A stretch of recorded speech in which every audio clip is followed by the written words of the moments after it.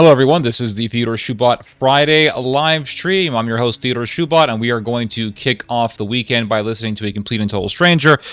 Just talking for the next 5 to 6 hours, maybe 7 hours, depending on my energy levels.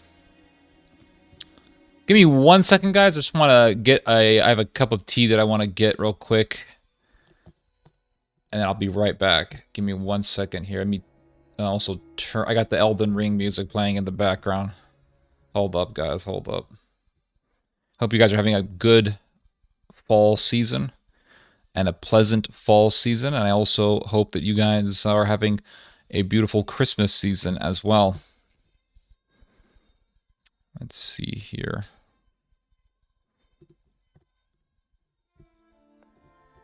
One second, guys.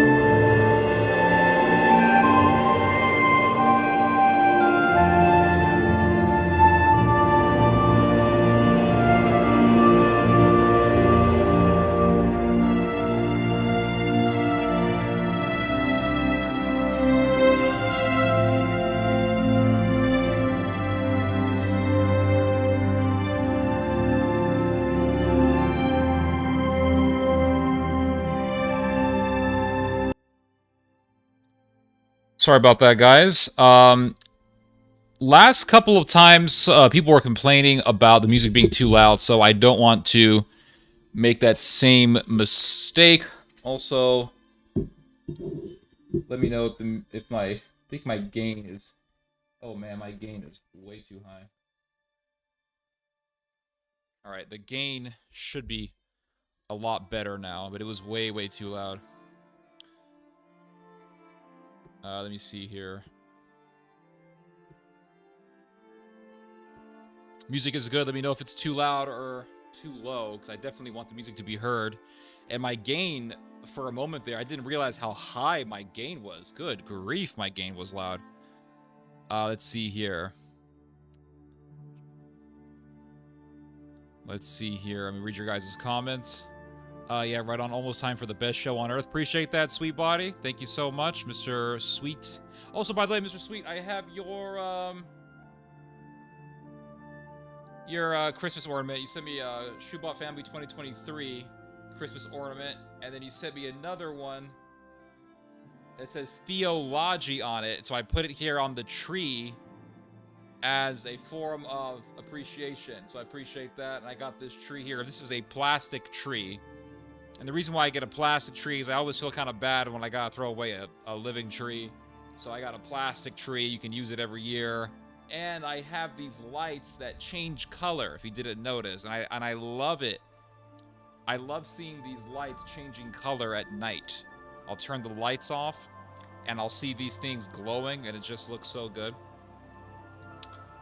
But hope you guys are having a good afternoon or evening wherever you are. And let's have a good stream. We will have a great stream, actually. Last week I did not stream because it was the day after Thanksgiving. Yeah, the ornaments. Someone sent me these ornaments. You didn't send me these ornaments? Somebody sent me Shoebot Family 2023 Christmas ornaments. Someone sent them to me. Whoever sent them to me, I got it up here on the tree. Let's see here.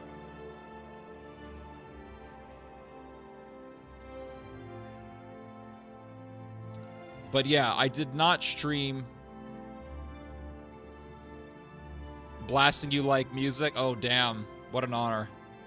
Appreciate that, Mr. Daniel Alexander. Yeah, I didn't stream last week because it was the day after Thanksgiving.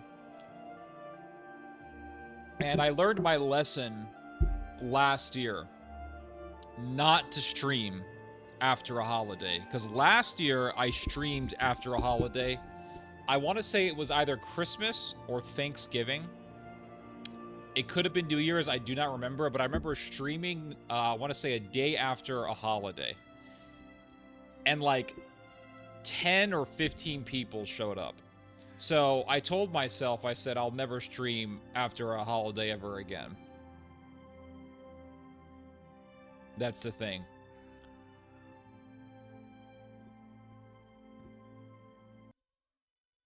Hold on one second.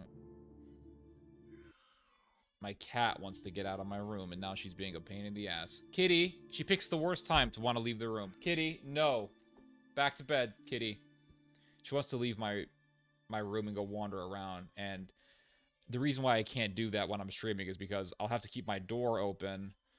Got to get all the cats out because she's the oldest cat that I have, and she gets very aggressive around other cats, so I have to keep her isolated in my room.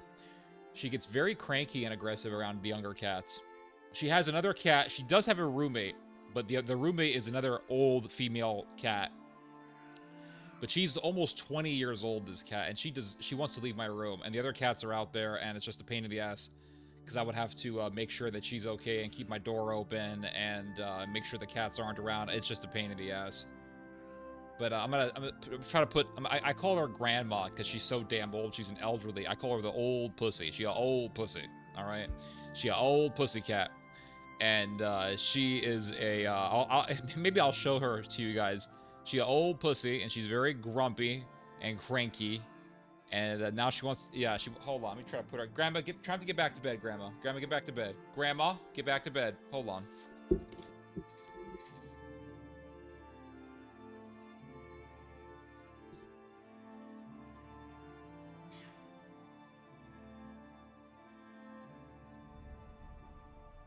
She a old pussy. This is the old pussy right here. No, kitty. Hold on. Kitty. No. Kitty. Kitty. So this is the old pussy. She's 20 years old, almost. She's basically 20, which in cat years is very old, very old. She's an old grandma, so I call her grandma. I'm gonna try to put her back to bed. Grandma, get back to bed. Come on.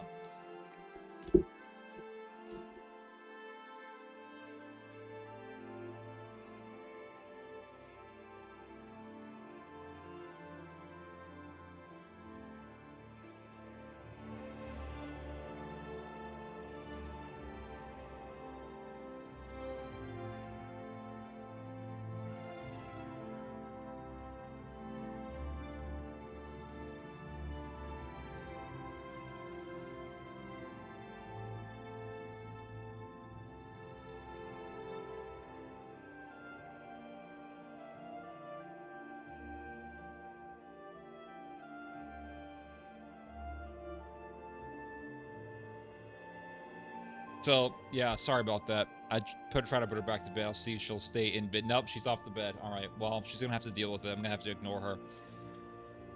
All right, she'll eventually... I'll out-stubborn her, and she'll get back to bed.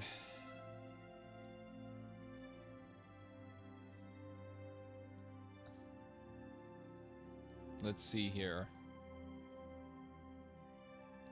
Are you warm where you are? It's cold out here. Hold up. Thank you, Brian West. Happy Friday to you too, sir. Jacob Glowsticks. Hello, my Polish remnant friend. Happy Friday to you too, sir. Thank you. Hello, Short Pharaoh. Hola, hola. T Theo, minus 5 minutes. Yup, I'm ready for some theologic. Absolutely. We will have a great stream today. I have some interesting stories lined up for you guys, and we will enjoy just the vibe of the stream and just relax for a bit. Let me play some other music here, because this music's on repeat.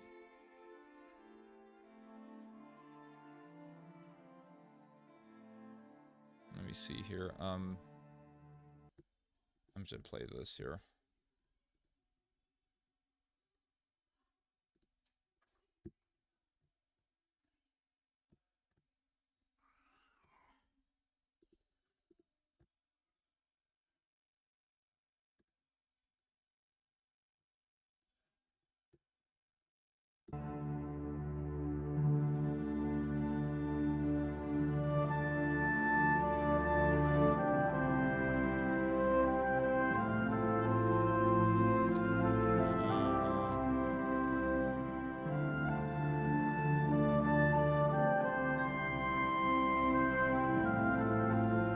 There we go.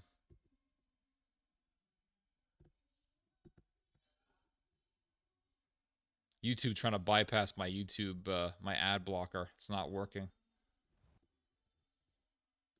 Anyway. Let's see here. Hello, Prince Zacharia.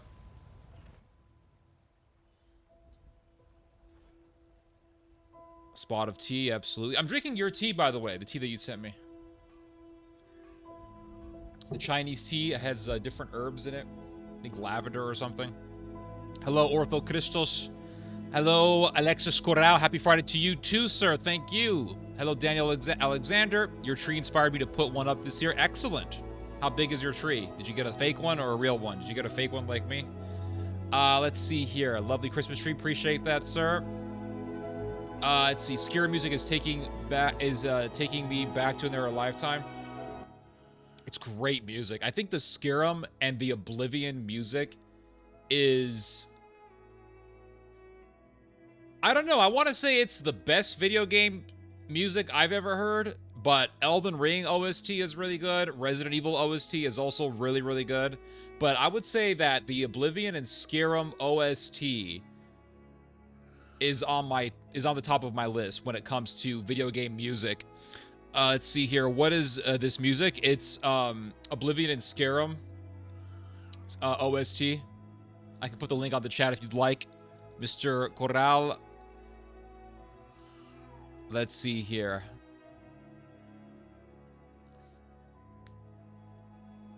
Elden Ring? I was playing Elden Ring earlier. Cove Teo. Hello, sir. Long time no see.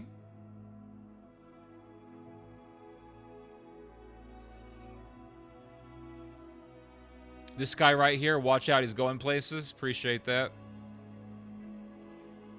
Right now, he's gonna get some tea. Yup. I'll still take the original Sims music, but this is a close second. I've never heard the Sims soundtrack at all.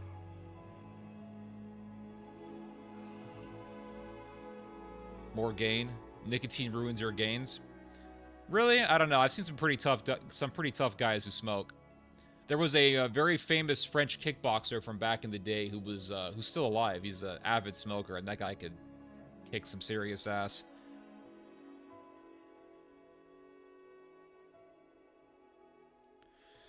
Are you a Christian? Yes. Very colorful. Appreciate that. Green sulfur. Green softener. I called you green sulfur. My dad made the best Christmas tree. Awesome. Mr. Peters War Ahead. Let's see here. Hello, Theo. Nice to have you online on this Friday evening. Appreciate that. Glad that you're on with here. You're glad that you're on here with us, Mr. Bemij. I'm sorry. I'm distracted. I have this cat that's driving me crazy. Hold up, guys. I'm so sorry.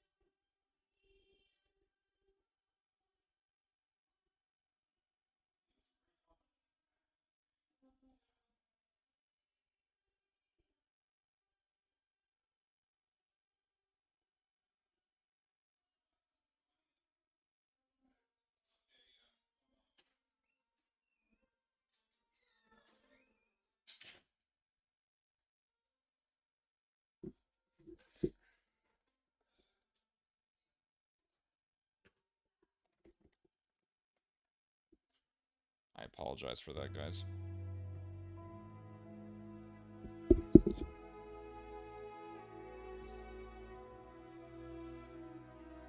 Let's see here. Little decorations honestly do make it feel like a festive season. Yeah, you gotta be in the spirit of Christmas. I don't know. There's a whole vibe to Christmas, and you know what's sad is that Christmas is a dying tradition. It really is in this country. I remember growing up in the 1990s and in the early 2000s, and Christmas was just a massive deal. It was a massive, massive deal. You had these ginormous Christmas trees that would be in public, huge Christmas trees decked out with these bright, flaring lights that would change colors. And then you would see people's homes all decked out with super bright Christmas lights, and people would compete over who could have the most decorated house in the neighborhood. And almost everyone had Christmas lights. Virtually everyone had Christmas lights in the 90s and in the early 2000s.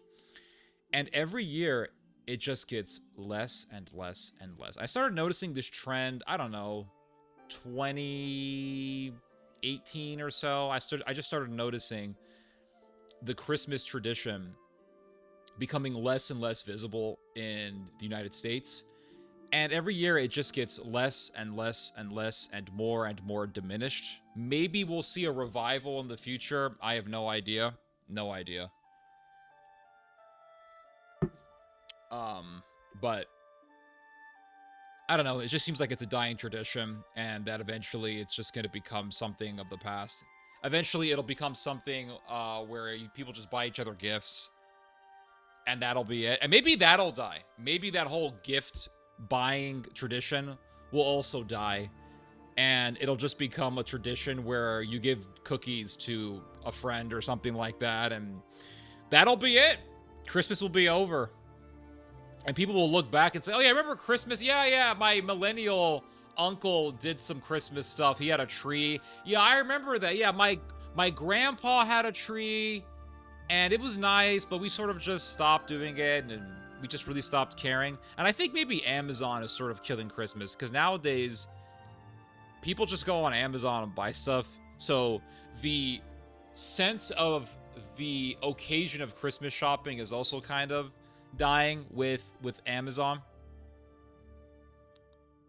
Let's see here. Now, what has my favorite Turek bashing semi been up to? Been doing for so long? Same thing. Same thing. What are some of these special foods y'all have for the Christmas season? Pizza. Kitty. Yeah, she's getting back to bed now. She finally got comfortable. I had to out-stubborn her. Your channel was refreshing. Really appreciate and enjoy your analysis on certain topics. Appreciate that, sir. I am seeing your Friday live numbers go up. I don't even know what the count is now. I uploaded a video today about Mel Gibson and how Mel Gibson sparked the awakening, the trend of the awakening when it comes to Israel in the United States, but also in the Western world, because he made the Passion of the Christ. And my theory is that Mel Gibson doing the Passion of the Christ commenced, or really sowed the seed for the awakening of the evils of Israel, or the awakening to the evils of Israel that we are seeing just blooming in our time right now. Which is pretty interesting. Very interesting, actually. Let's see here. I'm fasting for a nativity fast. I'm strictly eating vegan and little fish and shellfish. Little fish as possible, plus I am losing weight. Very good.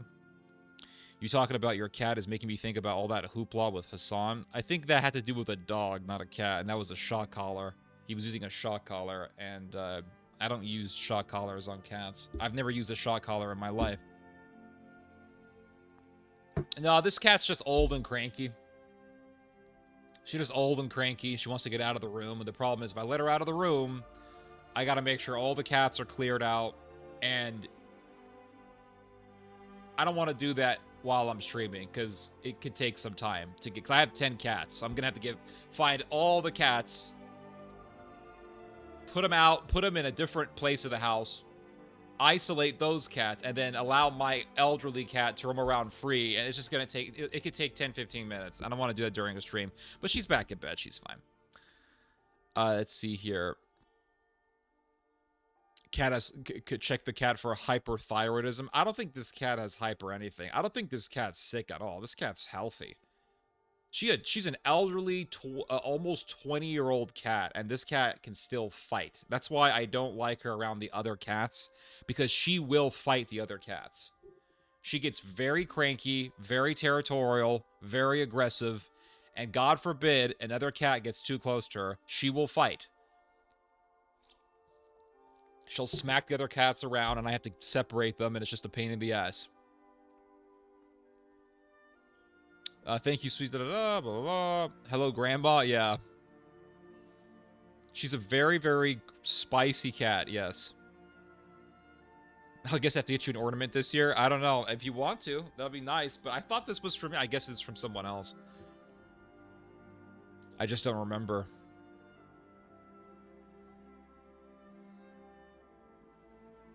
Doom souling? I don't know what that is. I'm creating Christmas cards in my African language to share with my Orthodox community. That's cool. Type this in your YouTube Greek Christmas honey cookies. I'll look that up. Oh, Akis Petrezikis. Yeah, he's that Greek celebrity chef. He's really good. I did one of his recipes, and it was the kind of greens, leafy greens with lamb. I did it with beef, though. I didn't do it with lamb. Best video game song ever, Kirby Air Ride. Well, you know, there's Kirby's World, which is the soundtrack song, or one of the soundtrack songs from the Super Smash Bros. GameCube game. And the first video game soundtrack I ever really listened to intently, in terms of actually going out of my way to listen to the music, was the Super Smash Bros. GameCube OST. And this was before YouTube. And the way that I got my hands on the soundtrack was that Nintendo Power sent me a free copy of the Super Smash Bros. Melee soundtrack. So I would listen to it in the car.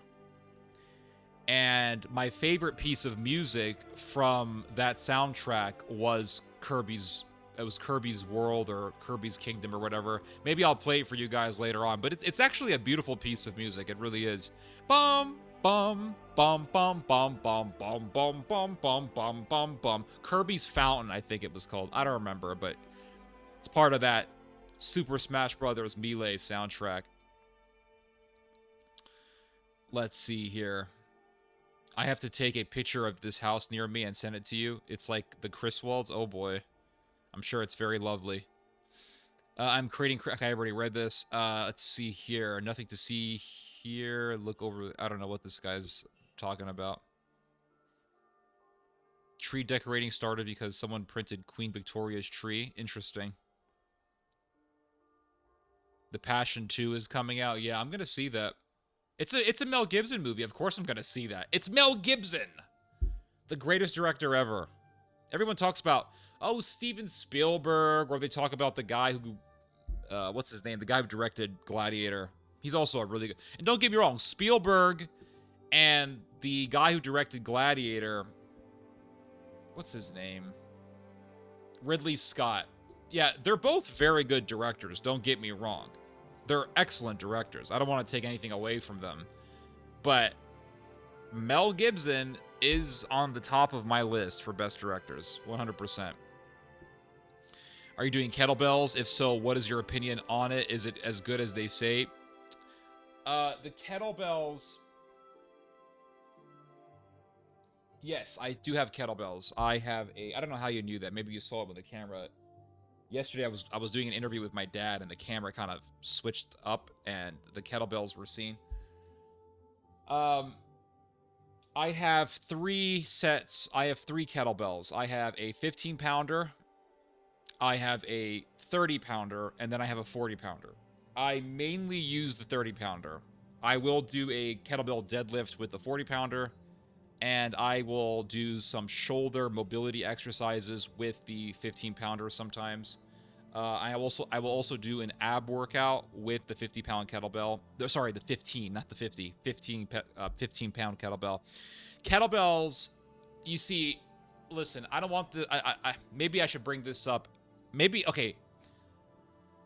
I'll probably elaborate more on this topic in the latter part of the stream, because... I don't know. If I start talking about fitness in the beginning of the stream, people are going to start saying, where's the politics? Why aren't you talking about politics? But kettlebells are awesome. From my experience, they are... the kettlebell swing is the king of kettlebell exercises. Like, I've done kettlebell shoulder press. I've done windmills. Windmills are awesome. Really good for the obliques.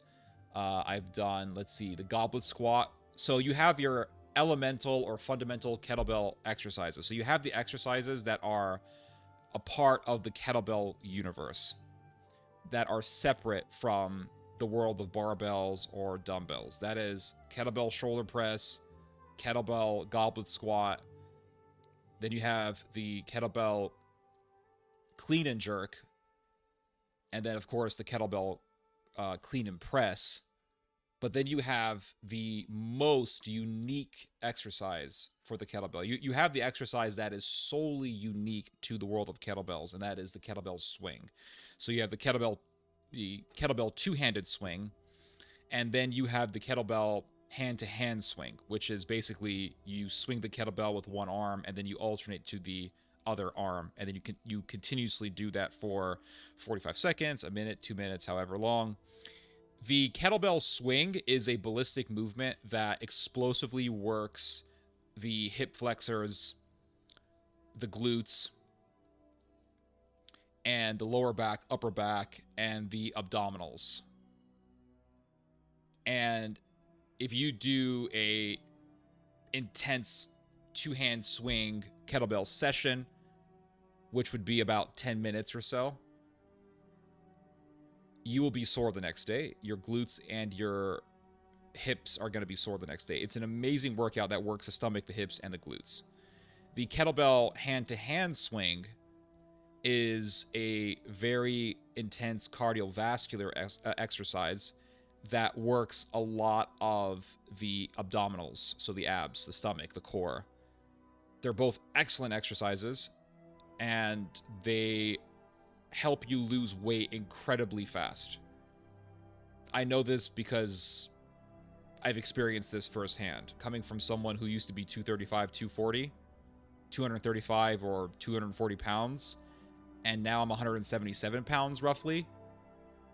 I can tell you firsthand that the kettlebell is an amazing piece of exercise equipment that is not going to make you as strong as a barbell is going to. Barbells are the best equipment to get incredibly, insanely strong. But the kettlebell is going to get you fit, and it's going to get you to lose weight very fast. And the great thing about the kettlebell is that it's small. So you don't need a lot of space in your house to have kettlebells. You could have 3 kettlebells clustered together in one corner of your room. And you can do wonders with a 30-pound kettlebell, 35, 40-pound kettlebell. And it's just an amazing piece of equipment. Great for building endurance. You're not going to get as strong as someone who deadlifts whatever, 400 pounds, or squats 500 pounds, or bench presses 500 pounds or 450 pounds or whatever. But you are going to get lean with the kettlebell, and you are going to get in shape, and you are going to build endurance. And so that's my opinion. That's the summation of my opinion on kettlebells. I could talk for hours about kettlebells and the benefits of kettlebells. I find them to be a very fascinating piece of equipment, and they have a very long history stemming from Eastern Europe. But I don't want to talk for hours about kettlebells at the beginning of the stream. So in the end, when I sort of just pontificate and just sort of wander around in my thoughts, I'll bring this up, or at least I'll try to bring this up if I remember. I probably will.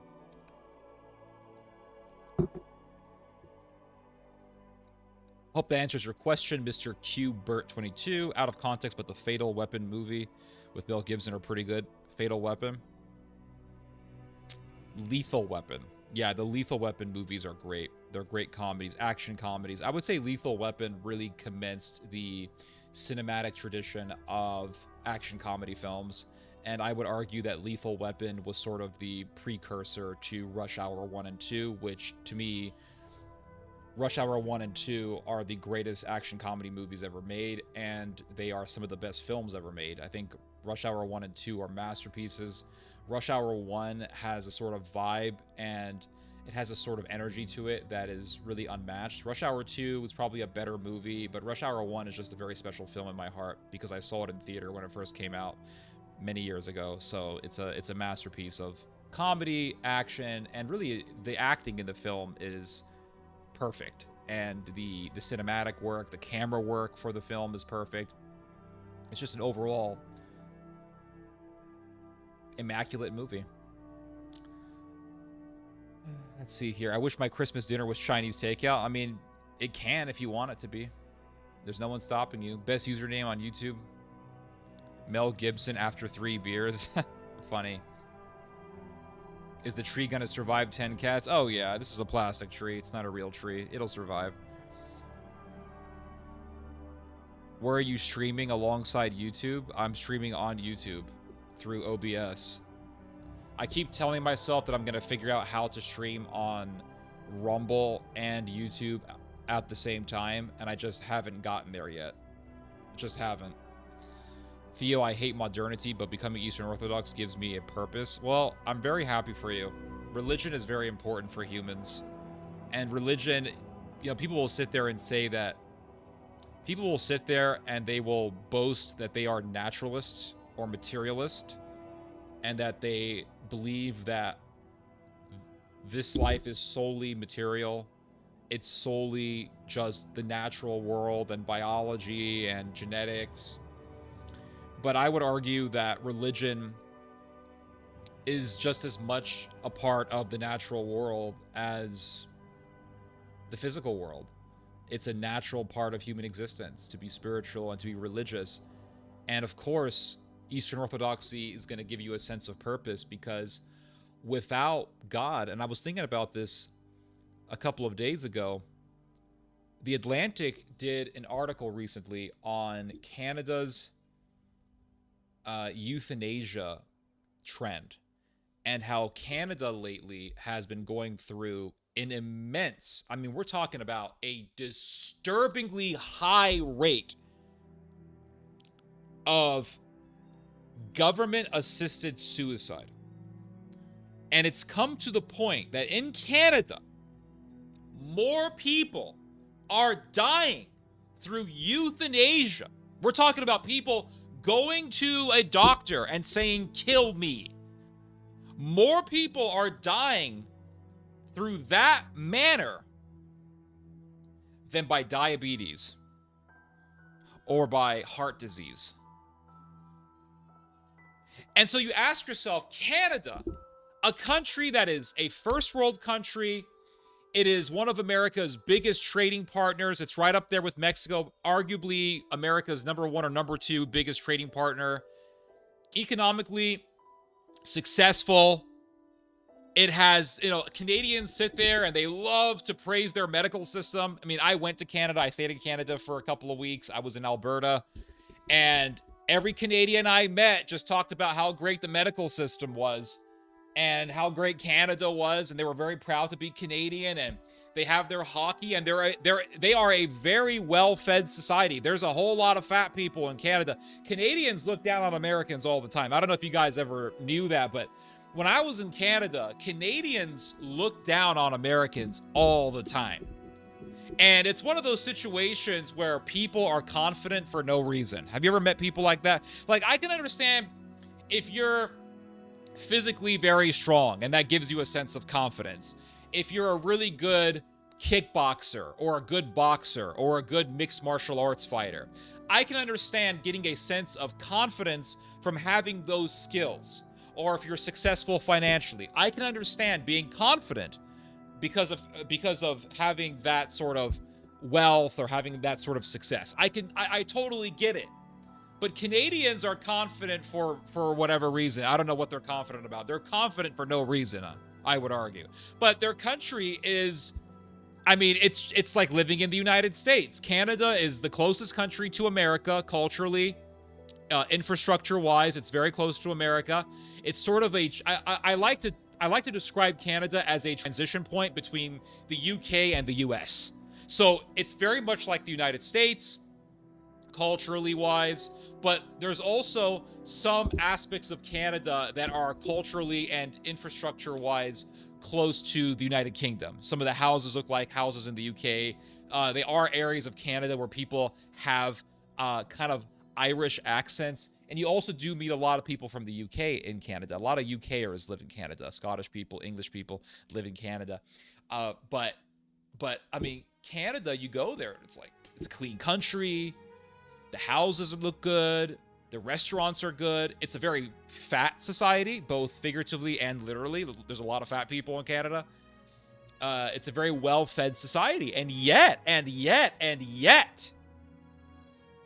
while it is advanced and technologically innovative, and it has a lot of very good first world infrastructure, and it has a good quality of life to the point where people in third world countries want to live in Canada, it has a massively high, scarily, disturbingly high rate of people, young people, willingly going to medical professionals and saying, kill me.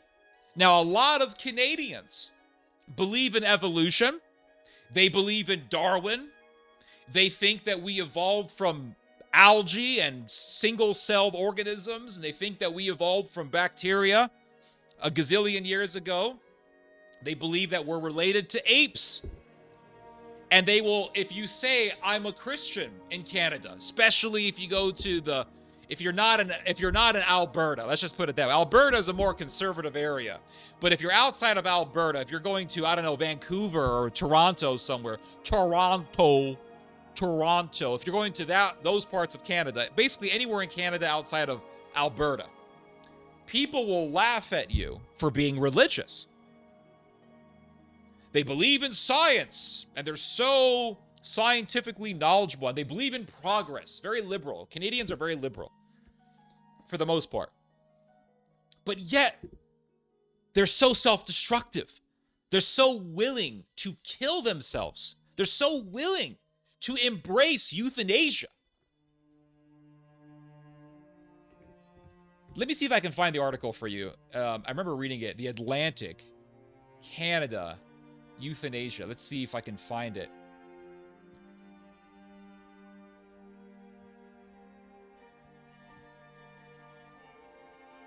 There's a whole bunch of articles in the Atlantic. Canada, assisted dying.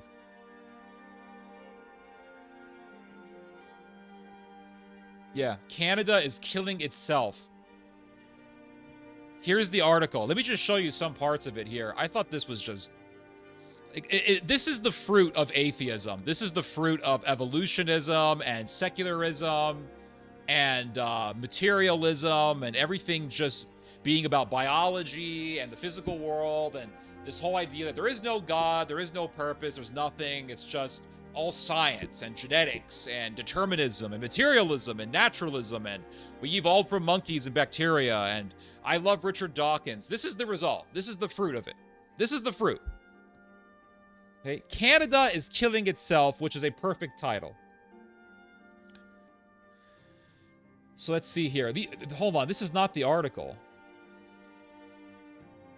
These are people responding to the article. I don't care about this. Where's the... Hold on, let me find the article real quick. Hold on, it shouldn't be that difficult for me to find it.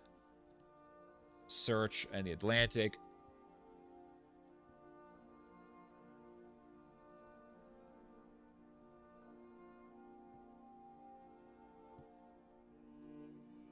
Here we go. Here's the article. Canada is dying. That's the title. The Euthanasia Conference, blah, blah, blah. It talks about this conference that happened in Canada. I'll skip this part here because it's mundane and tedious. Now look at this. Look at this. Look at this. Look at this.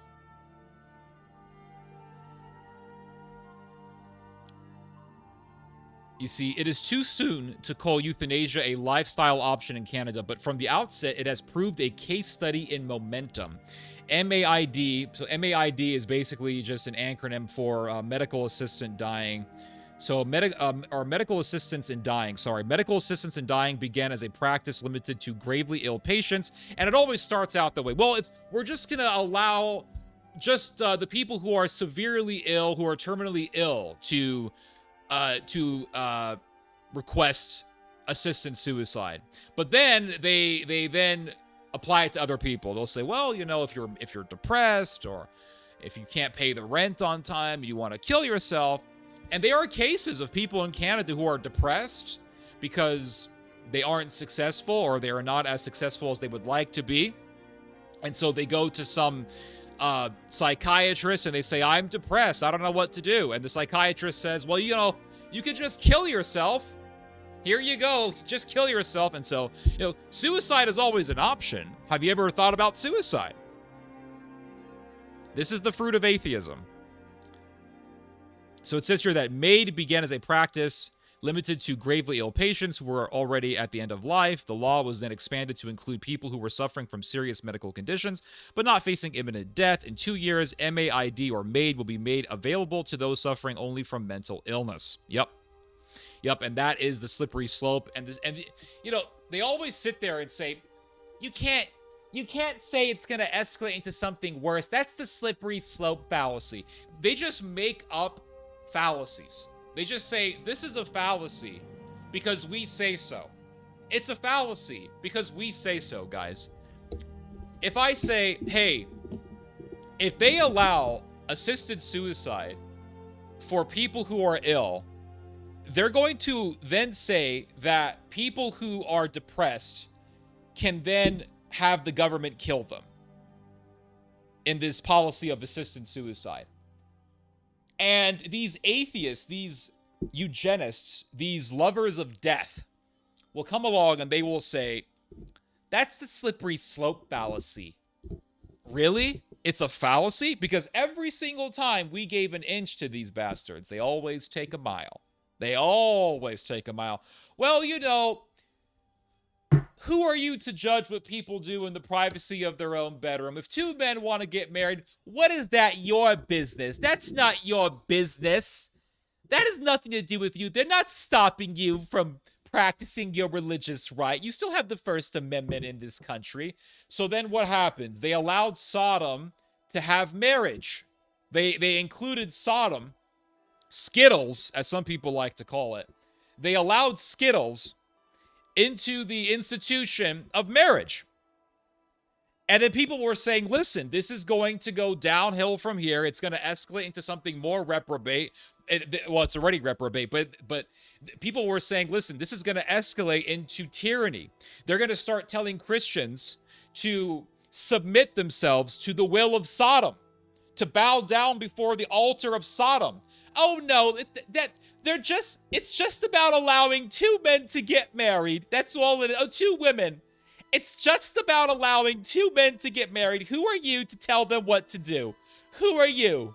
Who are you? This is about the right to privacy. This is constitutional. It's in accordance to the American Constitution. So they allowed men to marry each other and women to marry each other. And then what happened? It became a civil right. And then what happened? All of a sudden, activist agents of Sodom started going to Christian businesses and saying, you make me a cake right now. I want a cake that says Bob and Bill are going to get married. And this Christian guy, you're now forcing this man, or you're trying to force him to acquiesce to something that is extremely contrary to his beliefs, that is dramatically contrary to his Christian sentiments. And initially they were saying, what? We're not going to go against Christians. We're not going to force Christians to submit to the agenda of Sodom. No. It's just about getting married. And then it escalated to the government putting a gun on people's heads saying, bake the cake for Sodom. And there was a Christian business in Colorado that refused to bake a cake for Bob and Bill, for Adam and Steve. And the government came along and put a gun on the Christian baker's head and said, you better bake the damn cake, or else we're going to fine you $500,000. And that's exactly what happened. The baker got fined hundreds of thousands of dollars. And it really showed the true face of Sodom, what Sodom is about. Sodom is about control. So the same thing goes for this assisted suicide stuff. They say, well, it's not, the government's not going to mass murder people. No. We just want to give people dignity. This is what they say. All of these evil people function under the facade of dignity. They always sit there and talk about dignity. Well, we have to give people dignity. And in the name of dignity, they push for evil and destruction and death. So they'll say, well, we just want to give dignity to people. We want to give people the right to die with dignity. That's what they always say. And they said, it's just going to be for people who are terminally ill. Okay. And then what? And then it escalates to, well, we're going to allow people who are mentally ill to be killed by the government at their behest. And from there, it's just going to escalate. It's not going to stop. If you just allow this trend to just keep on going, you've opened up a whole Pandora's box. And if you just let this trend keep on going and keep on escalating, it's going to come to the point where they're going to say, you know what? The government has the right to choose who lives and who dies. And they're going to say, well, the government is going to kill certain people, just certain people. And then it escalates from there. It goes from, I don't know, illegal immigrants maybe, to citizens, to citizens of a certain belief. But evil doesn't stop. Evil never stops, and it never rests. It never rests. So it says here, let me see. I just want to show you one part of the article here. There's a part of the article that I want to show you specifically. Right here. Check this out. This is insane, guys. Look at this. Look at this. Look at this. When Canada's parliament in 2016 legalized the practice of euthanasia, medical assistance in dying, or MAID, as it's formally called, it launched an open-ended medical experiment You hear that? This is an experiment, guys, like the Nazis did experiments on human beings.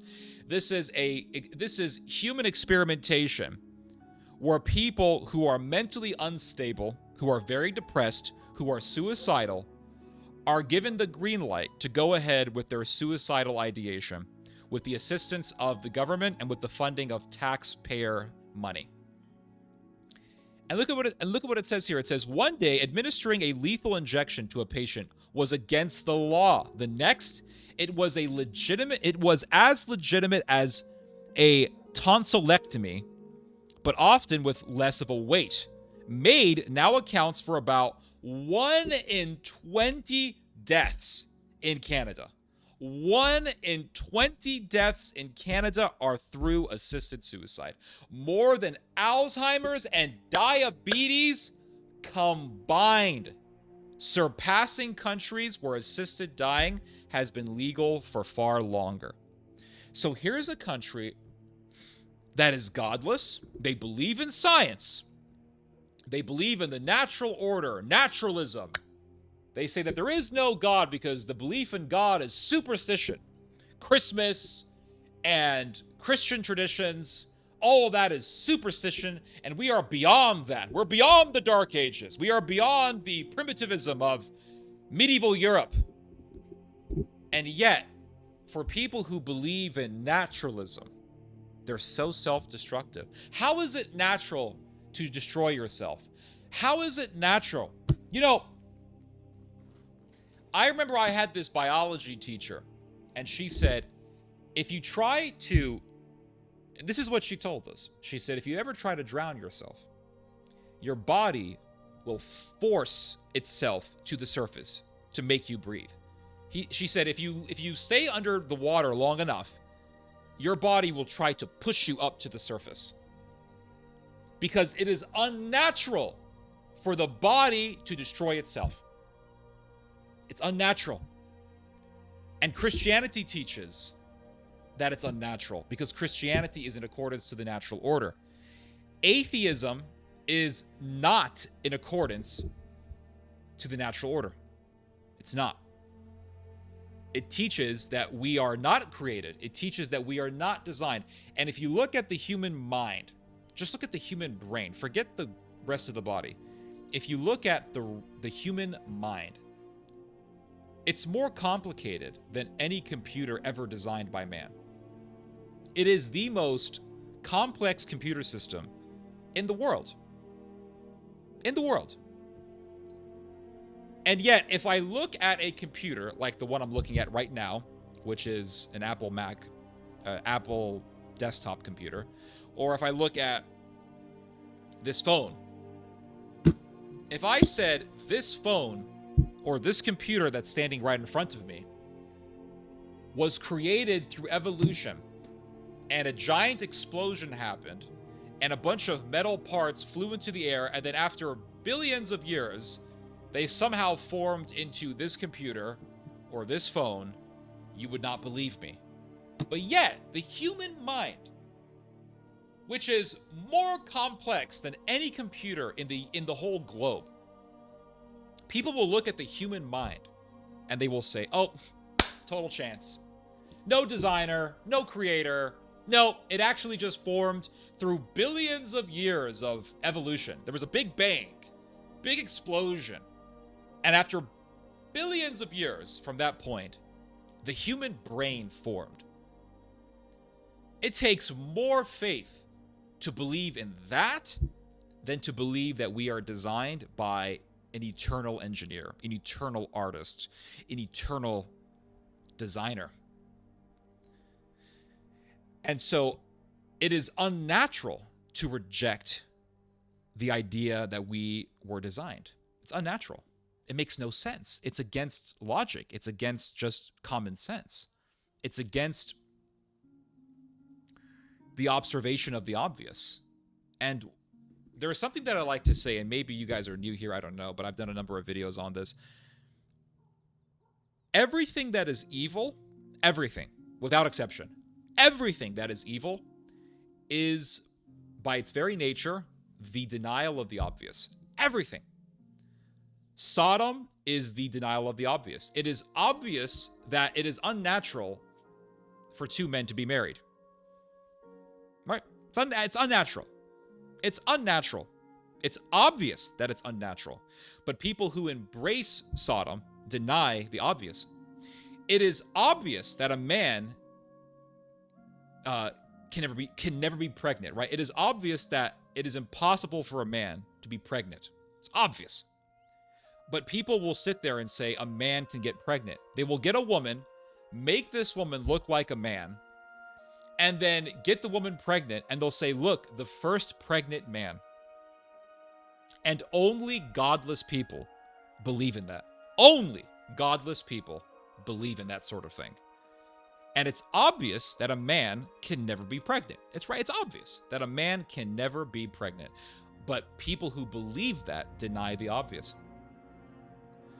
So it is obvious that we were designed just by the sheer complexity of the human mind and the human body, and just from something as complex as a seed, a plant,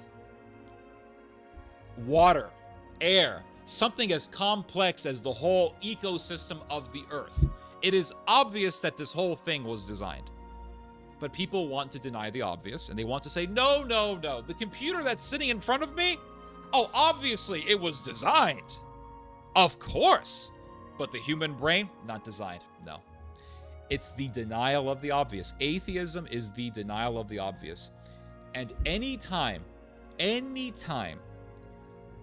a society denies God, anytime where you have a society where enough people deny God, you will have a society that will destroy itself.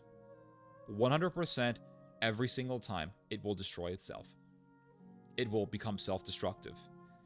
People will start going into this assisted suicide trend. People will start destroying themselves. The idea that we should legalize all drugs becomes popular in godless societies. Every time you have a godless society, you have a self-destructive society. Every single time. Why is that? If it's so natural to be an atheist, why would we be so self-destructive if we convert to atheism? Because it's not natural. It's an unnatural paradigm that leads people into unnatural actions like Sodom and suicide, and unnatural beliefs like the idea that Sodom is natural, or the idea that the human mind, regardless of the fact that it's the most complex computer system in the world, was not designed. Anyway, those are my thoughts on that. Let's see here. I'll read your guys' comments. Let's see here.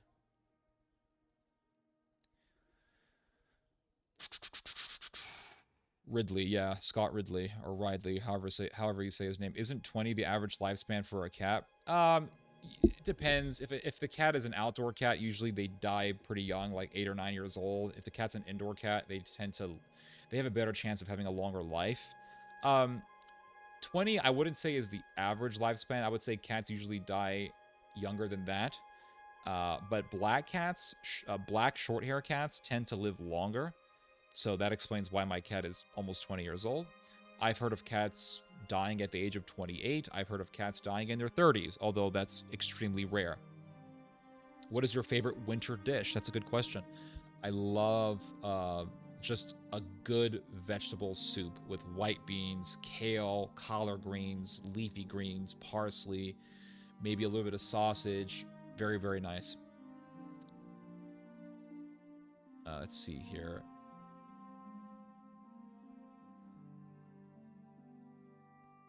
Some speculate that the date was chosen to create a Christian replacement or alternative to Saturnalia. I don't want to talk about this, dude. I don't want to talk about Christmas being pagan. It's just an old, dead horse that's been beaten a million times. I don't want to talk about it. Did Koji Kondo also do Kirby? I have no clue who did the music. Whoever did it did a really good job. And I will say that Japanese people, I will say that Japan arguably produces the best modern-day composers in the world. Seriously, if you don't believe me, just go look up Taro Iwashiro. Taro Iwashiro is one of my favorite composers. He is one of the best modern-day composers in the world. Let me just make sure I got his name correctly.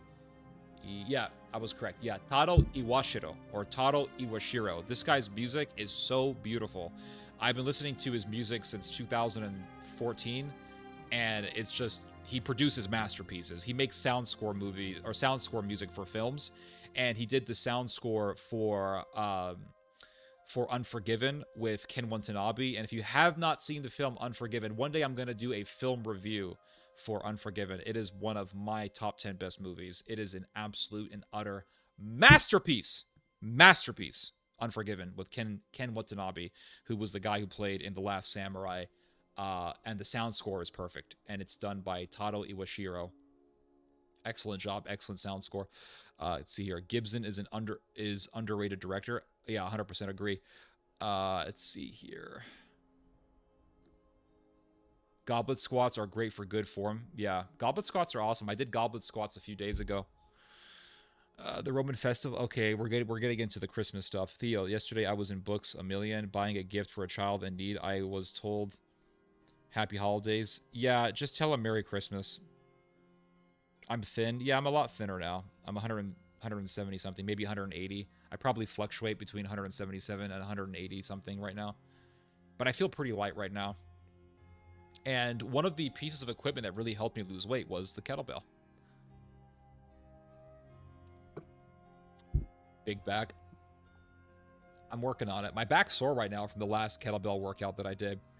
Hello, Theo. Did you see the Scott Horton interview with Boris Malagorsky? Because in that interview, Scott basically confirms everything that you have been saying all along regarding the CIA.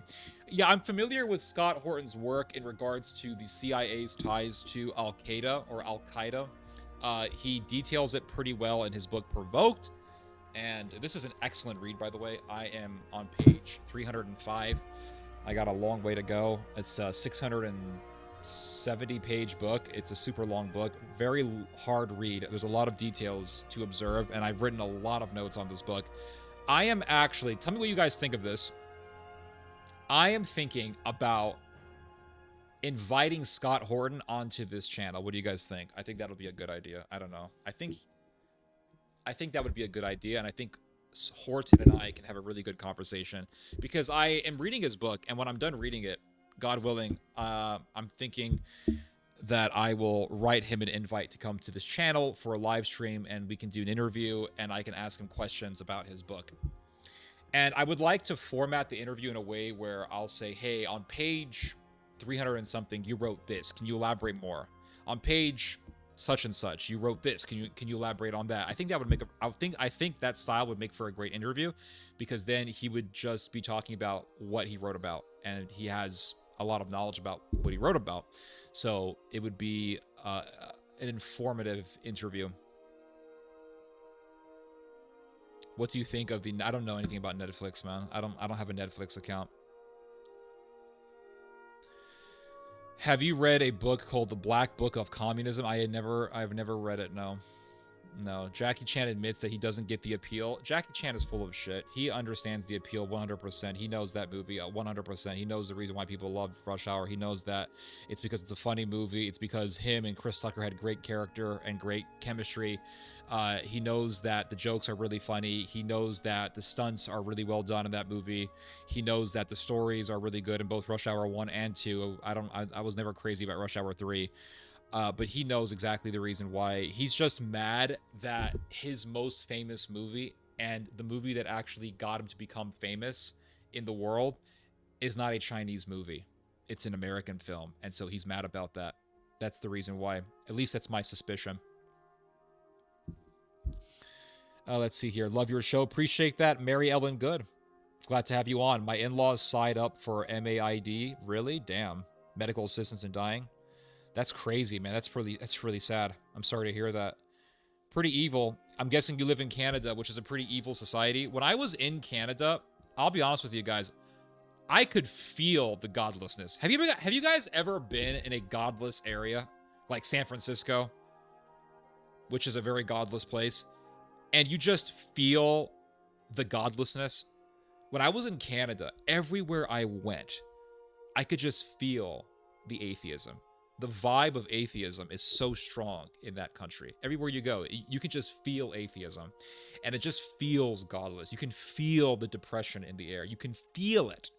And I remember walking through downtown Calgary and doing what I do in Texas all the time, and that is I say hi to random people as they're walking past me. In Texas, it's very common for people to say hi to you as they walk past you.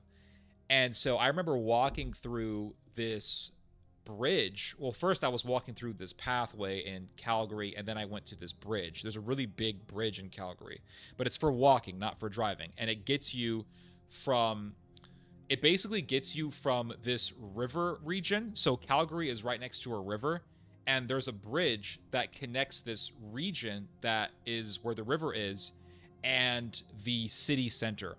And so to get to the downtown area, to walk from the river region to the downtown center, you have to walk through this bridge. And I remember walking through this pathway, heading towards the bridge, and saying hi to random people, and everyone just giving me weird looks. Everyone just giving me the weirdest look. And I remember this girl that was with me told me, she said, "What are you doing?" And I said, "I'm just saying hi to everyone. This is what I do in Texas all the time." And she said, "People in Canada don't do that. They're looking at you weird. They think you're weird. They think you're a freaking weirdo." And I realized, man, this is a depressed, godless, evil society. Canada is an evil, demonic, godless, soulless country. And when you walk around Canada, you can just feel the emptiness and the depression. Every country has a vibe. Every country has a vibe. America has a vibe, and if you go and America has the unifying vibe that unites all of the states. So if you go to New York or if you go to Texas, these states have different cultures, but you're still in America and you still get that American feeling. But then there's the secondary vibe that you get with every individual state. So if you go to if you go to Texas, Texas has its own individual vibe. If you go to New York, New York has its own individual vibe. If you go to Canada, Canada has its own vibe.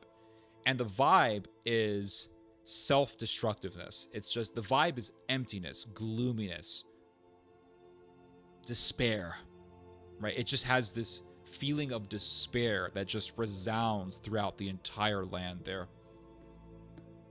It just resounds throughout the entire land. Which year were you in Canada? 2014. There comes a point where medically the system can't help you anymore, so but it was illegal before. I'm unsubbing. Okay, great. I just want to be fit, so I will surely try the kettlebell. Yeah, if you just want to get fit, if you're not trying to be a bodybuilder, kettlebells are awesome. There are some excellent YouTube channels on kettlebelling that give you workouts that you can do and that teach you the individual workouts, from the swing to the windmill to the goblet squat to the clean and press, etc. And if you would like, I can name you the YouTube channels. I'll just give you the channels right now. Mark Wildman is an excellent channel. Mark Wildman.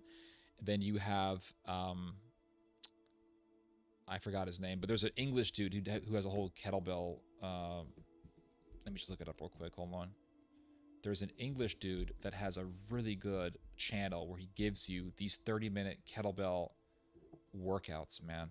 Dude, these are some great workouts. I did one of these 30-minute kettlebell workouts from this dude's channel. His name is Samuel Jordan. Here, I'll put the link to his, or if you just look up Samuel Jordan Kettlebell, you'll get his channel. He's got some great workouts, and I did a 32-minute or 30-minute kettlebell workout on Tuesday, and I'm still sore. You just follow along. Just follow along. But first, have some sort of a basic idea of how to do a swing, how to do a hand-to-hand swing, and how to do a kettlebell deadlift. Pretty much the foundation for all kettlebell movement is going to be the kettlebell deadlift. So if you can do the kettlebell deadlift, it's going to be a lot easier to do the kettlebell swing and to do the kettlebell swing, swing and press, or the kettlebell swing, jerk and press, But anyway, yeah, try out. First, I would go to Mark Wildman's channel. I think he has the best instructional videos on how to do kettlebell movements. Once you get the kettlebell deadlift and the swing down, and once you get the shoulder press down, I think you're on your way to go. And you don't have to understand them perfectly. My form is still not perfect. But once you get just a basic idea, just do the movements. And do the movements carefully. But as you do the movements, your body will begin to learn how to do them better and better. You will get better at it, is what I'm trying to say. Let's see here.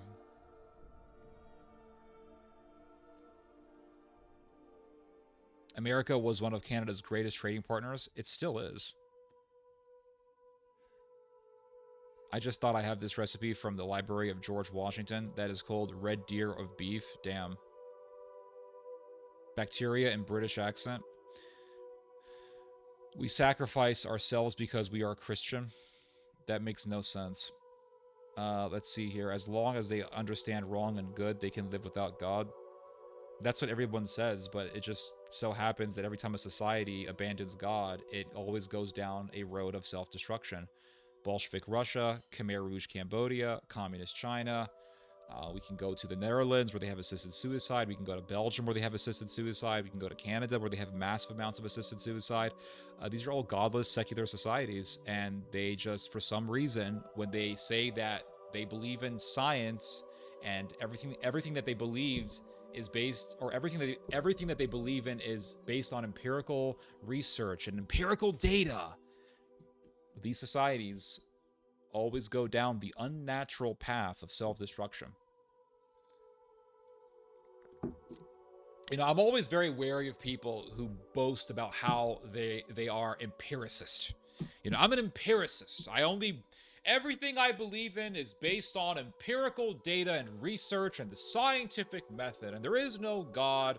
There's just this life, and there is biology, and I'm objective. I believe in objectivity here. Objectivity. Everything I believe in is based on the science. Trust the science, everyone. Trust the science.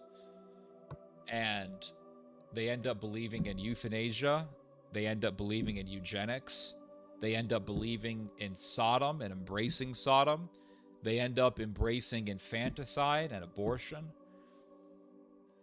Every time people reject God, they go down a path of destruction.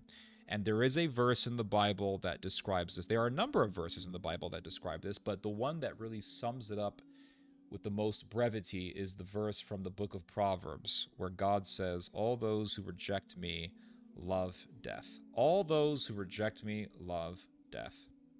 And you can sit there and say, "Well, do you have any stats to back that up, God? Do you have a study?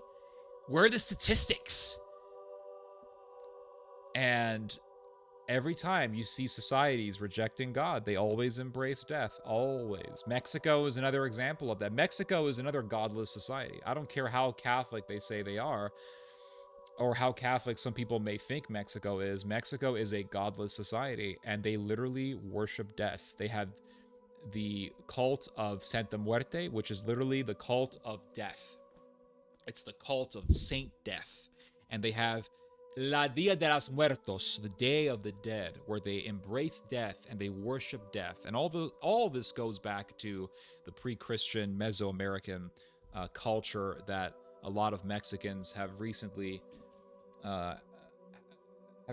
gained an interest in, and they are embracing death. Why do they embrace death? Because they hate God. That's the reason why.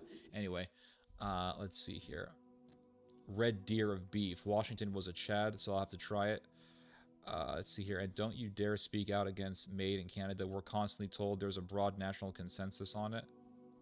Okay, I don't understand. I'm speaking about it right now. Are you saying that you can't speak out against it in Canada? I'm guessing that's what you're trying to say. Because you can't stop me from talking about it. I'm an American, damn it. And we have the First Amendment right here, all right? Mr. Maple Leaf.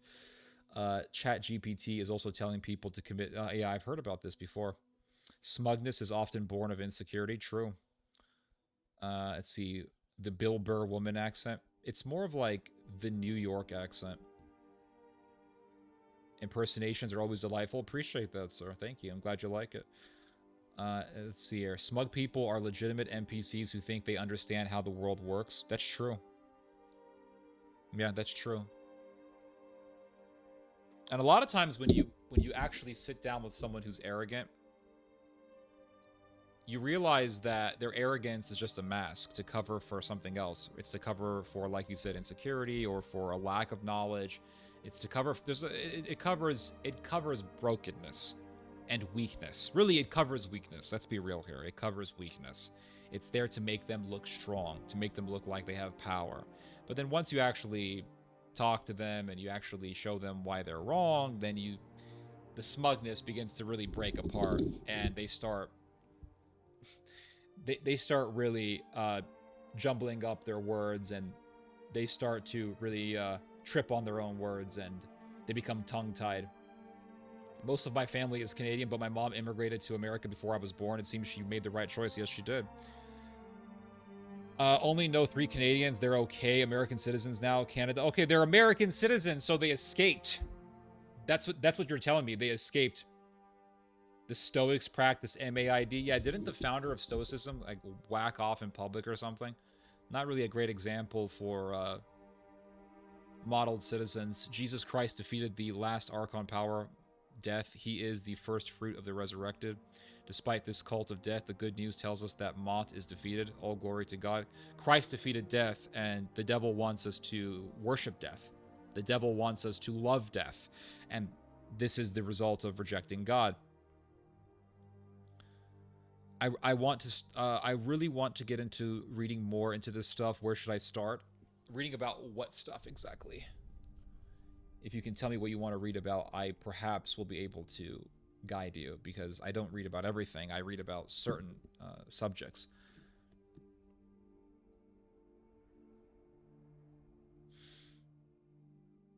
Let's see here.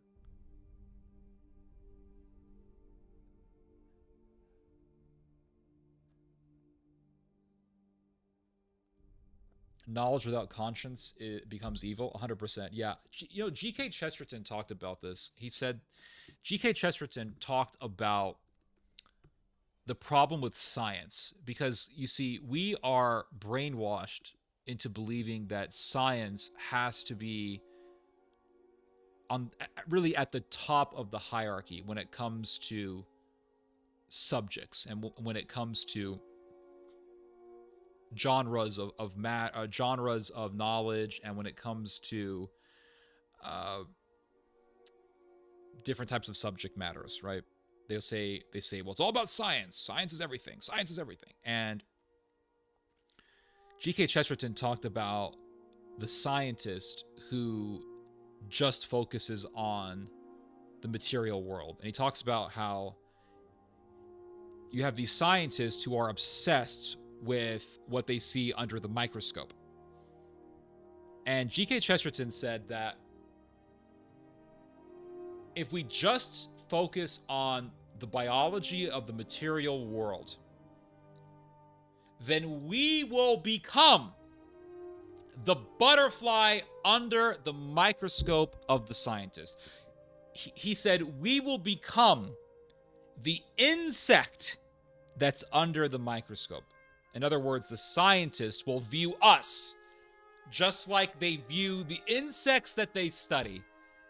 And therefore, they wouldn't mind just exterminating us like they exterminate insects. And that's the problem with this zealous and fanatical fixation on science. Anyway.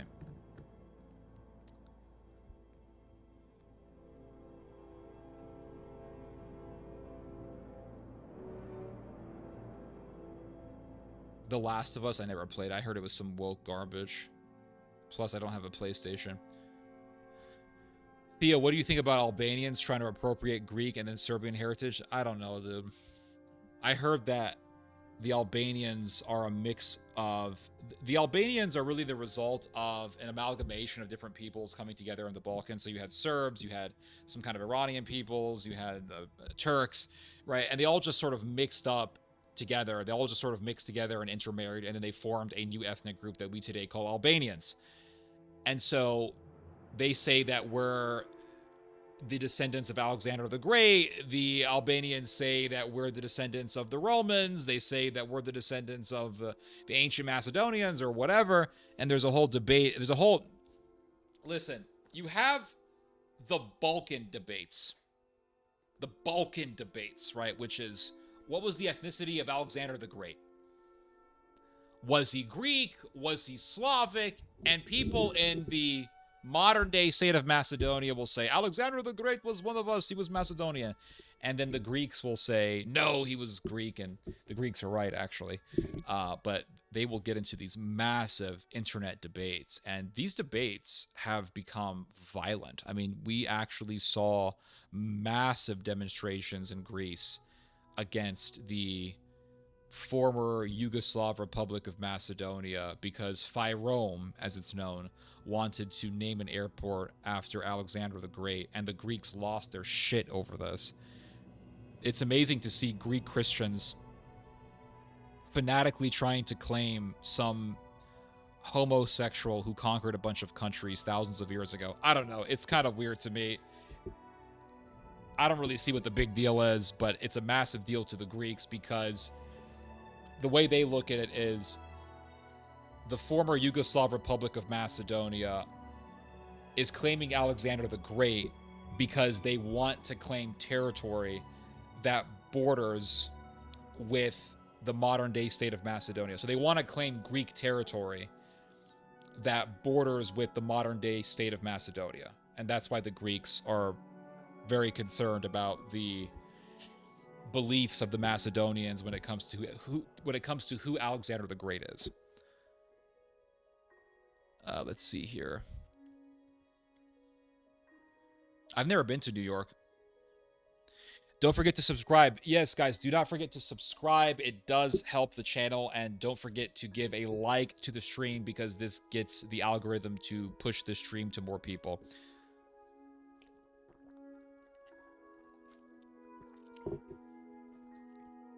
As a Canadian, I relate to this. I mean, isn't Canada just a freaking boring, depressing, godless, soulless, empty country? And it just feels, you can just feel the despair everywhere you go in Canada. Let's see here. Lloyd De Jong, I'll try to look him up. The lack of sun makes people moody. Yeah, it can. But I think it's more than that. Canada is weird, man. I have not been in 10 years. I've heard stories like yours. Yeah, it's just a weird-ass country. It's like up there in the backwoods of America. Los Angeles. Yeah, that's another creepy place. Invite Masad. Why would I invite him for?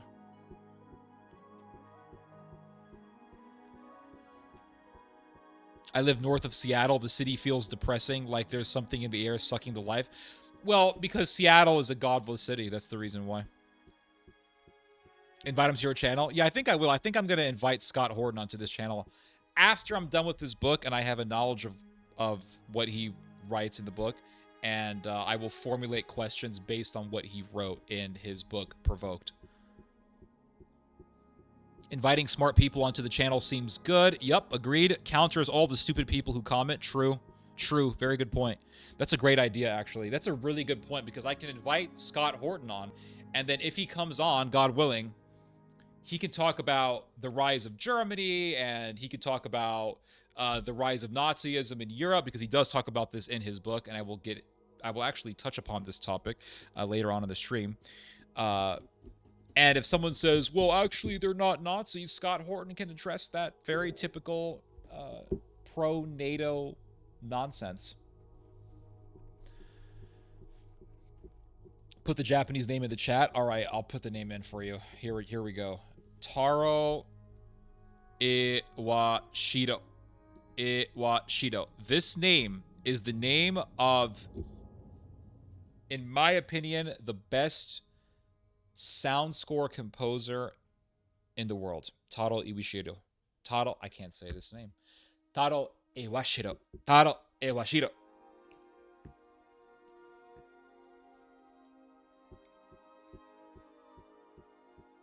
The best sake. Yeah, that trilateral root is found commonly across many Semitic languages, Hebrew, Arabic. Okay. Christ did not come to abolish the law. Here we go. To fulfill it. All right. Semitic, I am strictly speaking linguistically. A sudden Christmas tree appears in the stream. Yup.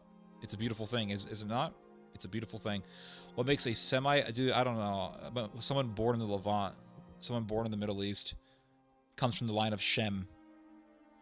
When Greek became the main language to study scripture, so much context and history of the Semitic Old Testament was lost. Actually, Canadians learned their godlessness from American TV and following the example of the Americans. And the Palestinians. How did the Palestinians teach them godlessness? How is that even possible? I mean, I was believing you for a second there. I was believing you until you said Palestinians. Yeah, I agree with you on the American TV stuff. American television has corrupted the world. There's no doubt about that. I saw this in Mexico. But how did Palestinians corrupt Canada? Can you please explain? Mr. Silas Harrodson.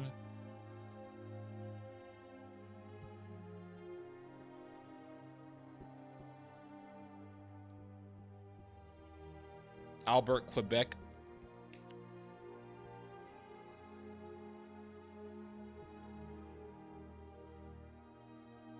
You feel like you're in the Twilight Zone episode if you go up there. For the most part, people are relatively friendly, although most citizens are completely godless. Yeah, they're friendly on the surface level, right? But they don't say hi to you when you say hi to them.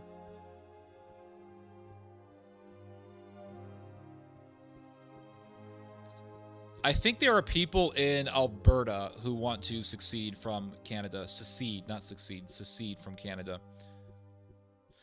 I visit family in Canada and they complain about American politics, but the Canadian Parliament sucks. Yeah, Canadians are always looking down on Americans. Always talking about how better Canada is, how Canada is better than America. And it's like, dude, you guys are killing yourselves. You guys aren't better. You guys are in a pretty nightmarish situation.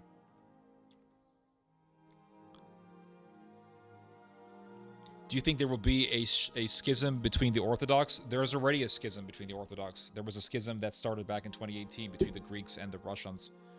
And I think it's only going to deepen. And I think there's going to be a schism in Ukraine between those. I mean, there's already a schism in Ukraine between those who are a part of the Ukrainian Orthodox Church under Moscow and those who are a part of this new invention called the Orthodox Church of Ukraine.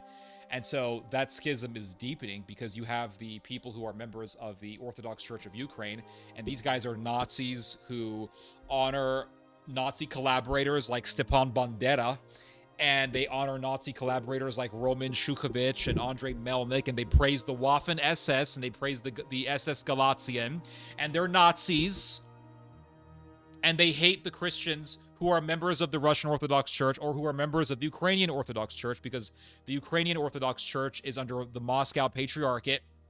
So there's already a schism within the Orthodox world, and that schism is only going to deepen. It's only going to get worse, I believe. Let's see here. The white coat religion of science. I like the term scientism. Yeah, me too. I've used that term before. For those who blindly follow the current narrative. Yes, trust the science, guys. Trust the science. We evolved from monkeys. There's no God. Anytime, dude. You see this in academic literature all the time. You see this in the academic literature that spawns and spews out of the what do you call it? The religious schools, right? The American or the Western seminaries. A lot of seminarians become atheists because they go through seminary. And they go through the seminary, and what do they learn? They learn, well, evolution was something that was put in place by God, and Jesus, he really didn't do miracles, and he was just sort of a nice guy who had some nice teachings, like Muhammad, like Buddha, and Moses, he didn't really do that whole splitting the Red Sea thing. The Red Sea really didn't get split. It was sort of just a natural phenomenon wherein the tide came in and made the water more shallow, thus enabling the Hebrews to walk through the Red Sea. There really wasn't any miracles. There are no miracles. And from there, you're just one step away from saying there is no God.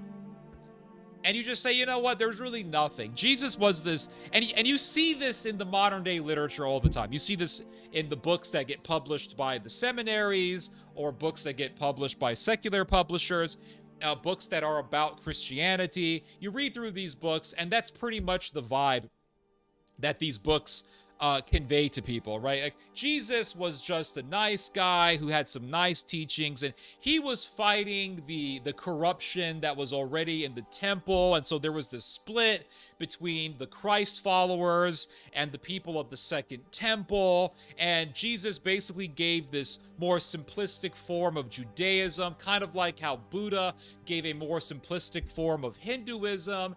And there was really nothing special about Jesus. The crucifixion may have never actually happened. We have no record of Jesus. And if the killing of Jesus was such a big deal, then why do we find no records of Jesus if he was so famous? We find no records in the archaeological record, no documents that are found. Yes, Tacitus talks about Jesus and Josephus, but did they really talk about Jesus? It's possible that that statement from Josephus was just some forgery that was made in the Middle Ages. There's really nothing there. It's all just biology, and some people, religion helps them. It gives people hope, but other than that, there's really nothing there. Religion serves no purpose other than just being a source of hope for people, and that's it. There is no God, there is no afterlife, there is no purpose. Everything is just the result of random molecules coming together in some sort of random biological event called the Big Bang, and everything just came together randomly in passing, and our brains just so happened to come into existence. And my God, if you believe that, yeah, you will become depressed. Yes. And if a society believes that, yes, that society will destroy itself, because what the hell is the purpose of living? What the hell is the purpose of being alive? What is the purpose of doing good? What is the purpose of following a higher purpose? What's the purpose of anything? We just come, we live, we're born, we live on this world, we procreate, and we die. And so we're no different than bacteria at that point. We're just bigger forms of bacteria. That's all we are at that point. And so society will just destroy itself. Godlessness will always lead to self-destruction. Always. And you see this in the northernmost parts of Europe. You go to the Netherlands, Scandinavia, Belgium, Germany. You go to these countries and you find a lot of godlessness in these countries. And these Dutch people and these people in Belgium, these Flemish people, they have no God. They don't believe in God. And then you see these Belgian people, and they're talking about how they want to die. I've seen videos of this. They're talking about how they want to die, how there's no purpose of living. And they go to the government and they say, hey, I want to die. Kill me. And it happens a lot in Belgium. It happens in the Netherlands. It happens in these Germanic countries, because they are brainwashed to believe that your highest form of knowledge is science. Trust the science. The scientists are the prophets. The God of the religion, the only true God, is natural selection. And this God, called natural selection, chooses which organisms are fit to procreate and which organisms are not fit to procreate. And that's all there is. It's all just survival of the fittest, might makes right. The strong survive, the weak get killed off, and their resources get stolen.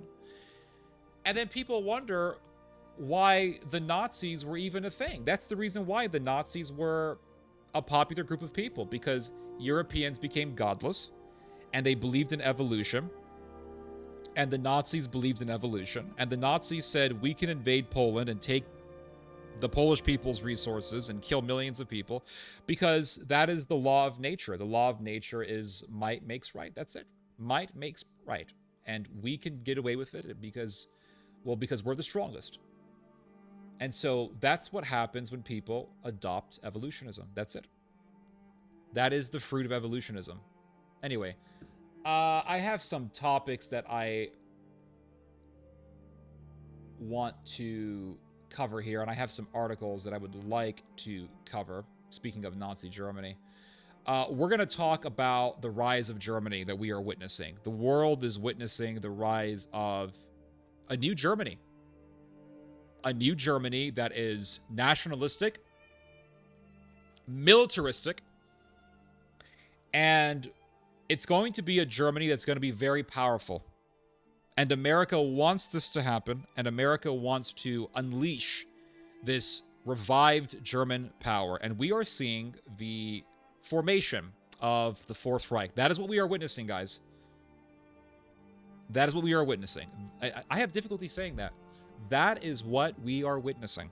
The rise of Germany and the revival of German power and the rise of the Fourth Reich. So let's get into it. Let's read some articles here. All right. So here is an article that was published recently by the New York Times, and it says here, I love the title for this article. After 1945, Germany constrained its army. He, meaning Friedrich Merz, is trying to revive it. Revive what? Remember what the Chancellor of Germany said recently, Friedrich Merz. He said, Germany is back. And I remember the Russians were asking the question. I was asking the same question. Back to where, Mr. Merz? Back to where? Back from where? The Third Reich? Germany is back. Because what he wants is for an unconstrained Germany. What the Germans want is for Germany to no longer have the American leash wrapped around its neck. They want to be totally unrestrained. They want to have no limits in their military spending. And they want to make the biggest military in Europe. And they want to be the biggest military power in Europe.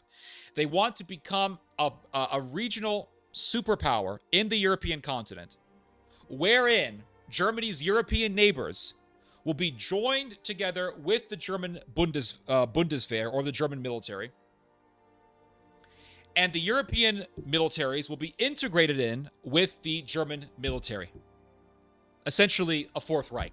Just like how in Nazi Germany or in the Third Reich, you had various military units from other European countries that were joined in with the German SS, or the Nazi SS.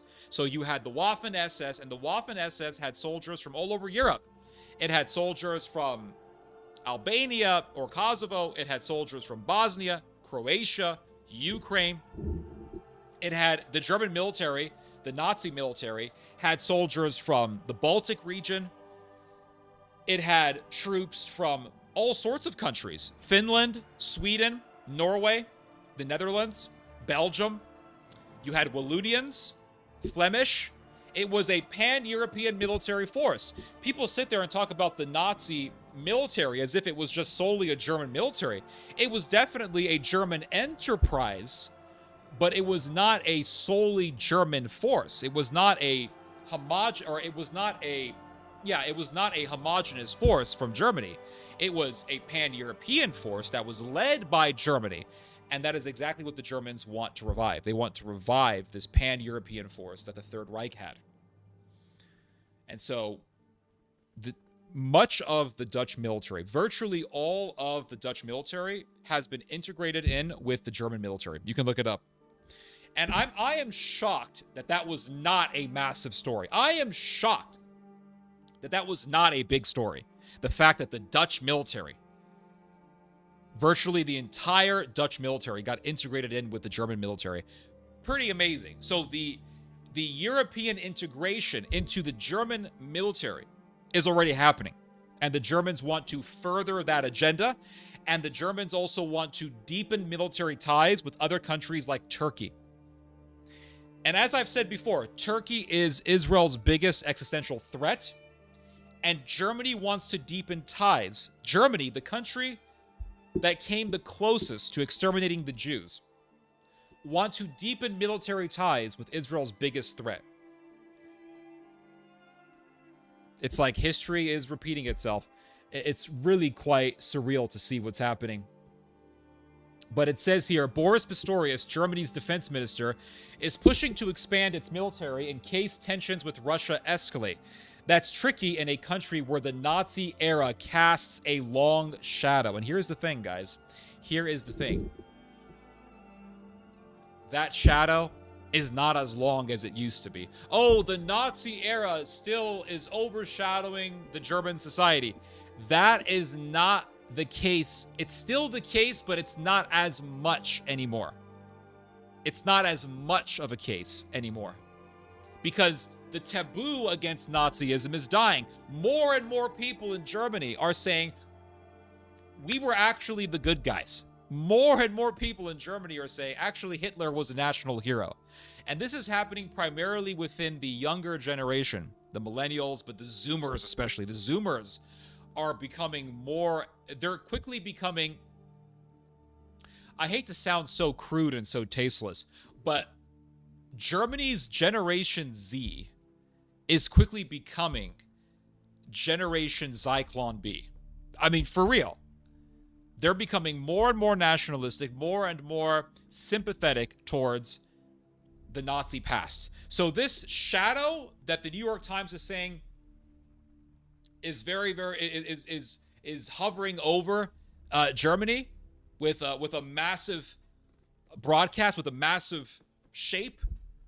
It's not as big. This shadow is dwindling. The Nazi shadow is dwindling, and it's not eclipsing the country as much as it used to. So it says here, ever since Germany reformed its military after World War II, the primary role of the German defense minister has been to maintain an army large enough to protect the country, but constrained enough to prevent a return to German militarism. So that has always been the custom. Even during the Cold War, which was the last time Germany had a massive army. The German army back in the Cold War was 500,000 people. That was the last time Germany had a massively sized army. It got reduced down tremendously after the Cold War. But even during the Cold War, the German military was still massively controlled by the United States. That control is weakening. It is being lessened. The leash is being loosened. And it says here, as Russia warns that it is ready for war with Europe, Mr. Pistorius' goal is to make Germany's military capable of leading the continent's defense in a major land conflict. So we're talking about a future conventional war between the Russians and the Germans. History does repeat. History does repeat. I mean, it doesn't repeat exactly. It does not repeat itself exactly to the T. But it does repeat itself, roughly speaking. And the reason why it repeats itself in regards to Germany versus Russia is very simple. It's because of the geopolitics. A lot of this has to do with the geopolitics. Germany is at the center of Europe. Russia is on the eastern end of Europe, on the easternmost end. It's really on the eastern hinterland of Europe. And Germany wants to become the center of European power. Russia wants to be a superpower as well. But Russia cannot be an empire if it does not control Ukraine. Germany cannot be the biggest power in Europe if it does not control Ukraine. That is the bottom line. Zbigniew Brzezinski talked about this. Zbigniew Brzezinski said that in order to be the most powerful country in Europe, in order to be the main power in Europe, you have to control Ukraine and Belarus. You have to.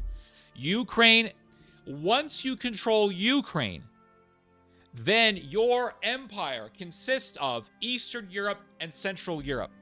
And then from there, you can control Western Europe. It's not that difficult. But you have to control Eastern Europe if you want to be the foremost power. The thing is that Germany is very close to Eastern Europe. It borders with Poland, which borders with Kaliningrad, which is Russia. And in order to become a powerful country in Europe, you have to control that region. The thing is that Russia borders with Eastern Europe. It borders with Ukraine and Belarus. So how is Russia going to become the prominent power? If Russia does not control Ukraine and Belarus, and if it does not control Ukraine, Russia is reduced to being just an Asian power. It's not a European power. It's not an Eastern European power. So Germany is right near Eastern Europe. Russia borders with Eastern Europe. And they both want to control Europe. How do you do that without controlling the breadbasket of Europe? Ukraine has the most fertile soil in Europe. It's the breadbasket. It produces massive amounts of wheat. So you have to control that. It has massive amounts of natural resources, oil, natural gas, lots of minerals. You're looking at endless amounts of money and resources. So you have to control that if you want to be the eminent power. So the Germans and the Russians are in competition. My phone is ringing and no one's picking up the phone. Okay, the phone stopped. Thank God. So you have to control Eastern Europe. That's why the Germans and the Russians inevitably and historically fight over this region. That's why they historically fought over this region, and that's why inevitably they will fight over this region again. If you don't control Ukraine, then you're just a part of Europe. You're just sort of in the center. That's it. But if you control Ukraine, and you control Belarus, you are really the most powerful European country. You're right there in the center. You control the heart of Europe. And those who control the heart of Europe control Europe. And England would have to submit to you. England would have to bow down before your power. That's the thing. So inevitably, the Germans and the Russians are going to clash. That's the bottom line. Let's see here. So it says here that Germany wants to prepare the country's pacifist population for this new posture. All 18-year-old men... Now check this out. This is very historical. This really has a parallel with history. All 18-year-old men will be sent a questionnaire requiring them to provide information about their wealth, their health and fitness, making it easier to identify potential recruits. So they're ready to bring back the draft. They want to bring back mandatory service is what they want to do. So it says here, this is one of the biggest social changes we have seen in many years in the areas of security and defense, Mr. Pistorius, 65, said in an interview. It affects a generation and future generations who have never had to deal with these issues because the threat did not exist, he added. The law is the latest in a sequence of moves that were unthinkable less than a decade ago, but that Mr. Pistorius has promoted in order to bolster German defense. Now, it's amazing. Almost 10 years ago, I warned people about this. I said this back in 2016. I said Germany's going to rise up. And almost no one believed me. Virtually no one believed me. They said, no, Ted, the Germans are weaklings. They're pacifists. They're never going to go back to militarism. And we're literally seeing this happening right before our eyes. We are literally seeing my prediction coming alive right before our eyes. It's quite profound. It's surreal to see this. It really is. So it says here, in March, Mr. Pistorius helped lead a successful effort to remove limits on military spending from Germany's constitution. So they have no military spending limits. That's it. And Germany is already the first or the second biggest military spender in Europe. Already. They're already beating the British. They're already beating the French when it comes to military spending. Mr. Pistorius has also championed a stuttering effort to integrate Europe's militaries. Integrate Europe's militaries. Did you guys hear that? Integrate Europe's militaries. This is what I was telling you guys about. They want to integrate the various individual European militaries into the Deutsche military. That sounds like the Waffen SS. Oh, there was an SS unit from Norway, SS unit from Belgium, SS unit from the Wallonians, SS unit for Norwegians, for Swedes, for Finns, SS units for the Albanians and the Bosnians and the Ukrainians. That was what? That was pan-European military integration into Deutschland's military. And the Germans are talking about this. We want to integrate Europe's militaries. Into what? Into a pan-European military force that will be led by Deutschland. You know, there's a German rock band. What's it called? Rammstein. They made a song called Deutschland. It's like Deutschland über alles, and it's basically the national anthem of Germany that is rendered as a rock song. And I will say, it is a slapper. The song slaps, as the kids say. The song, it sounds good. It has a good rhythm, and it's like Deutschland. And it's a Deutschland, Deutschland über alles. When I saw that song, I thought to myself, this has got to be a psyop. I mean, this has got to be a psyop. This is not... they'll sit there and they'll bullshit people, and they'll say, oh, well, you know, the song is actually a critique of Germany, and it's a critique of Germany's history. The hell it is. Bullshit. That song is done for the purpose of sparking national pride. Because you know damn well, when people are listening to that song, they're not thinking about the wrongs of Germany. They're thinking about how based Germany is. That's what they're thinking. But they're thinking based Germany. They're saying Hitler was based. I'm not saying that, YouTube, so don't mark me.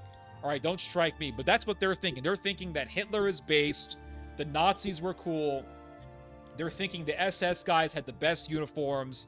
They're thinking that the Wehrmacht and the SS had aura. They're saying Hitler had aura. That's what this is. And so that song, in my observation, was a psyop. So that people could listen to it and think, hell yeah, I'm joining the Bundeswehr. I am joining the German armed forces.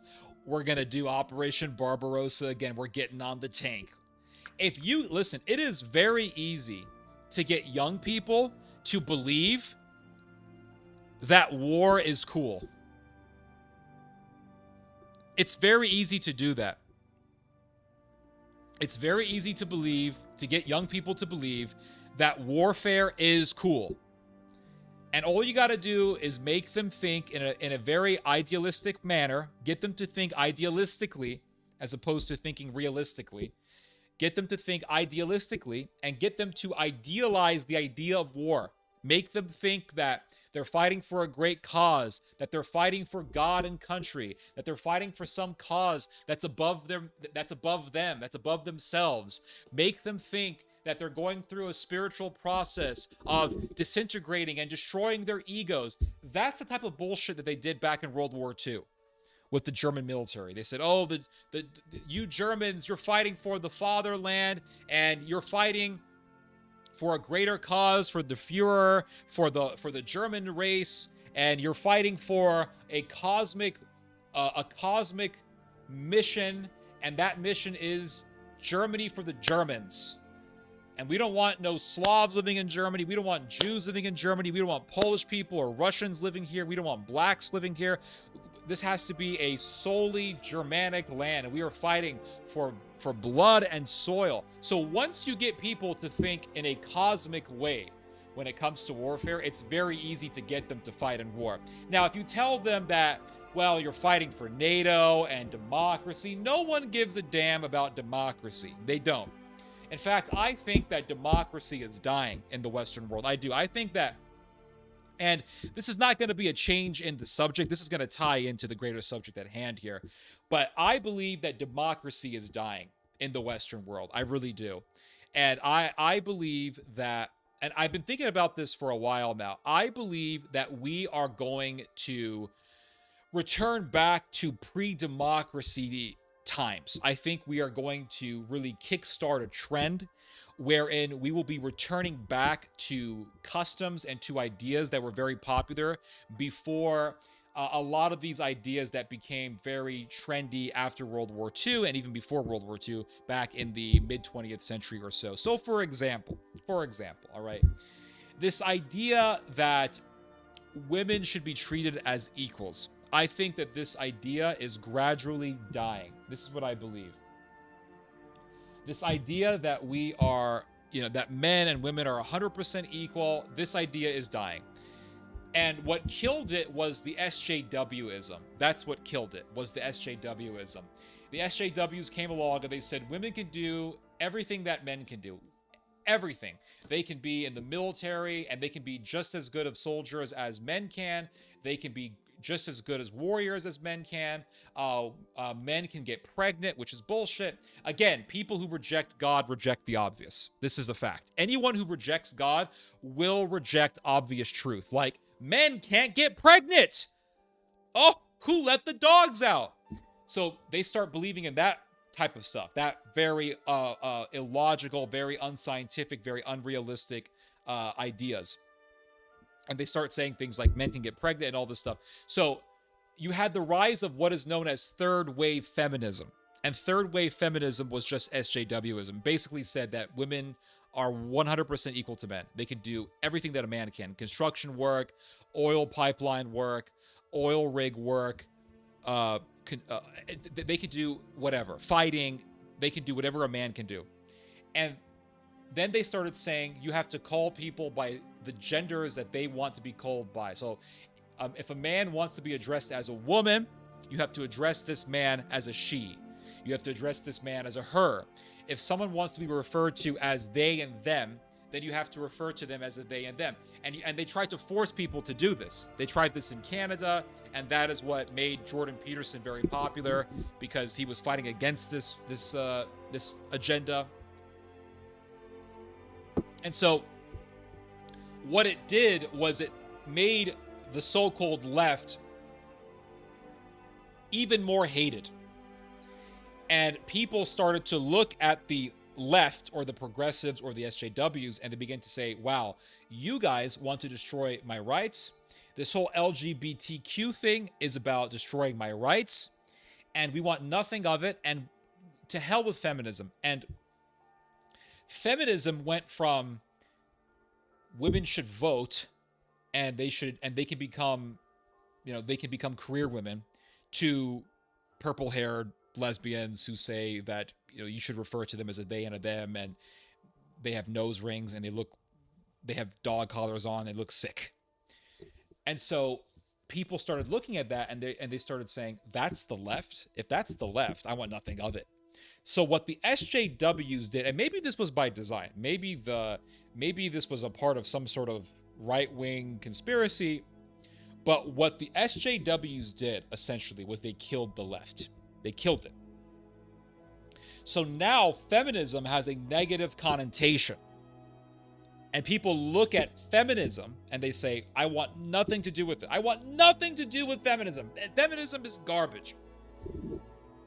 And then they start really thinking about this stuff. They start really thinking about, what were the consequences of allowing women to vote, right? This is what a lot of people are now asking. What were the consequences of allowing women to vote? And they start looking at the statistics, and they start looking at the numbers, and what they find is that women, for the most part, vote Democrat. Women overwhelmingly vote Democrat. And if you did not allow women to vote, then Republicans would win every time. Virtually every time Republicans would win if it was just men voting. If you just got rid of women's suffrage, then Republicans would win virtually every single time. And you see, I woke up to this reality many years ago. We're talking over 10 years ago. I realized, even before that, way before 10 years ago, a long time ago, ancient times, I realized that this whole idea of allowing women to vote was nonsense. In fact, I want to say when I was in high school, I came to this realization. I came to the realization that this whole women's suffrage thing was a terrible idea. It was a terrible idea, and it led to very destructive things like abortion and the embracing of Sodom. Now, you can sit there and say, well, men also share in the blame and blah, blah, blah. Yes, you're right. But part of that agenda, or really what led up to that, was feminism. Feminism was a part of the beginning stage that led up to the full embracing of Sodom. And so I remember, man, there's so much I can say about this. There's so much that I want to say about this. I remember back in the day thinking about when I was in high school, thinking about the film Titanic and how Titanic was a garbage movie. Titanic is one of the most successful films ever made. It made like $1 billion gazillion. It made all these Academy Awards. It won all these Oscars. It was a super popular film. And I remember seeing the movie in theater as a kid and not really understanding much except that people were dying. I mean, there was a boat, the boat was sinking, people were drowning. That's pretty much all I knew. But then I remember watching the film again when I was a little bit older, when I was a teenager, and thinking, okay,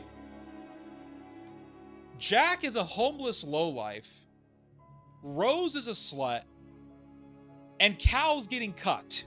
Cal's the one getting screwed over here. And Rose is the villain. And I remember coming to this conclusion when I was in high school. I was like, Jack's a lowlife scoundrel who gambles. Cal's successful. And Rose is a bitch. This was the conclusion that I came to when I was in high school. And yet, I began to observe, oh my God, women love this. Why would women, if women were so wholesome, I remember going to church and they would say, oh, you know, women are just, women want a Christian moral man. That's what they taught us in church. And that was a load of garbage. For the most part, a load of garbage. What I was hearing in church was extremely different from what I was seeing in high school. Women want a godly man. And then I would go to school and I would see the same girls that would go to my church going with lowlifes. You know, the lowlife dudes who had their pants hanging down. And, back in the early 2000s, it was very common for young men to have their pants dragged down. And you could see their boxers. And that was a big, big trend because they watched the rap music videos.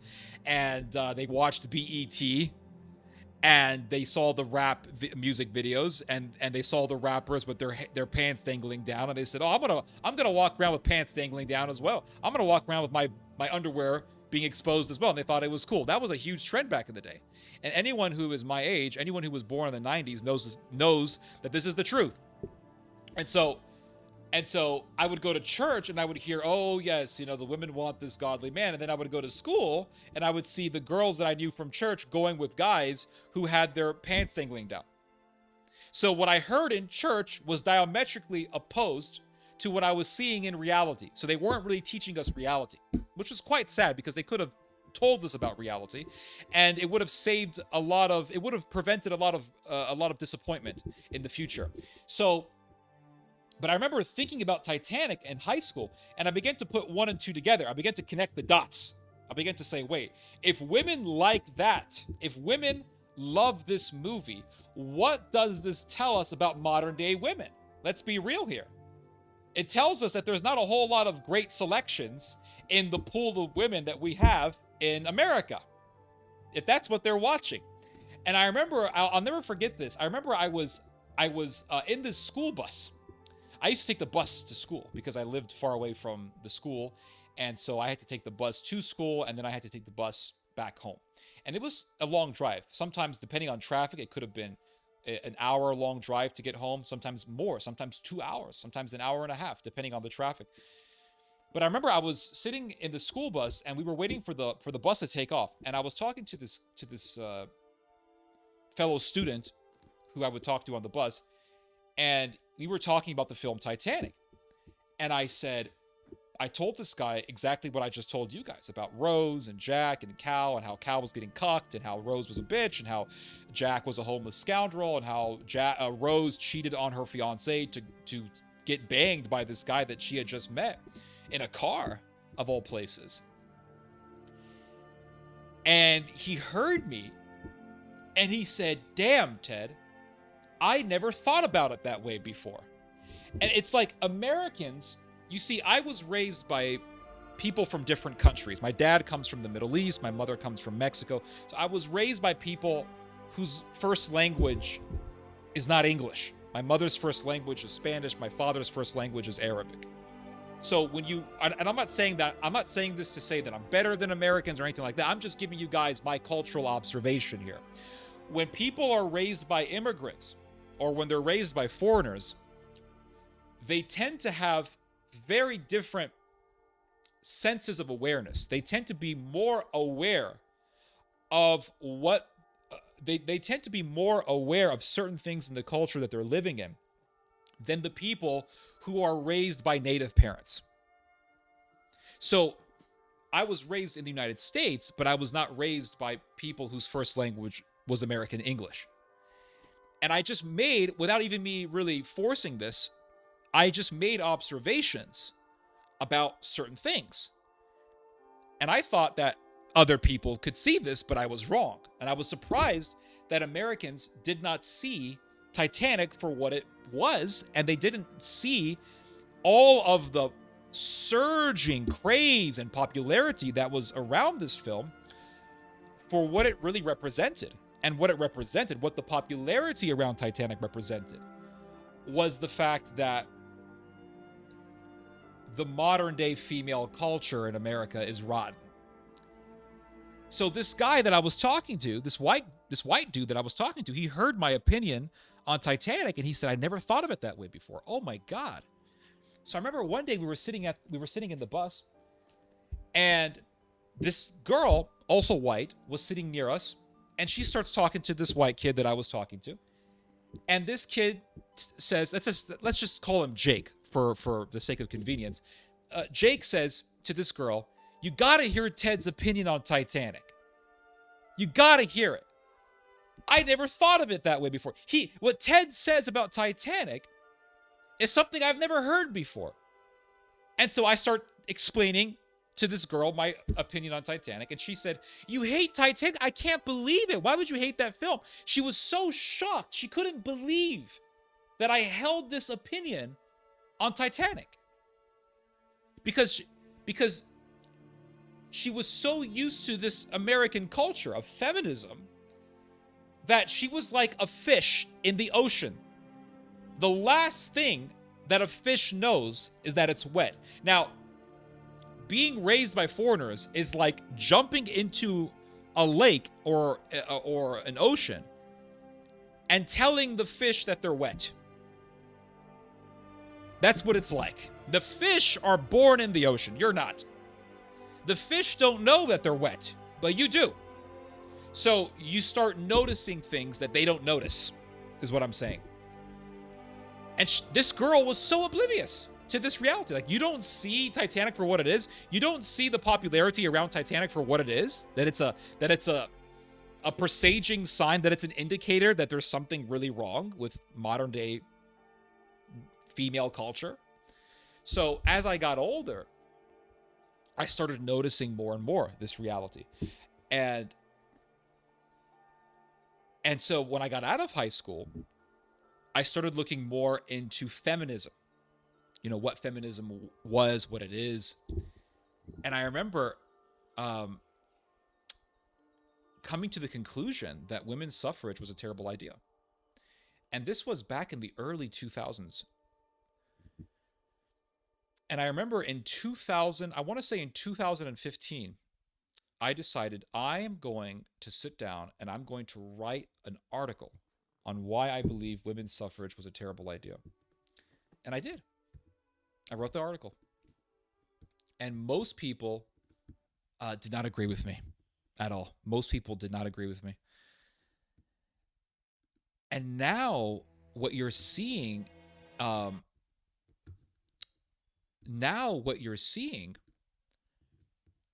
is more and more people, especially young men, coming to this conclusion. They're saying, man, women's suffrage was a terrible idea.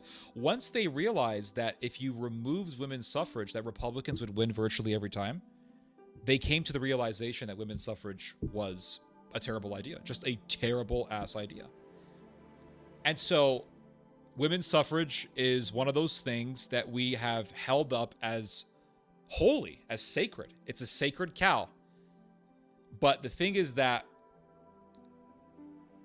the view that it's sacred is declining. And the view that is rising is one that says women's suffrage was a mistake and it should be dismantled. That's another thing. Or that's one thing. Another sacred cow that I think is going to be dismantled, if America lasts this long, is diversity. Diversity is another sacred cow that is gradually dying. And what killed it was the same thing that killed feminism, or the left, I should say. What killed it was the SJWs. It was the third wave feminist. It was the woke crowd. And wokeism came along and they said, you have to make every white character black, right? Every white superhero, white historical figures, famous white historical figures, you have to make them black. And what they did was they tried to force this idea of toleration. They tried to force this idea of racial equality or racial inclusivity, where they said, James Bond has to be black, Batman needs to be black, Superman needs to be black, everyone needs to be black. And what that did was it turned people off. People, before wokeism, people had no problem with racial diversity. They didn't. If they did not, listen, if they had a problem with it, films like Rush Hour 1 and 2 would have never been successful. Films like Lethal Weapon, where you have Mel Gibson and Jamie Glover, whatever his name is, Jamie Glover, who's African American, being police partners, would have never been popular. Lethal Weapon would have never been popular. But it was popular. Why? Because Mel Gibson and Glover had great chemistry. And Chris Tucker and Jackie Chan, they had great chemistry in Rush Hour 1 and 2. And people loved it. And the thing is that those films and really the combining of those characters, Chris Tucker, Jackie Chan, or Mel Gibson and Jamie Glover, right? Those characters were done naturally. They weren't forced. They were put together selectively, and they were put together because they worked well together, and they had a good vibe, and people liked it. People liked these characters.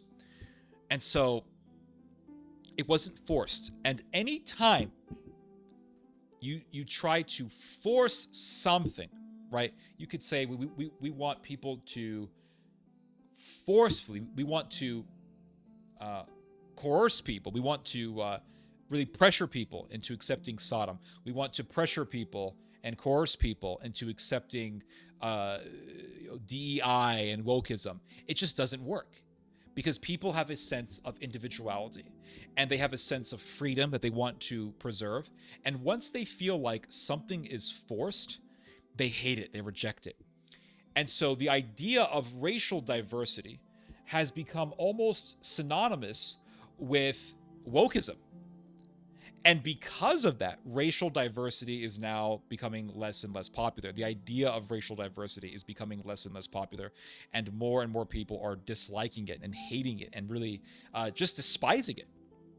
And so what we are seeing are two sacred cows dying.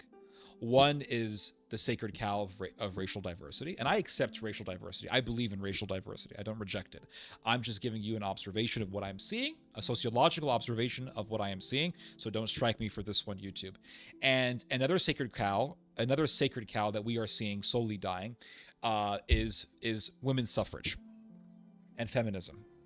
This sacred cow is slowly dying, and we are seeing the beginning of the deaths of these two sacred cows. So as time goes on, if this country is still in existence, we will see these sacred cows be completely dead. And I think we're just going to go back to the way things were before those sacred cows were established. That's what I believe. That's what I truly believe. And so how does this apply to what's happening in Europe? How does this apply to Germany? Well, in Germany, they have a sacred cow, and the sacred cow is the Holocaust.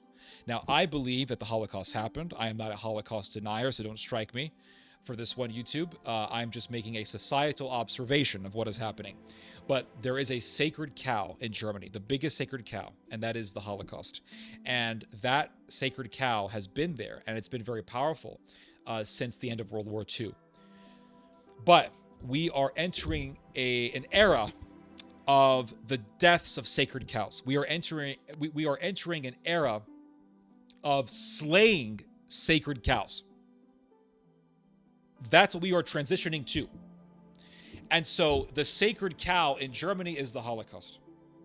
And because we are entering an era wherein sacred cows are being killed, slowly albeit, but they are being killed, then the sacred cow of the Holocaust will be killed. And it is slowly dying as we speak because of the rise of nationalism. So as that transpires, as that progresses, as that process continues on, then this trend of nationalism and militarism is going to become stronger and more fanatical. And it's going to go from, well, we have to fight for Deutschland because we have to fight for democracy, to we have to fight for Deutschland because it's about blood and soil and the cosmic war between the Germanic race and the barbaric Slavic race, and the Germanic race and the Untermenschen, the foreigners who are in our borders. That's what it's going to turn into.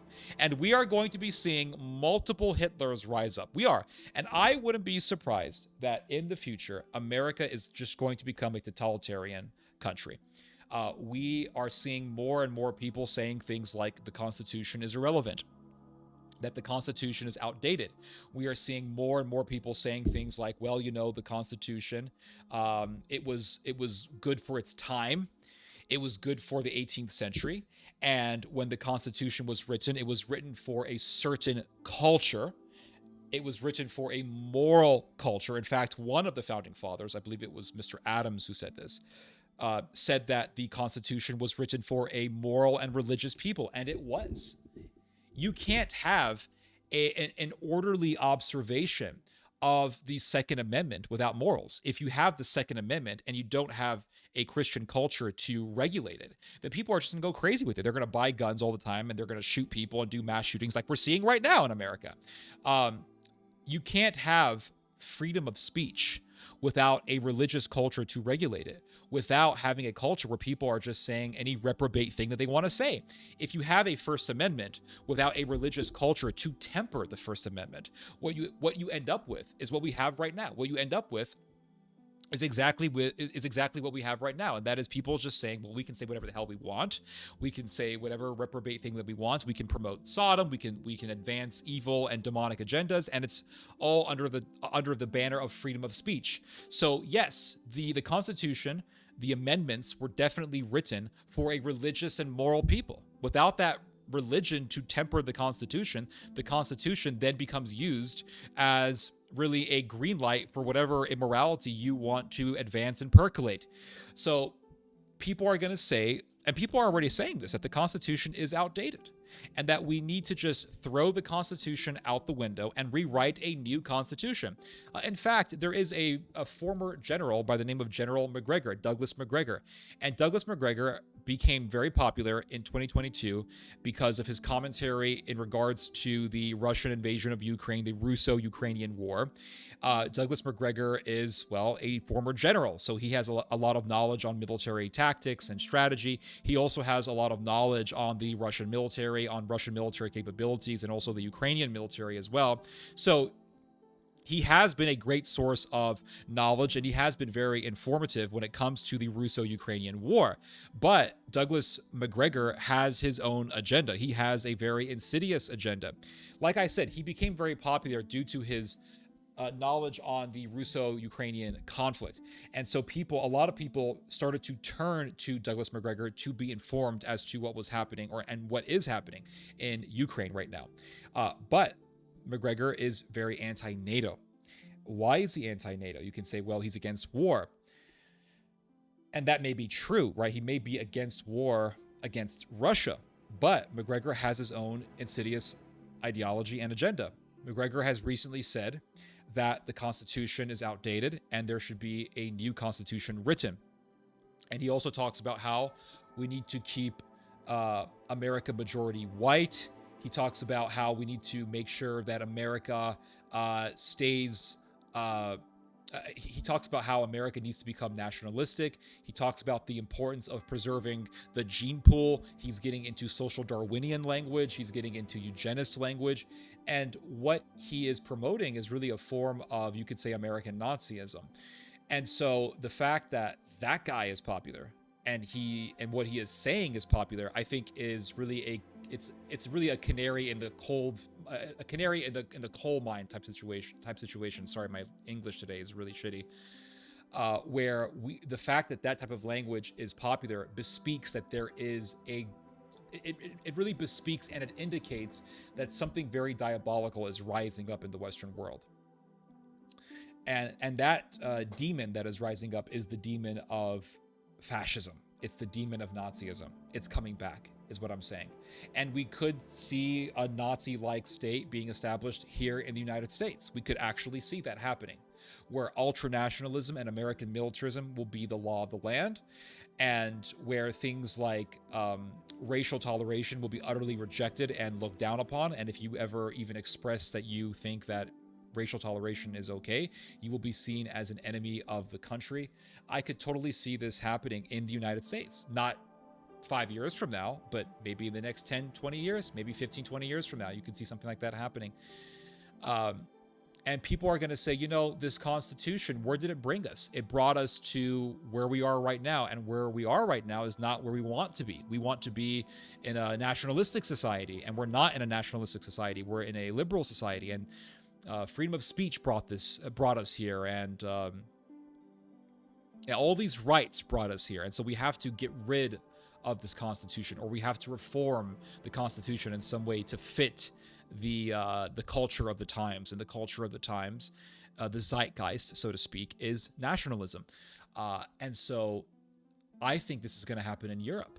I think the Europeans are going to more and more become very out in the open with this idea that the post-World War II order brought us nothing but mass migration, and we need to get rid of it.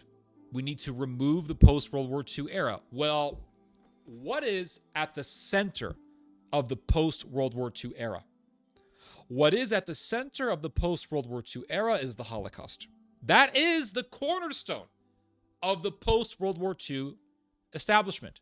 It's the Holocaust. It's the idea that we never want the Holocaust to happen again. So how do we prevent another Holocaust? Well, we put American troops in Europe. We make sure that German militarism never gets revived. This is why Germany's military has always been under the control of the American Empire since the end of the Second World War.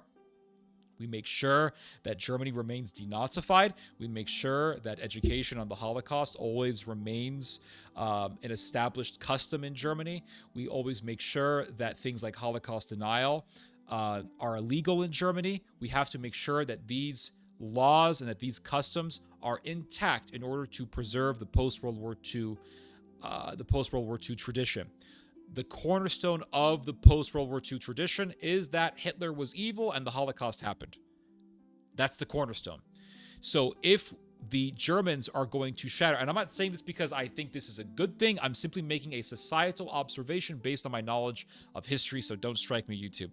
But what is going to happen in Germany, and what is going to happen really in much of Europe, especially Central Europe, Northern Europe, is people are going to say, we have to slay the sacred cow of the post-World War II era. And the sacred cow is the Holocaust. Let's just forget about the Holocaust. Let's pretend it ever happened. Let's just say that it didn't happen. And let's make Hitler into a good guy. Let's make him into a national hero, or really a continental hero.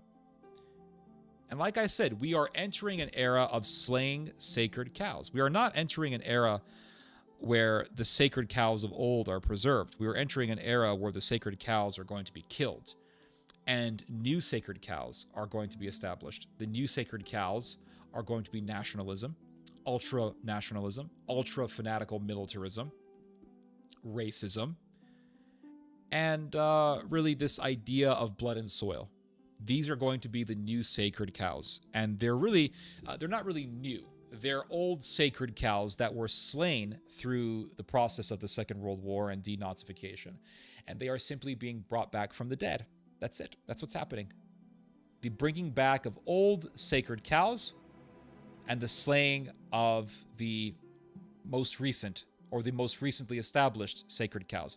That's really what we're facing. That's what's happening. So as nationalism and militarism become more popular and more fanatically believed, the militarism in Europe, the nationalism in the Western world is going to become more and more intensified and more fanatical. That is what we are facing. I'll read your guys' comments here. Hold on a second.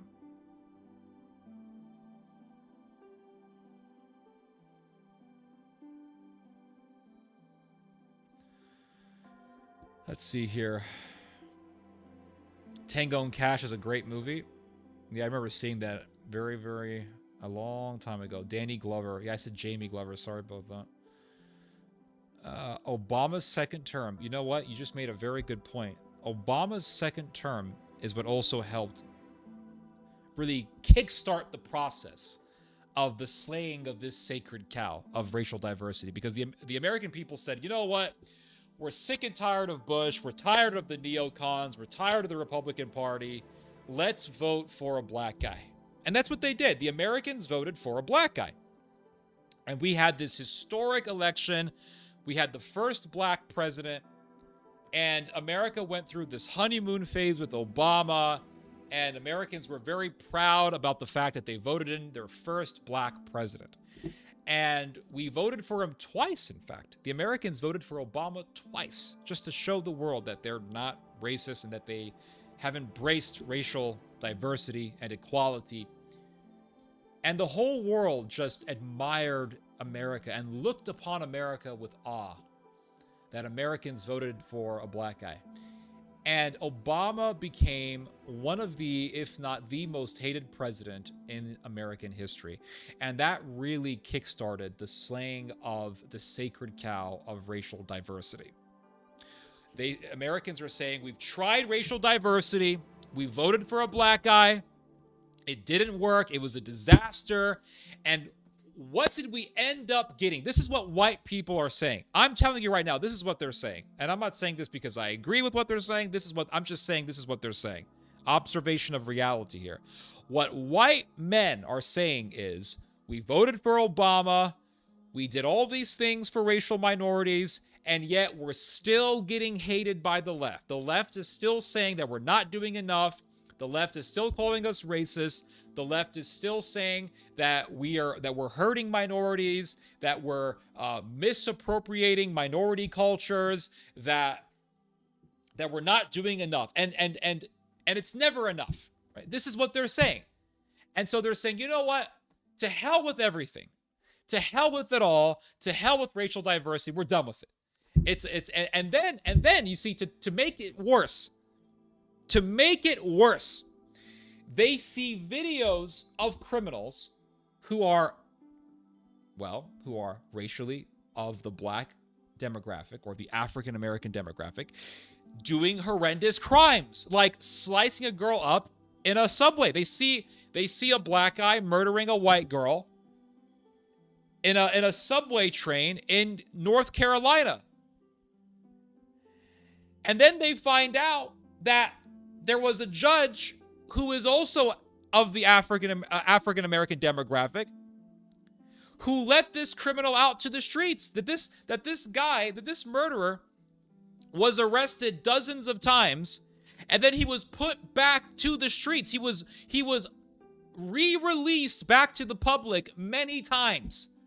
Instead of just being kept behind bars, being kept away from the public, where he can't be a threat to the people, he was allowed to be a threat to the people dozens of times by a left-wing progressive justice system.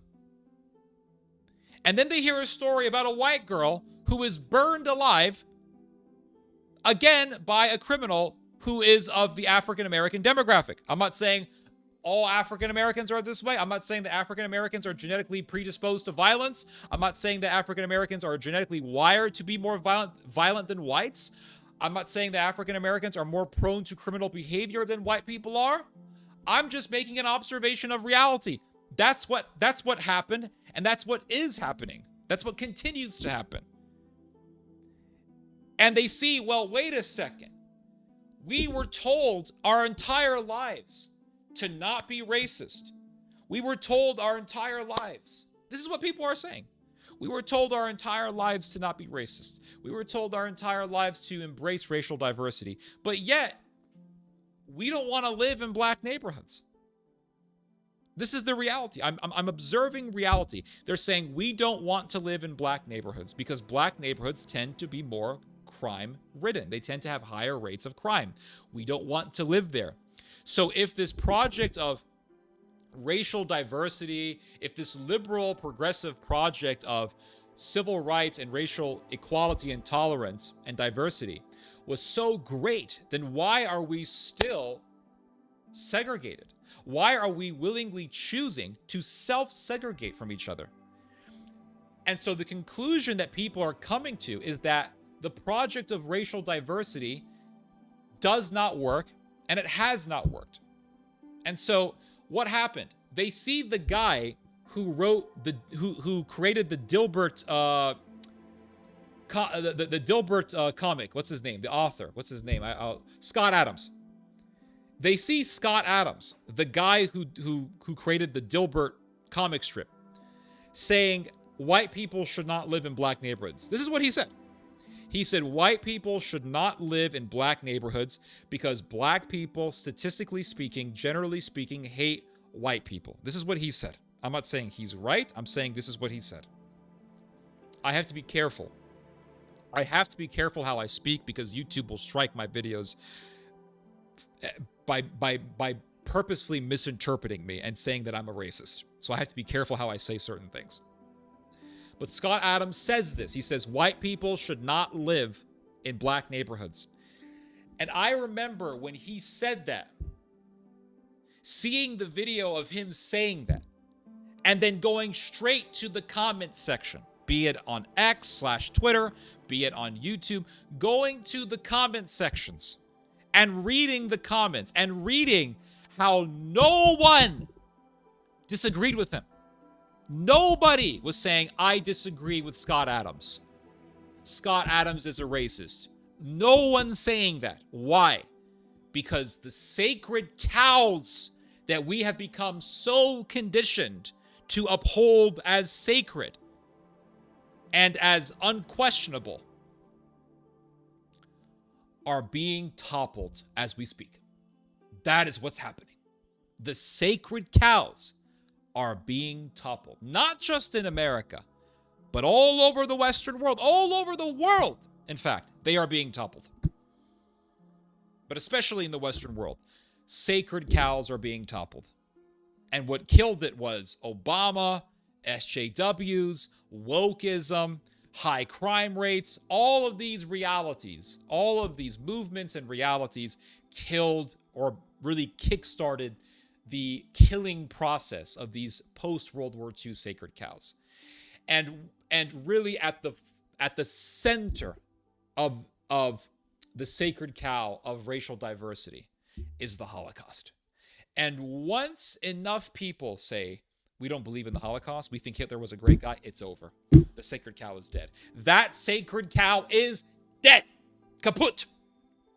And I am not saying that this is a good thing. I'm not. I'm not saying that this is a good thing. I'm saying that this is really a very bad thing. And this should actually scare us. That's what I believe. Because once they start saying Hitler was a great guy, you're one step away from people saying we should erect camps and we should put certain people in camps. And it doesn't matter if they're citizens, they're enemies of the race. We should put them in camps, put them in work camps, and even exterminate them. And eugenics and social Darwinism and blood and soil ideology become fashionable again. And fascism becomes fashionable again. That's what worries me.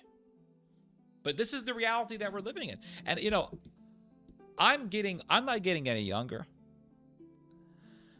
But there's, God willing, if I'm still alive, there's going to come a point where I'm going to be an old man. Listen, I'm getting close to being a middle-aged man.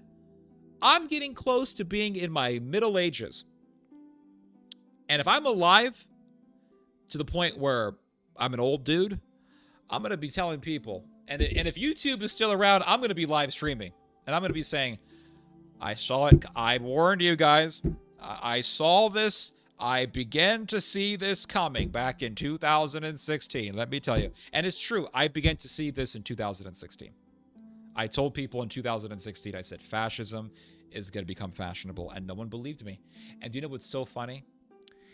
What's so ironic is that the people who were telling me that I was wrong are today embracing fascism. That's what's so funny. The people who were telling me you're so wrong are the very people who got sucked into this right-wing loophole where they just absorbed all the right-wing ideology, all of the far-right stuff, all of the nationalism stuff, and now they're watching Nick Fuentes. And they were telling me that I was wrong. It's pretty crazy. It's pretty crazy, but people have gotten sucked into this loophole. They've gotten sucked into this loophole. This ideological maze, this ideological contagion. And they're absorbing all the crazy stuff that they're seeing in X. And the thing is that what they're hearing in X are arguments for fascism that at the surface, I want to be very careful how I say this, but at the surface seem very persuasive. And they are very persuasive for a lot of people because this is how people think. They say, we're noticing a lot of criminals who are of the African American demographic killing white people. We don't want to live in neighborhoods where the African American demographic is the majority, because that would mean living in a place that has higher crime rates. And so I go online, right? This is me being this person. I go online and I see some guy in X telling us, hey, you don't want to live with black people because black people are actually violent, and the reason why they're violent is because they're inferior to white people, and white people are the pioneers of civilization, and Hitler was right. And you see all these black people causing problems in your neighborhoods, causing problems in your cities. That's because we didn't listen to Hitler. This is what people are saying all the time. I see it every single day on X. This is why Hitler was right. This is why the Austrian painter was right. This is why the mustache man was right. And then a lot of people see that, and that computes with them. And it registers in their brains. And they say, you know what? They're right. Hitler was right. You see, and the thing is that they refuse, the people who fall into these loopholes, they refuse to see the reality of the history. They'll say, well, Hitler was right. He was great. And the reason why they say that is because they're evil. I'm not buying this nonsense that these people are, the people who are buying into Nazism now are these innocent people who they just love their people and they just want to see good. They're doing it because they're evil. Because anyone with eyes to see, anyone with ears to hear, anyone with a functioning brain can read the history. They can pick up a history book like this one. Or they can pick up a book like this one, which is a very modern book. This book came out, in 2023 or 24. This book also has a very detailed history in it on the rise of Nazism in Ukraine. And the book tells you about the evils of Ukrainian nationalism, and it tells you about all the evils that the Ukrainian Nazis did in the 1940s, and really about all the evils that the Ukrainian Nazis have been doing since the 2010s. And you can just open your eyes and see the reality for yourself. And if you still love Adolf Hitler, you're evil. Plain and simple, you're evil because you are denying the obvious. All evil people deny the obvious. All evil. It doesn't matter what it is. It doesn't matter if it's Nazism. It doesn't matter if it's Bolshevism, communism. It doesn't matter if it's Sodom and Gomorrah. It doesn't matter if it's the synagogue of Satan. It doesn't matter if it's a bunch of pro-Israel fanatics who love to see Gazan children getting incinerated. All evil is the denial of the obvious. And if you support Israel, even after seeing what Israel did to Gaza and what it continues to do to the people in Gaza, you are denying something that is obvious. You are denying an obvious evil, and therefore you are evil. You are evil. All evil is the denial of the obvious. If you say men can get pregnant, you are denying the obvious. You're evil. If you say that that Sodom is great, you're denying the obvious. It's obviously unnatural what people of Sodom do. So therefore you are denying the obvious, and thus you are evil. If you say, I think the Nazis were great people, when you can simply read the history and see that the Nazis were very evil and murderous people, you are denying an obvious fact of history, and therefore you are evil. To deny the obvious is evil, and all evil is the denial of the obvious. All evil is the denial of the obvious. And so you have a lot of evil people today, and they are embracing Hitler. They're embracing the Nazis. And it's only going to grow. It's only going to grow. But let's go back to... Well, you know what? I'll reach... I've been talking for a while, so I'll read some of your guys' comments here. Hold up.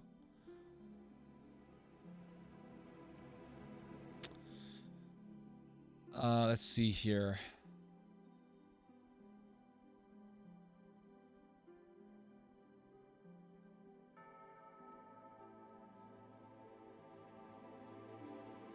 Let's see here. Hold on. Germany prospered next to Russia. Why don't you say Russia simply so I can answer you directly? What are you talking about? Oh, you're talking to someone else. Never mind.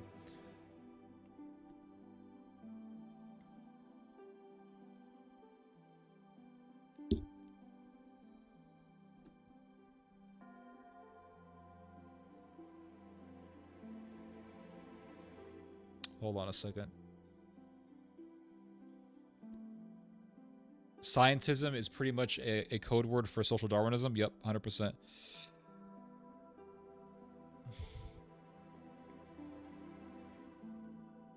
Wasn't Stepan Bandera a Roman Catholic? No, I don't think he was a Catholic. He may have been born Catholic, but he definitely was just a godless individual. He was born into the family of a Ukrainian Greek Catholic Church priest. Yeah, a lot of the Ukrainian Catholics were ultra-Orthodox fanatics.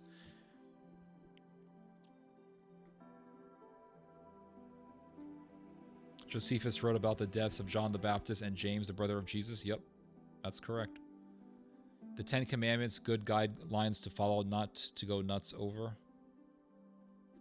What does that even mean? I mean, like, can you become... Like, thou shalt not murder. You can't become too zealous about that one. There's no such thing as being overly zealous about thou shalt not murder. Are there exceptions according to you where murder is okay? Not in the Bible. Not in the Ten Commandments. I really don't see a conflict between theistic evolution and Orthodox Christianity. Like, I believe God can use evolution. Yeah, I've heard this before. And there is definitely a conflict, because Darwinism teaches that, well, for one thing, Darwinism teaches that mankind evolved from apes. So you're saying that God did not take clay and he did not breathe the breath of life into that clay and formed Adam. What you're saying is that God took clay and he breathed the breath of life into the clay and made a primate creature, which then evolved through millions of years of murder and pillaging into a human being. So there is definitely a conflict between theistic evolution and Christianity. What's up? What's up, bees and babes? At least man made the wheel. Thoughts on presuppositional apologetics? I don't know, dude. I've never really studied presuppositional apologetics. Is that presuppositional? Presuppositional, is that saying that you have to explain the origin of things like logic? Or that's the transcendental argument. I really don't know how to explain presuppositionalism. Always a pleasure to listen to your discussions, Theo. Appreciate that, Bees. Or an East and West fraction. I always used to hear people quote stats saying Northern Europeans are the happiest. Curious how they would measure and define happiness. Let's see here. Germany and Canada used to be the most progressive. You are the only one that I know of who's talking about this. That's sad. You know, and it really goes back to what I said. We are like fish. We are living in water, yet we do not realize that we're wet. And a lot of people are living in this, really in this transitional period where we are transitioning into, or really returning back to, fascism and Nazism. And most of us don't see it. Most of us do not see this. And it's like we're in this loophole where people are just being taken in for a ride. And they're being manipulated, and their ideas are changing into fascistic ideas, Hitlerian ideas. And they're saying everything's great. And the reason why they refuse to see it is because they're evil. It's because they hate knowledge. It's what the Bible says in the book of Proverbs. God says that I allow you to be destroyed, and I laugh at you because you hated knowledge. This is what the Bible says. Let's see here. A man must have spent hours watching acorns. And the U.S. will let them. Yep. The late Norm Macdonald once joked that since Germany started World War I and World War II, will it start World War III, a.k.a. Armageddon? Yeah, good point, right? Whatever Germany becomes, it will always be U.S. puppy. Well, listen. After World War I, the United States flooded the German economy with money. The United States flooded Germany with cash and invested heavily into German industry. And American money is what enabled Germany to revive itself as a power. Now, the Americans wanted this to happen. They wanted Germany to be revived. And they thought that Germany would not really be a problem. And it ended up becoming a massive problem. And America created a German Leviathan that ended up really becoming quite unleashed. And it became a Leviathan that it could no longer control. So America really, to a great extent, created Nazi Germany. You see, this is the history that people don't talk about, but America created Nazi Germany. There's a great book on this. It's by Anthony Sutton, and it's called How Wall Street... Let me just give you guys the exact title so that you guys can know what I'm talking about. Sutton. Wall Street. Third Reich. Wall Street and the Rise of Hitler is the name of the book by Anthony Sutton. This is an excellent book. And the book talks about how America, through its money, created Nazi Germany. Because after World War I, Germany, of course, was the loser, and Germany was controlled. Germany was absolutely controlled. It was totally under the control of the Allies, the Americans, the British, the French, the Soviets.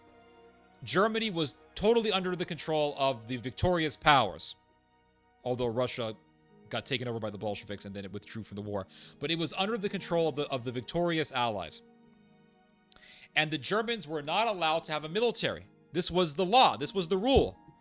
And Germany was, I mean, really, it's an understatement to even say that Germany was a third world country. It was worse than any third world country. People had to wheelbarrow wheelbarrow money just to buy a loaf of bread to survive. People were starving. Women were prostituting themselves in the streets just to earn a living. It was horrendous. Money was worthless.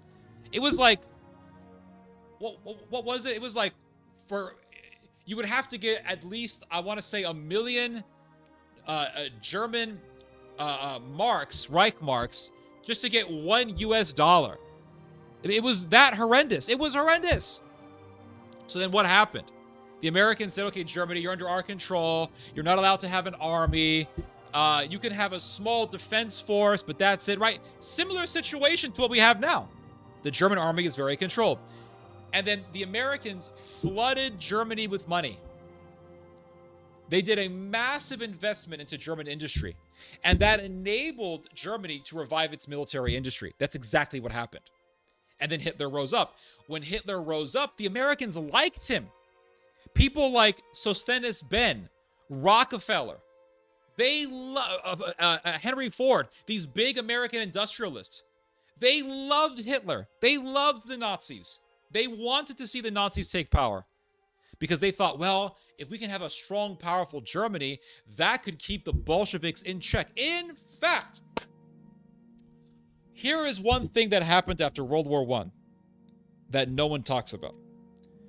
After World War I, the Germans were the losers. Everyone knows this.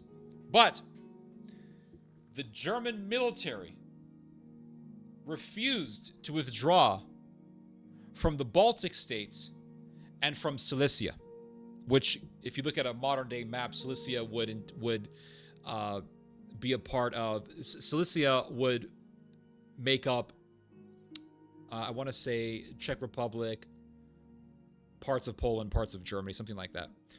But anyway, there were these German soldiers who were refusing to leave Silesia and to leave the Baltic states. And the Americans wanted those soldiers to stay. Oh, yes. And so these German soldiers said, we're not leaving the Baltic states. We're not leaving Silesia, because they said if we leave, the Bolsheviks are going to invade these lands and they are going to slaughter the ethnic Germans who live in these lands. And so the Americans said, stay there. They told these German soldiers, stay there and fight the Bolsheviks off. And these Germans got together and they formed what is known as the Freikorps, or the Free Corps, I guess you could call them the Volunteer Army. And the Freikorps were really, really the precursor to the Nazi SS. A lot of these Freikorps soldiers would end up joining the Nazi party. So these were, you could argue, the first Nazis. These were like the OG Nazis. And the Bolsheviks did come. The Bolsheviks did come into the Balkans. Into the Baltics. And the Freikorps guys fought the Bolsheviks off. And then the Freikorps guys tried to take over Estonia, and they managed to take over the city of Riga. And the Americans said, hey, German soldiers, it's time to leave. You guys are going way too far. And they left. Well, when they returned back to Germany, they were embraced and welcomed as heroes of the German people, because they fought the Bolsheviks for the preservation of the German people in the Baltic regions and in Silesia. So the Americans were seeing this, and they sort of admired these people. And the Americans eventually flooded the German economy with American money. JP Morgan, all these big Wall Street investors, they started putting money into Germany. And this money, American money, enabled Germany to rise again. It enabled the formation of the Third Reich. And the Germans said, we have to get our army back. We have to make our army strong again. And they began to do that. And the Americans allowed it to happen. So you could say that the Germans were the puppets of the Americans after World War I, and that was true. But the Americans enabled the Germans to revive their power, and the Germans eventually became a Leviathan that the Americans lost control over. So the same thing could happen again. Right now, the Americans are enabling the formation of another German monster, a Fourth Reich. And it could happen. It could be the case that the Americans are going to say, we're not going to control you anymore, and Germany is going to become an unleashed Leviathan. That is possible. That's a possible scenario for the future. So just keep that in mind. Let's see here. There's a joke that the little hair on Friedrich Merz's head will be used as mustache. Yeah, that's funny. The Dutch military Netherlands Armed Forces has around 41,000 to 44,000 active personnel with total forces, including blah, blah, blah. Okay. They all say it privately, but aims to significantly expand to 200,000. Oh, wow, by 2030. Wow, so the Dutch are getting their military really up there.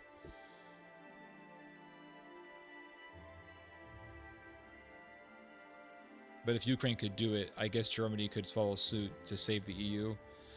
Well, you see, it's not just going to be Germany. As I've said many times, it's going to be Germany with an amalgamation of the other European militaries, Dutch, Scandinavian, possibly Polish, possibly French, possibly Italian. So you're going to see a massive European army. And remember, the European Union has a population of over 500 million people. So they have a much larger population than the Russian population, which means that they can make a much larger army than the Russian military. So they definitely have the manpower, they definitely have the wherewithal, they definitely have the money, they definitely have the knowledge to make a seriously powerful military force.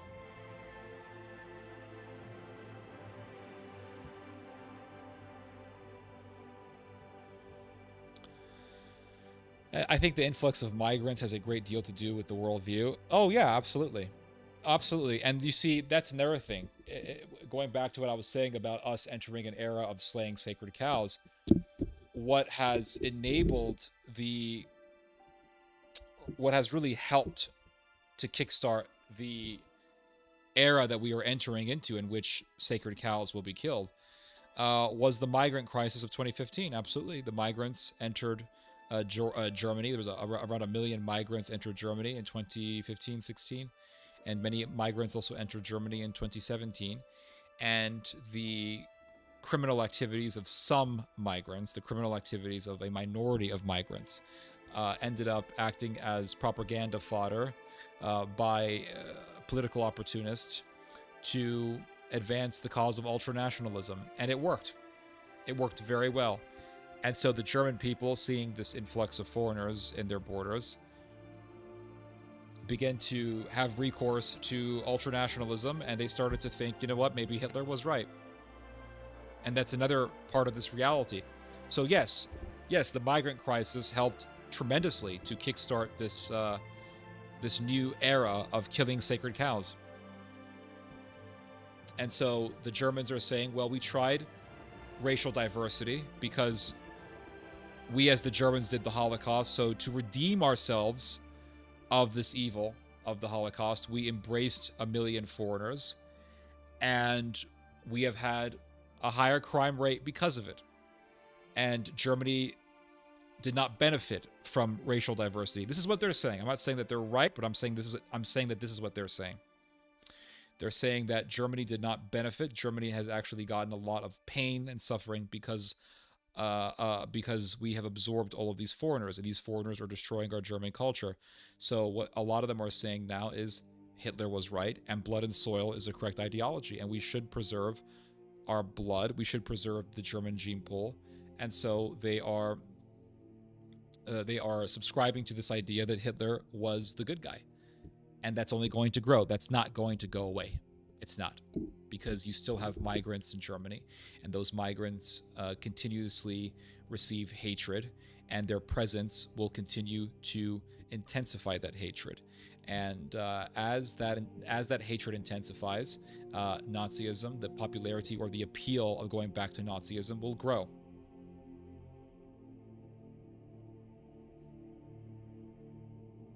If you trimmed, yeah.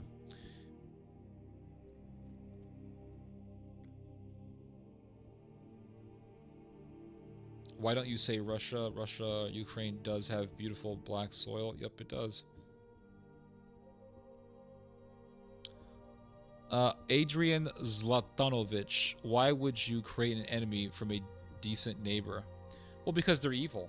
That's the reason why. NATO has been doing this for decades. NATO has been making Russia into an enemy for decades. There were many opportunities for the United States to establish friendship with the Russians, and the Russians many times wanted to deepen ties with the United States and with NATO, and many times the Russians offered even to become members of NATO. And the Americans always refused, and the Americans always gave the Russians the cold shoulder. And the Americans continued their agenda to encircle the Russians. The Americans continued to expand NATO eastward and never listened to the concerns of the Russians, never listened to the warnings of the Russians, and continued to encroach upon Russia's sphere of influence. And so what that eventually led to was the Russian invasion of Ukraine. It really is that simple. And so yes, we made an enemy of the Russians, and we are saying, Germany, we want you to rise up again to fight the Russians. That is what we are saying. We want the Nazis to come back to do Operation Barbarossa again. That is what the American empire desires. That is what the American empire is saying. And that is why the American empire is saying we need to have nationalism coming back in Europe. This is why J.D. Vance defended the AfD in Germany. This is the reason why Elon Musk has been using his X platform to promote Nazism and to revive Nazi ideology. That is the reason why. And so we have created a self-fulfilling prophecy. For decades, the Americans said, Russia's a threat, Russia's a threat, Russia's going to be a threat, Russia's the enemy, Russia's the enemy, Russia's the enemy. And the entire time, the Russians were saying, we're not the enemy. We want to be friends. The entire time, the Russians were saying, and Horton documents this in his book, how so many times the Russians were saying, we want to be friends.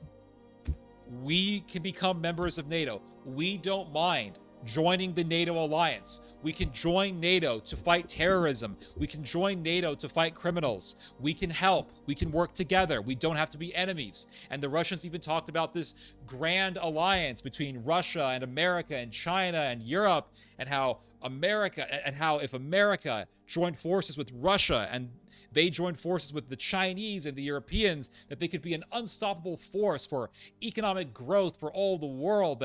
And know that all of that was repulsed. All of those attempts were rejected.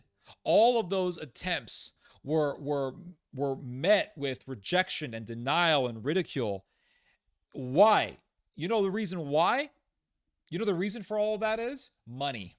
That is the reason why we continuously made Russia into an enemy, and why we continuously do so today.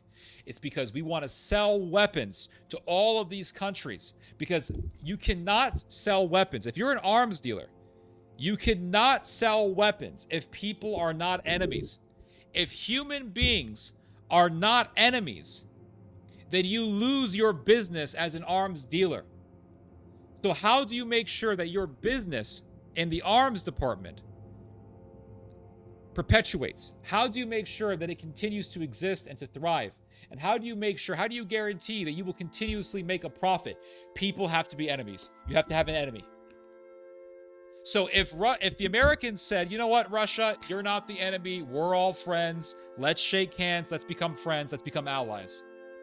Well, that means that Lockheed Martin is not going to be able, or is not going to have as much opportunity to sell weapons to Poland.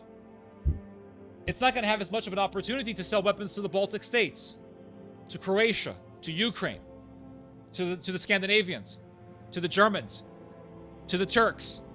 That's what that means. But if the Poles say, Russia's our enemy, save us, and you say, yeah, Poland, Russia's the bad guy, you're absolutely right, buy our weapons. Yeah, Sweden, Russia's your enemy. Yes, Finland, Russia's your enemy, buy our weapons. You make money. If there is no enemy, there is no money to be made. Bottom line. So yes, we made Russia into an enemy. And then the Russians got so sick of it. They got so sick of the encirclement and of the NATO expansionism that they just said, you know what, fuck it. They invaded Ukraine. If you're not going to respect our sphere of influence, we're going to have to invade our neighbor. And they did. And 1 million people, 1 million plus people are dead because of it. They're dead because some bastards in Lockheed Martin, some asshole named Bruce Jackson, yes, go Google the name, Bruce Jackson, made money. They wanted to make some money. And Bruce Jackson became a lobbyist for NATO expansionism. And Bruce Jackson was one of the heads of Lockheed Martin. Is it a coincidence that one of the heads of Lockheed Martin was also a lobbyist for NATO expansionism into the East, into Poland, into Ukraine, into all these other European countries? Why? Because that's how they make money. That's the reason why. So it's a giant business, and because of that business, people are getting killed. And 1 million plus people are dead because of that. And they want to talk about crimes and fighting criminals. These are the biggest criminals in the world. These people. They're the biggest fucking criminals in the world. Those arms dealers.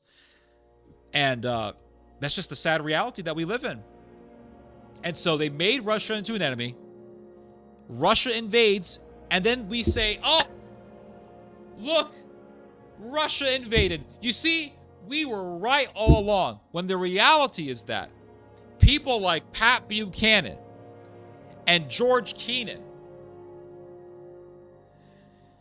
and I think his name was Michael Mendelbaum were warning people, were warning the United States that if America continued to encircle Russia, that Russia would eventually go to war. And then we would say, Michael Mendelbaum, that was his name. Michael Mendelbaum, George Kennan, Pat Buchanan, they all made these predictions. They said, if we continue to inflame the Russians and encircle them and encroach upon their sphere of influence, the Russians will attack. They will fight back. And when they do, we will say, we will put our hands up in the air and we will say, you see, we were right all along. You see, you can't trust these Russians. When the reality will be that we would have caused all of that. And they were right. Because that's exactly what happened. We caused this war. We provoked this war. And then we stand back and act as if we're the victims. Typical narcissist behavior. And so now we tell the Germans, Germans, Deutschland, you know that old Hitler guy that we told you guys to hate? You know that old Hitler guy that we said for decades was the worst human being in the history of mankind? You know what? He wasn't so bad after all. You guys should learn something from him. Do you guys remember that book, Mein Kampf? Maybe you guys should read it. Go back to your roots. Revive the power of Deutschland. That's exactly what the Americans are telling the Germans. And how do I know this?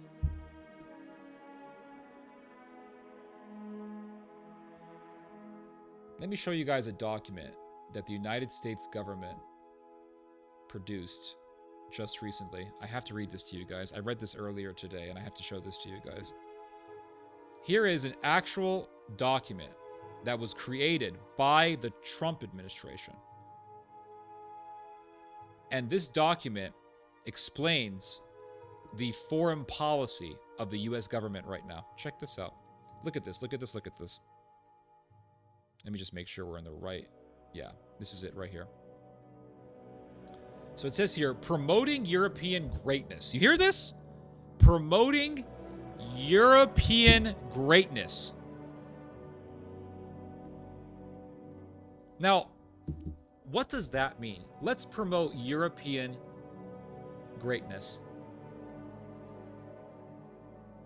Let's make Europe great again.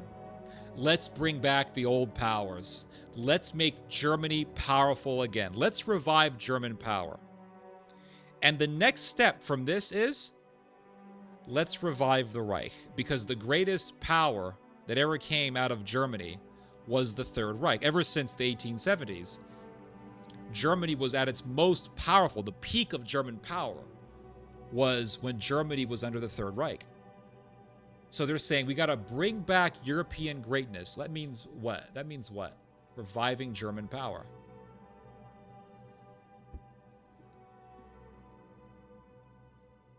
So it says here, American officials have become used to thinking about European problems in terms of insufficient military spending and economic stagnation. What does that mean? Insufficient military spending. Germany, you have to make your militaries more powerful. Germany, you need to spend more money in your military. You have to revive your military power. That's what that means. There is truth to this, but Europe's real problems are even deeper. So it says here, but this economic decline is eclipsed by the real and more stark prospect of civilizational erasure. So what are the Americans telling the Germans? Your race is going to be erased. Your people are going to be erased. The German race is facing extinction. Extinction by who? By foreigners. So you have to bring back that old slogan of the Nazis, Germany for the Germans. And believe it or not, that was an actual slogan of the Nazi party. Germany for the Germans. The foreigners are a threat to Deutschland. Why do you think the Nazis had this ideology of blood and soil? The soil, the German land, the sacred German land, the blood, the sacred German race. And so the Americans, the Nazis, they believed that the German race was facing extinction. This is what the Nazis believed in. They believed that the German race was facing a conspiracy that wanted to see the German race being exterminated. And they believed that the conspirators for this evil scheme were the Jews. That's what they believed. That it was the Jews who wanted to exterminate the German race. They believed that if they did not kill all of the Jews, that Bolshevism would be advanced as an agenda and that Bolshevism would lead to the extermination of the German race. That's what they believed in. How do I know this? Because Michael Burleigh, one of the top most formidable historians on the Third Reich, tells us this. He even gives us the quotes from the various Nazi officials of how they used to think in those days and how they believed that if they don't exterminate the Jews, that the Jews will exterminate them. This is what they believed. So now you have the so in Germany, you have this rising belief that the white race is facing extinction under the hands of foreigners at the behest of grand conspirators. And that there is this left-wing or progressive agenda to exterminate the white race or the German race. They call this the Great Replacement Theory. And this was something that was horrendously popularized by the French New Right. And so the Americans today are coming along and they're saying the German race is facing extinction.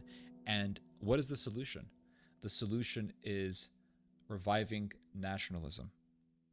Yeah, reviving nationalism. And what that really means ultimately is the revival of Nazism. That's what that means ultimately. So it says here,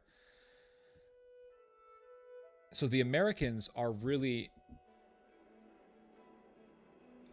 they're really stoking the flames up for Nazism's revival. That's what that means. That's exactly what that means. The larger issue, now this is what the document said. This is from the US government. This is not some bullshit that some guy wrote as an opinion piece for foreign policy. Like, this is actually from Washington. So it says here, the larger issues facing Europe include activities of the European Union and other transnational bodies that undermine political liberty and sovereignty. Hello? Sovereignty. Sovereignty for who? For who? Now, this connects. We have to go back. We have to go back to earlier this year. What happened? Donald Trump got inaugurated, and Elon Musk did his infamous... What did Elon Musk do? Elon Musk did his infamous Sieg Heil. He did this. He did the infamous Sieg Heil, and he made it very, very obvious. And what was he really saying? I think what he was saying can be clearly seen in his actions in Germany. Because what Elon Musk began to do was support directly the AfD. Well, he was doing this before he did the Sieg Heil, and he continued to do this after he did the Sieg Heil gesture. He continues to support the AfD, and he uses his massively popular X platform to promote the AfD. The AfD is a modernly packaged Nazi party, the Alternative for Deutschland party. And the AfD has for its leader, really for its most popular leader, a guy by the name of Bjorn Höcke. Bjorn Höcke is a neo-Nazi. He was writing Nazi articles that were praising the Third Reich before he even became famous. Before he became famous, he was writing articles for some neo-Nazi magazine talking about how the Third Reich, if it were allowed to continue, would have been an envied empire in the modern world. This is what he said. So it's a repackaged, modernly marketed Nazi party, and Elon Musk has been its biggest supporter. And so Elon Musk does the Hitler salute. He supports a Nazi and militaristic party, or you could at least say an ultra-nationalistic and ultra-militaristic party. The AfD is a very militaristic party. They're very pro reviving the Bundeswehr, or the German armed forces. They want to revive the power of the German military, and they want to also bring back the draft. In fact, the AfD, out of all of the parties in Germany, the AfD is the most pro reviving the draft, or pro mandatory military service in Germany, out of all the German parties. And so Elon Musk does his Hitler salute. He praises this repackaged Nazi party, and Elon Musk does a speech not too long after this for the AfD. And he says in this speech that it's time for Germany to have military sovereignty, and it's time for Germany to forget about its history. Now, what the hell does that mean? It goes right back to what I've been saying. We are entering an era of killing sacred cows. And one of those sacred cows, if not the biggest sacred cow, is the Holocaust. And if the Germans kill that sacred cow, if the Western world kills the sacred cow of the Holocaust, then it becomes very easy to say that Hitler was great, Hitler was amazing, because the Holocaust, who cares about the Holocaust? Whether it happened or not, who cares about the Holocaust? Hitler was great, and we should go back to his ideas, and we should try to revive his policies. It becomes very easy to bring back the beast, so to speak. And it becomes very easy to do things like reviving German nationalism and mixing German militarist culture with German nationalist ideology. And you have a very, very dangerous Frankenstein being revived. And so Elon Musk is all for this. He's all for this. And so J.D. Vance comes along in the Munich Security Conference, and he says the Germans are not allowing freedom for the AfD. This is what J.D. Vance says. Because the German, you see, the custom or the tradition in German politics, ever since the end of World War II, was you never make friends with far-right parties. Never. You never do it. This has been the custom since the end of the Second World War in German politics. And the Germans, for the most part, have kept this custom. But again, this goes back to killing sacred cows. What did I say about killing sacred cows? We're entering an era of killing sacred cows. Women's suffrage, racial diversity, the Holocaust. These are all sacred cows. We're entering an era of killing sacred cows. I'm not saying it's right. I'm just saying this is the reality that we're facing. So the Americans come along, and Elon Musk, who's an American really at this point, comes along, and they say, you know, Germany, this whole sacred cow that you have of not joining forces with far-right parties, you have to kill that sacred cow. And J.D. Vance was berating the mainstream German parties for not collaborating with the AfD party. For not collaborating with the AfD party. J.D. Vance, the vice president, bashed the German government. Which means that J.D. Vance and the U.S. government wants the German government to support the Nazis. And they want the Nazis to come back. That's what they want. And Elon Musk comes along and says, Germany needs more military autonomy. What does that mean? More military sovereignty. That means getting the German military powerful again. It means bringing back German power. It means creating a new German Reich. That's what that means. And so it says here in this document, migration policies that are transforming the continent and creating strife, censorship of free speech, and suppression of political opposition. What does it mean by suppression of political opposition? I underlined this part for a reason, because this reflects exactly what J.D. Vance said when he was speaking at the Munich Security Conference. Stop suppressing the AfD. Stop suppressing the ultranationalists. Stop suppressing them. They want to enable and they want to empower the German ultranationalists. This is what the Americans are doing. And the Americans have done the same thing in the Middle East. Obama went to Egypt in 2011, and he openly expressed support for the Muslim Brotherhood. And he said that the Egyptian government needs to allow freedom to the Muslim Brotherhood. So Obama, really the US government, went to Egypt and said, stop suppressing the Muslim Brotherhood. And the American government empowered the rise of the Muslim Brotherhood in Egypt and kickstarted the entire Arab Spring, which really acted as a contagion that spread into Syria and spread into Iraq. And you had the Syrian civil war, and hundreds of thousands of people were killed, right? Horrendous, absolutely horrendous. So now you have the European version, the white version, so to speak, of what America did to the Middle East. America went to the Middle East and killed all the sacred cows. Saddam Hussein, the sacred cow in the Middle East was that dictators should rule. That was the sacred cow. America went to Egypt and said, no, Mr. Mubarak, you should not be the dictator any longer. You should empower, you should give freedom and power to the Muslim Brotherhood. What happened? The Muslim Brotherhood did a revolution backed by the United States.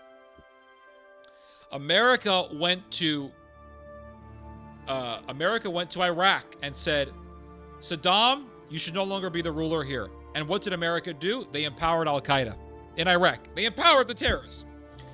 America went to Syria and they said, Bashar al-Assad, you should no longer rule because we're killing the sacred cow of the Middle East, which is dictators should rule to preserve peace and stability and harmony. So the Americans went to Syria and they said, Bashar al-Assad, you shouldn't rule. You should give power to Al-Qaeda, to the Free Syrian Army. What happened in Syria? Al-Qaeda took over. And Trump is hanging out with Al-Qaeda. The fanatics. So the Americans will sit there and talk about how they hate fanaticism, how they love moderates, how they love democracy, but they go to the Middle East and they support the fanatics. They go to Europe and they do the same thing. And they have already done this. They've started to do this in Germany, but they really began this trend of America commencing the Euro Spring. We had the Arab Spring beginning in 2011, 2012. Now we're going through the European Spring or the Euro Spring, but the Euro Spring did not begin in Germany. It's beginning to happen in Germany, but it didn't begin. It didn't start. It didn't commence in Germany. It started in Ukraine. The Americans went to Ukraine and they said, Mr. Yanukovych, you have to step down because you're friendly with the Russians.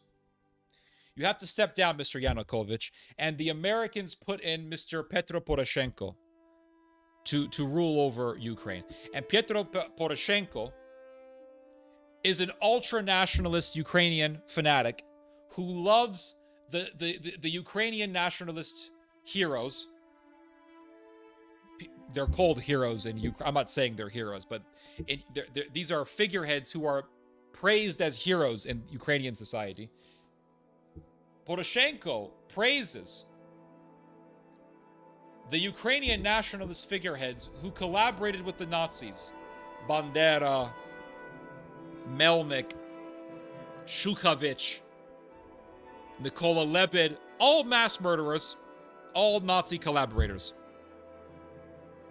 The Americans said, you have to now empower the lovers of the Nazi collaborators to rule over Ukraine. This is what the Americans did.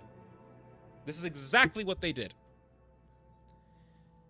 And the Americans backed the neo-Nazis in Ukraine. They backed Andrei Parubi, who was a member of Svoboda, which was the Ukrainian Nazi Party, the armed branch of which is the Azov Battalion, which is now a part of the Ukrainian military.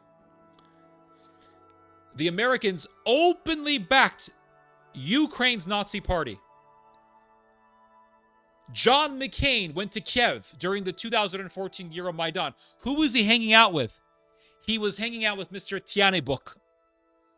Tyanibok is a major Ukrainian Nazi leader. He was the leader of the Ukrainian Nazi Party, the Svoboda Party. And John McCain shared a platform with Tyanibok. And he said, "We are with you, Mr. Tyanibok."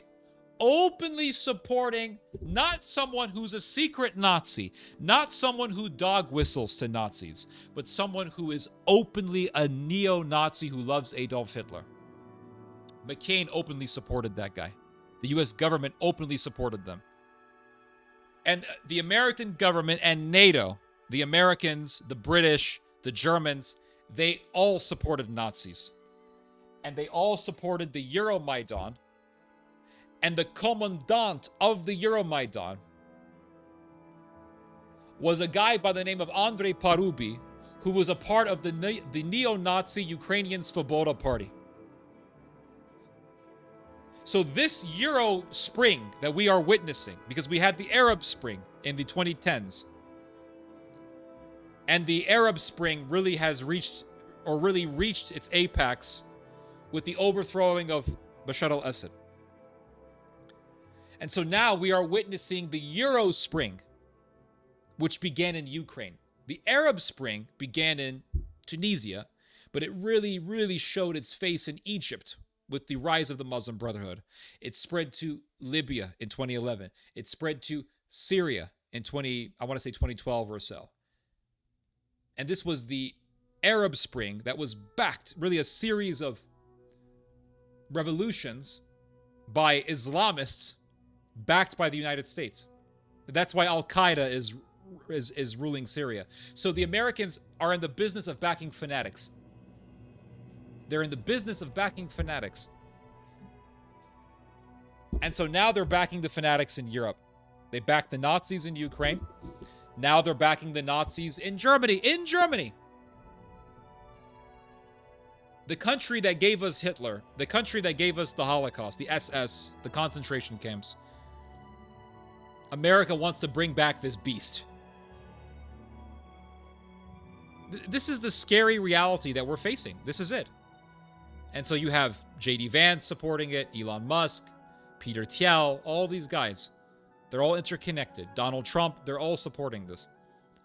And they want these Nazis to take over. Why? Because they want to empower the Germans to fight the Russians. It's the same reason why the Americans supported the Arab Spring. Why did the Americans support the Muslim Brotherhood in Egypt? Why did the Americans support Al-Qaeda and the Muslim Brotherhood in Syria? Why did they support Islamists in Libya? Why? Here is the reason why. If you look at the WikiLeaks from back when the Syrian revolution was very new, you will see that the Americans were talking about Turkey being the regional superpower that would control Syria. This was always the plan. Always, this was the plan. It was to empower the revival of the Ottoman Empire. So they said, Bashar al-Assad, he's with Iran. Iran hates Israel. Bashar al-Assad is not really a friend of Turkey. Erdogan comes along and he says, we're going to enter the Syrian civil war. He says this. He says, we're going to enter the Syrian civil war for the purpose of overthrowing Bashar al-Assad. And the Americans and the French and the British behind the curtains were all talking about enabling Turkey to control Syria. This was always the goal. Always, this was the goal. From the beginning. From the early 2010s to now. This has been the goal. And the goal has come to fruition. The goal has come to fruition. And now we see Turkey being the biggest power in Syria right now. I know now Israel and Turkey are competing over who's going to be the biggest power in that country. So by removing Bashar al-Assad, what did NATO do? They empowered Turkey to control Syria. By removing Gaddafi, what did NATO do? They empowered Turkey to have a military presence in Libya, a massive military presence in Libya. So by doing the Arab Spring, the Americans empowered one of their biggest wild cards against the Russians, and that is the Turks on the Black Sea and on the Mediterranean. And who has a small military base in Syria? Russia does. And the Americans want that removed. And so they empower Turkey. Remove Bashar, empower Turkey in Syria. Now, the same type of concept in this policy is being seen in Europe. The Americans want to weaken Russia in Europe. They want to make sure that Russia never becomes the big power in Europe. So what do? They go to Ukraine in 2014. They empower the Euromaidan. They empower the Nazis. Who are the biggest haters of the Russians in Ukraine? The Nazis. Who butchered the Russians in Ukraine during World War II? The Nazis and their Ukrainian nationalist acolytes, the Banderites, the followers of Andrei Melnik, OUNB, OUNM, the followers of Andrei Melnik, the followers of Roman Shukovich, the followers of Nikola Lebed. These were the biggest enemies of the Russians. And so if you're a grand evil genius and a strategist, and you see human beings like pawns in a giant geopolitical game of chess, what are you going to do to push Russia's people out of Ukraine? You're going to promote the biggest enemy of the Russians in Ukraine, and that is the Nazis. And that's what America did. That is what the United States did. And not just the United States, but the Germans did this also. The Germans wanted the Nazis in Ukraine to rise up. And it's quite amazing that when the Germans had their Third Reich, and when they were doing Operation Barbarossa, and when they were in Ukraine, and they were backing the Nationalists, the Banderites, the OUN, the UPA, when they were backing these people, SS Nachtigall and all these Ukrainian nationalist paramilitary groups, the Germans did so. They backed these Ukrainian nationalists for the purpose of fighting against the Russians. And what did the Germans do through the Euromaidan? The same damn thing. They said, we have to revive our old friends, the Ukrainian Nazis, in Ukraine. And that's exactly what they did. And in fact, Scott Horton talks about this in his book, Provoked, how the Europeans, the Germans, the Americans, they all wanted to back these Nazis in Ukraine. And so people are talking about how, oh, the Third Reich's never going to come back. We're literally seeing the beginning stages of the revival of the Third Reich. We started to see the beginning stage of the revival of this Frankenstein in Ukraine, in the Euromaidan. And the purpose of helping those Nazis was the same purpose that the Americans was for the same purpose that the Americans helped Al-Qaeda and the Muslim Brotherhood in the Muslim world. It was to enable Russia's biggest historical enemies by empowering, because the biggest historical enemies of the Russians are who? The Turks and the Germans. The Turks, because of all of the wars that the Russians fought with the Ottoman Empire, and the Germans because of World War I and World War II, which were the biggest wars and the most brutal wars and the deadliest wars that Russia ever fought in its history. So by enabling the Nazis, the Americans then empower Russia's biggest historical enemies, the Nazis, in Europe. Russia's biggest historical enemies in Europe, the Nazis. And so they started this Euro Spring in Ukraine with the revival of Nazism, with the Euromaidan. And now they're doing the same damn thing in Germany. And they want to empower the Nazis and the militarists and the ultra-nationalists in Germany because they want to revive Russia's biggest European enemy. That's what this is about. That's all this is about. And the Americans thought, and the British thought, after World War I, that they could use the Nazis and the fascists to go against Bolshevism. Remember what happened after World War I. You had these German nationalist soldiers in the Baltic regions and in Silesia who wanted to fight Bolshevism. And they formed what is known as the Freikorps.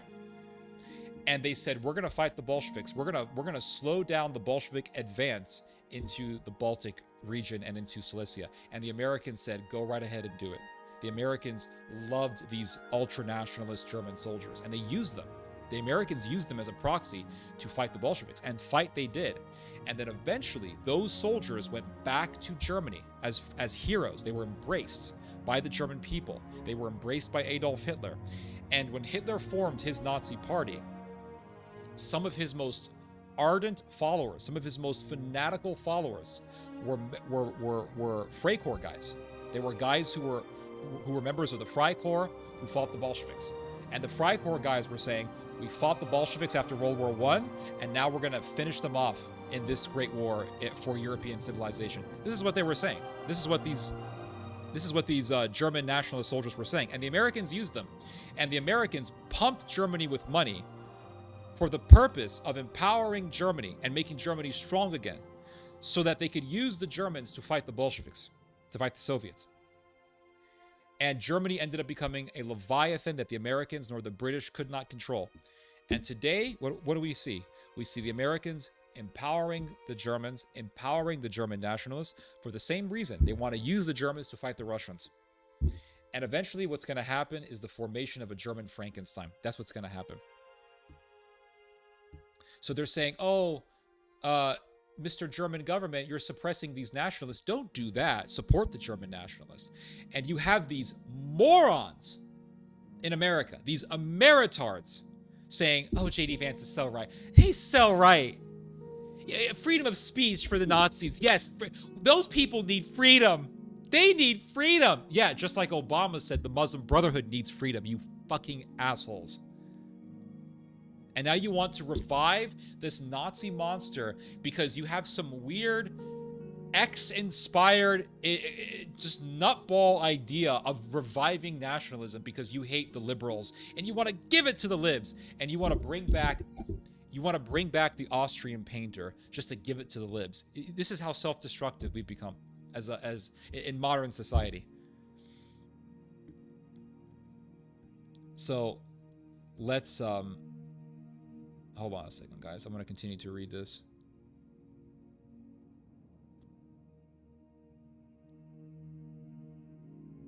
I want to read this here. Hold on. So now look at this. Suppression of political opposition, right? Then it says that the Germans have cratering birth rates, which is true. And loss of national identities. Hello. Loss of national identities. In other words, you see, all of this sounds good on paper. Oh, they're talking about national identity, the importance of national identity. What's wrong with that, Theodore? You see, this is the problem with people, is that they refuse to see nuance. There's nothing wrong with having a national identity. The thing is that this idea of national identity that they are promoting is a packaged deal. It's not just national identity. It's not just we are Germans. There's a whole bunch of other stuff that's going to come along with it. And that is, oh, we're Germans, proud Germans. Deutschland, Deutschland über alles. Great history. Must revive great German military. Must revive the old German uniforms. Must revive some of the old marching tunes. Must revive some of the old symbols that we used to use that we can't use anymore. Oh, and let's also be proud of our great military leaders. Not just Otto von Bismarck, not just Wilhelm II. Let's praise, I don't know, General Hans von Seeckt, who facilitated and empowered the Armenian genocide during World War I. Yeah, I'm sure you guys have never heard of that name. Hans von Seeckt. Go look up his name. Hans von Seeckt. Seeckt is S-E-E-C-K-T, I believe. Hans von Seeckt was a major German military leader during World War I, and he watched as Germany's ally, the Ottoman Empire, genocided over 1 million Armenians And Hans von Secht said that the German government and the German military must support the genocide of the Armenians. And Hans von Secht said that we should not allow our Christian sentimentalism to provoke us to save Armenians. Here is one of Germany's great World War I commanders. What about another great German World War I commander? Erich Ludendorff. General Erich Ludendorff, who was Hitler's first funder, who funded the National Socialist Party. And Erich Ludendorff was considered a great war hero. He was considered a great general. World War I. And you know what's amazing is the Freikorps guys, they loved Erich Ludendorff. And they loved Hans von Secht. And those Freikorps guys, you know, they fought Bolshevism after World War I. Maybe they're going to be seen as heroes in future Germany. And then from there, why not just praise Adolf Hitler and the SS while you're at it? I mean, listen, there's a politician in Germany. His name is Maximilian Krah. You can look him up. Krah is Krah. Maximilian Krah, big politician in Germany. Do you know what he said recently? He said, you know, the SS is officially recognized as a criminal organization by the German government. Maximilian Krah, this politician who's a nationalist in Germany, said, the SS actually were not really all criminals. Some of them were great people. Some of them were great people. So that means that if they want to start honoring World War II historical figures, they're going to pick some SS officers. They're going to whitewash their history, make them look like a bunch of heroes. And then they're going to say, you see, we have our great SS heroes who are actually good guys, and they were demonized as being villains. But you see, they're living proof that not all SS officers were bad. Some of them were great, and we're going to honor the great ones. And then from there, it'll just escalate to, you know, let's just honor Joseph Mengele. Let's just honor, what's his name? Bach-Zelewski, one of the major leaders of the SS. Let's just honor Heinrich Himmler, who was the main leader of the SS. Why not? At that point, you see where it's going? It's like the Canadian assisted suicide policy. The Canadians said, "Oh, we're not going to kill people because they're mentally ill. We're going to give assisted suicide just to people who are terminally ill." And then from there it went to, well, we're going to give assisted suicide to people who are sick but they're not terminally ill. And then from there it went to, you know what? If you're a little bit depressed, you can come to our office and we'll stick a bullet in your head and kill you. It just doesn't stop. When you give the devil an inch, the fucker takes a mile. He don't stop. The guy don't stop. Evil doesn't stop. It just goes on, and it takes, and it takes, and it takes, and it takes. That's all it does. It doesn't stop.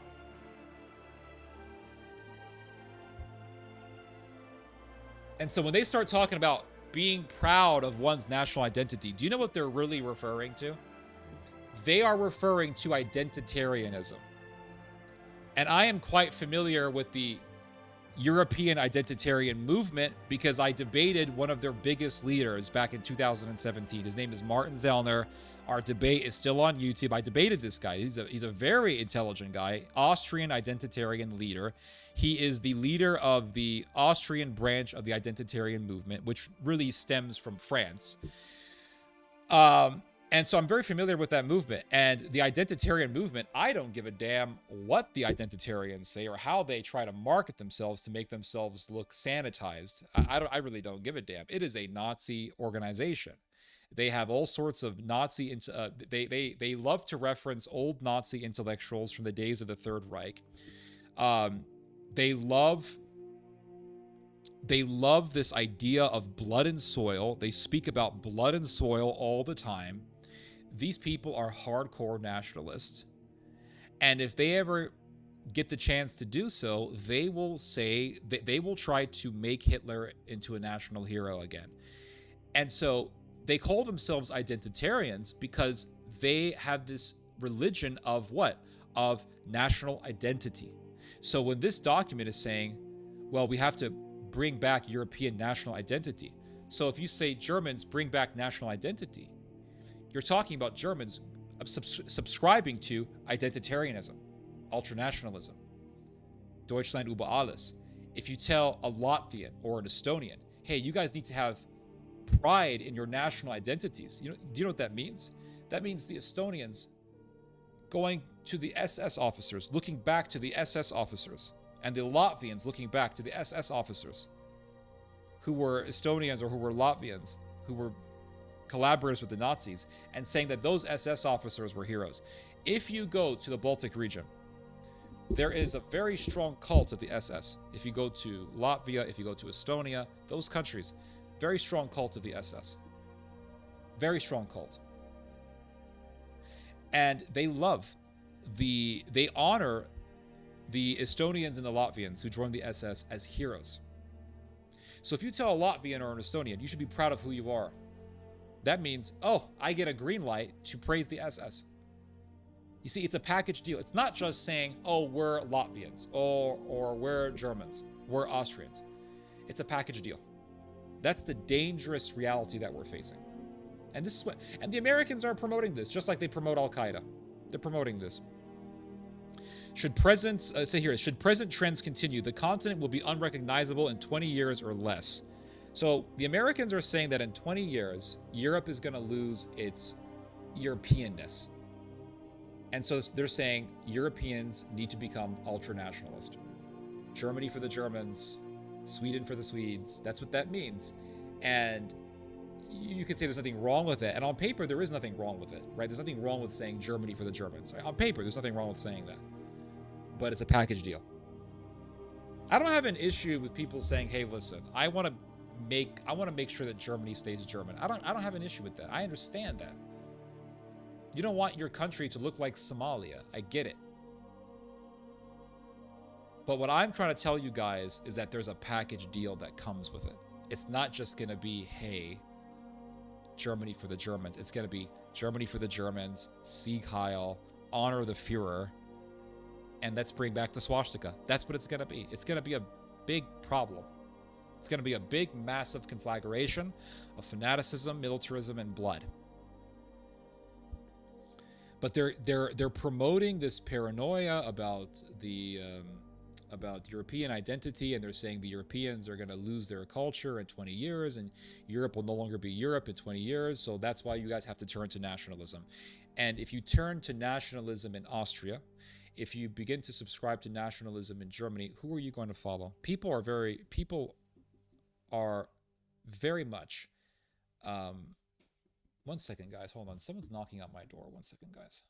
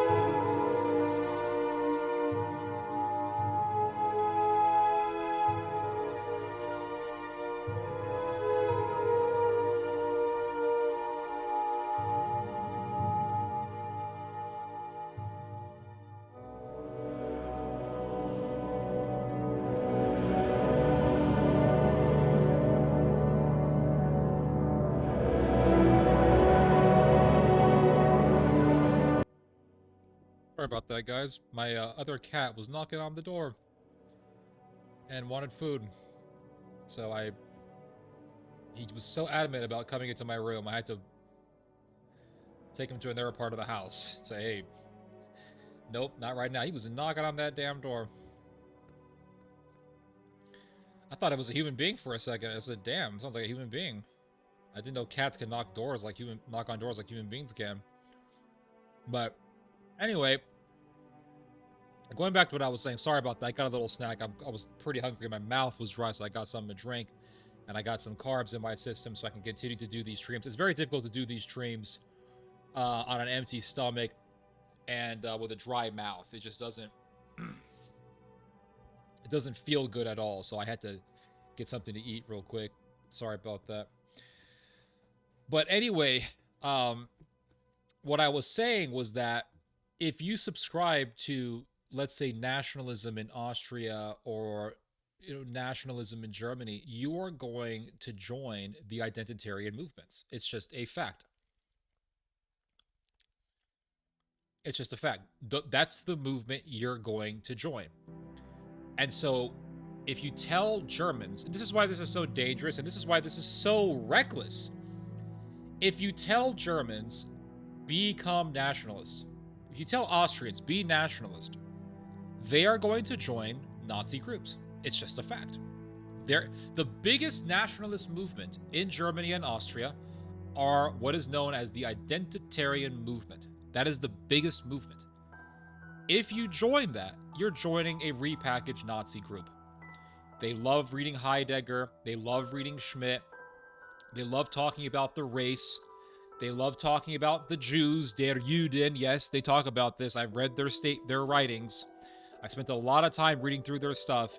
Martin Zellner writes about the Jews and how Germany has this obsession with Jews and how Jews... this whole obsession with the Holocaust is the ruin of Germany, etc. They love talking this way. They love Bjorn Höcke, who is a neo-Nazi politician in Germany, very popular one. So it's very dangerous. People have no idea how dangerous this is. If you tell Austrians or Germans, become nationalists, they're going to go to Martin Zellner. They're going to go to Bjorn Höcke. That's who they're going to go to. That's who they're going to go to. And who did Elon Musk support?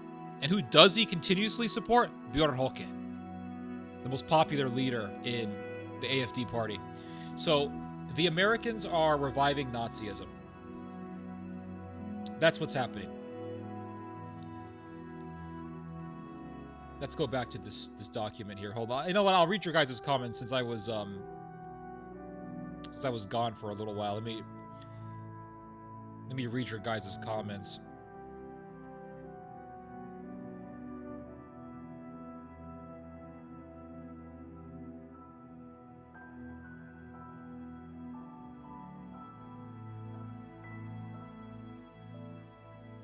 Let me see here. Hold on.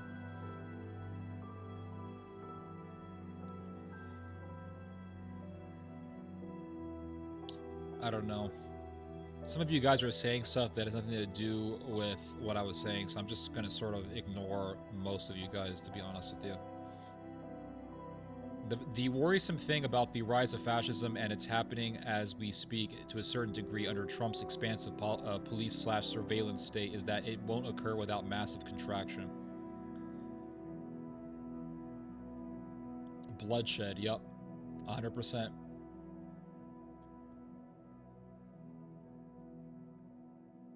Fascism rises in times of unrest and instability. Yep, that's correct. And something is going to happen in Europe that is going to be a catalyst for this revival in Nazism/ultranationalism.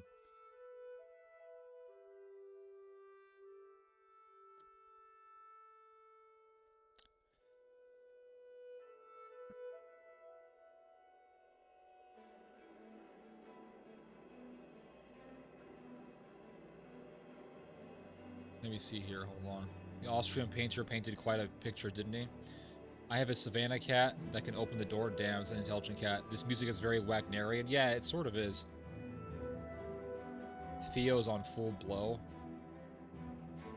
Full flow. I thought you said full blow. I was like, dude, what are you saying I'm sniffing coke?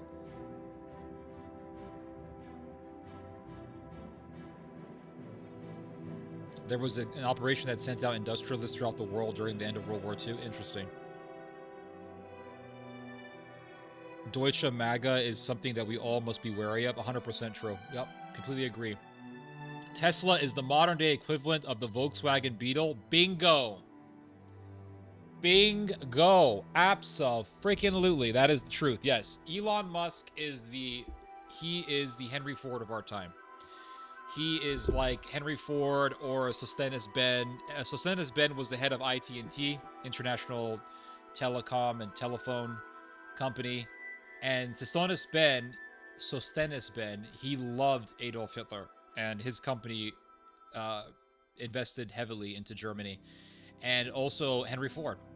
Henry Ford loved Adolf Hitler, big industrialist. And so here's Elon Musk, who's basically the Henry Ford of our time to a certain extent, and big industrialist, loves Germany, and wants to see German nationalism come back. I mean, when people say history repeats, I think we should definitely always remember that nugget of wisdom. History always repeats.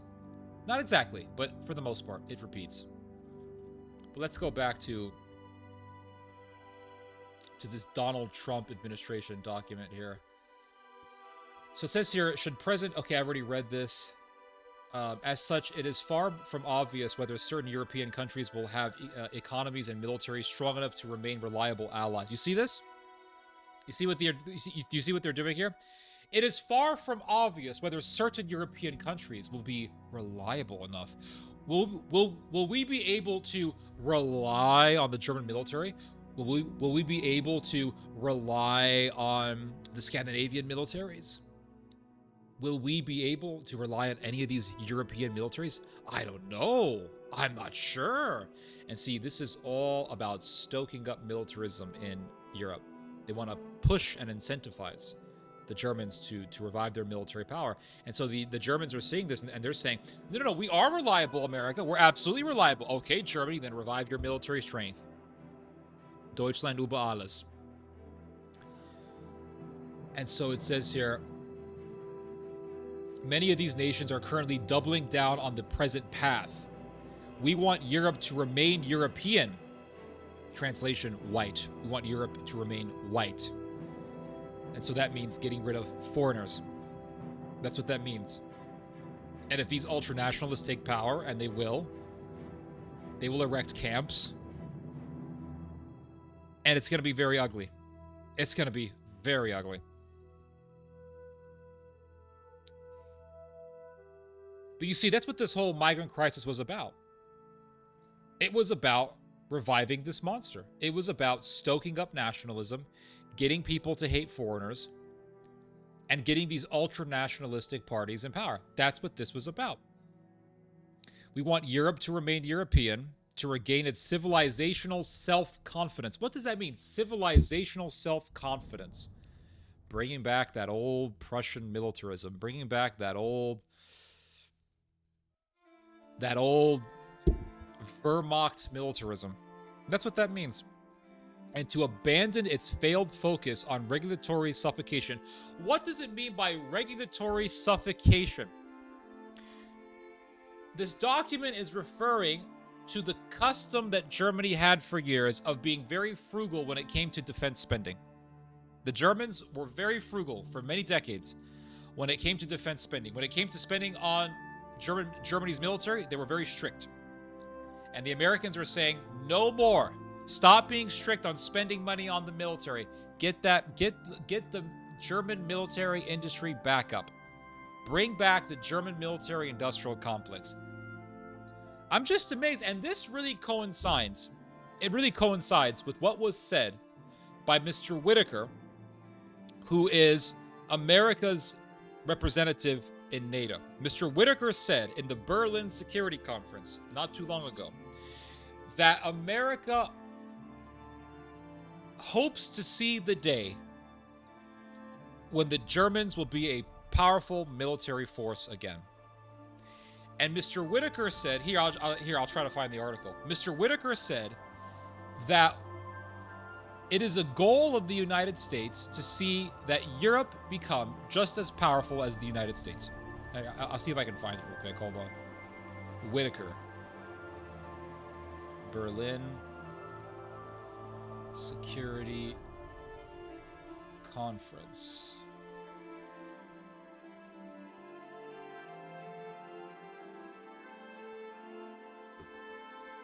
Here it is. I found it.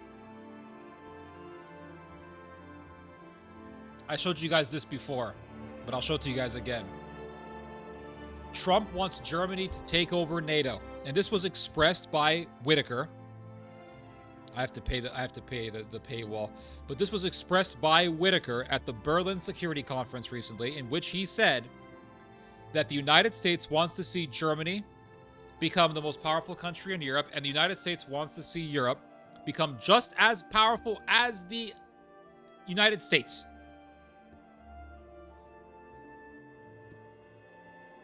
So this is the agenda. They're making it very obvious. This is the agenda to revive European nationalism. And you see all this stuff about wokeism and the SJW stuff. All of this is by design.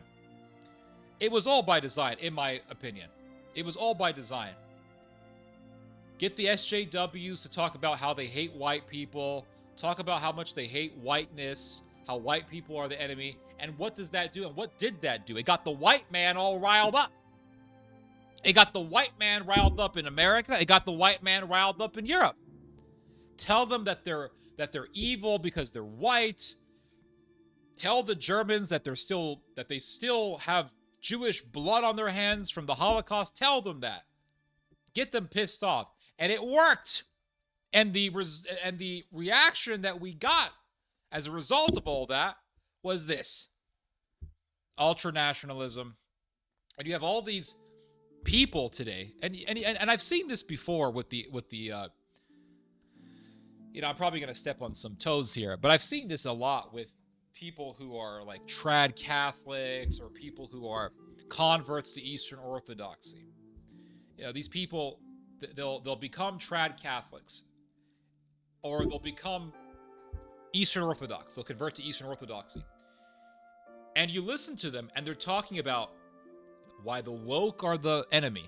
They're talking about why the SJWs are the enemy, and those are the bad guys. We got to go against those guys. It's the progressives. It's that. It's the anti-white people. Those are the real bad guys. And they're saying all this stuff.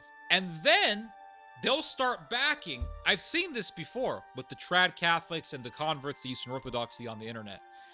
Then they'll start talking about why we have to support nationalism, because the woke guys, the wokies, are the bad ones. They're the arch nemesis, and so it's all about so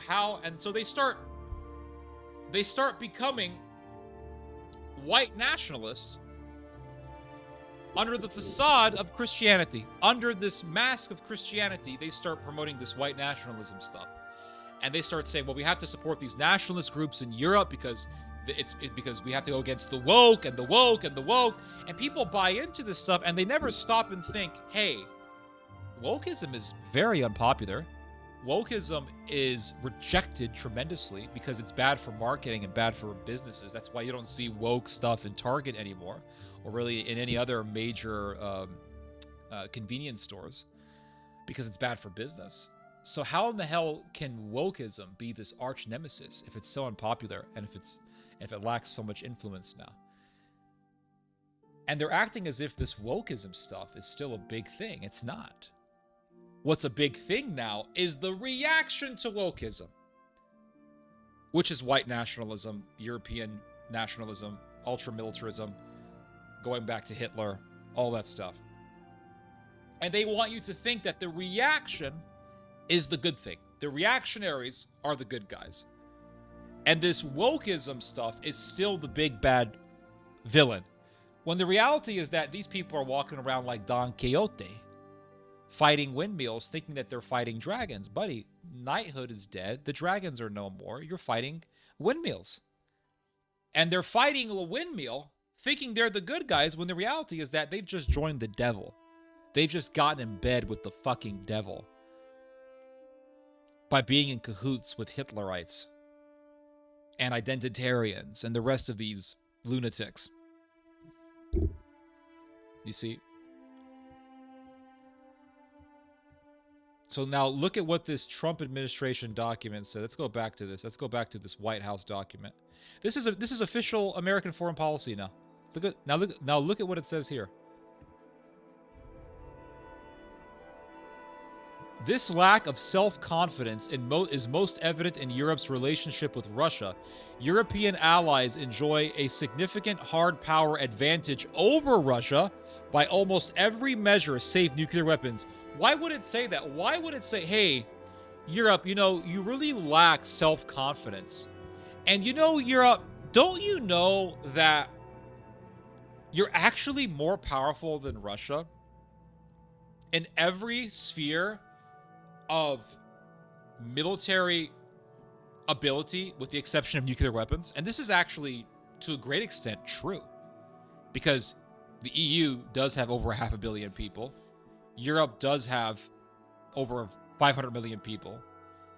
It does have more manpower than Russia. Europe, in a conventional war, the EU, in a conventional war, can defeat the Russians. After, of course, really advancing their military capabilities. But after that, the EU does have the ability of defeating the Russians in a conventional war. This is true. And so the Americans are saying, Europe, Mr.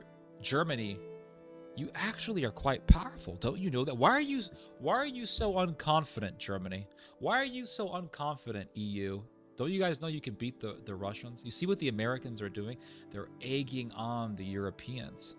They're getting the Europeans incentivized to return back to militarism so that they can use the Germans and their European auxiliaries as proxies against the Russians. The question is, what's going to happen when the Germans get so big that they're not going to see any need to even collaborate with the Americans, to even cooperate with the Americans? I mean, what's going to happen? Because the EU is the second biggest economy in the world. It's not China. Everyone says China. China is the second biggest single economy. But really, the second biggest economy on Earth is not China. It's the European Union. It's worth trillions upon trillions of dollars. It's massively wealthy. So once this German Leviathan rises up and you have this pan-European military force led by Germany, this Fourth Reich will have the ability to defeat Russia in a conventional war. And this is what the Americans are saying. They're saying, Europe, you have the capacity to become strong enough to defeat the Russians. And this is what the Americans want the Europeans to think, because they want the Europeans to rise up against the Russians. And so it says here, the Ukraine war has had the perverse effect of increasing Europe's, especially Germany's, external dependencies. What is it referring to? What external dependencies? Russian oil. That's what it's referring to. Russian oil, natural gas. So the Americans are saying, you Germans are dependent on Russian oil. In fact, this is what Donald Trump said during his first term. He said that Germany is a slave to Russia because Germany still buys Russian oil. So they want to get the Europeans off the Russian oil.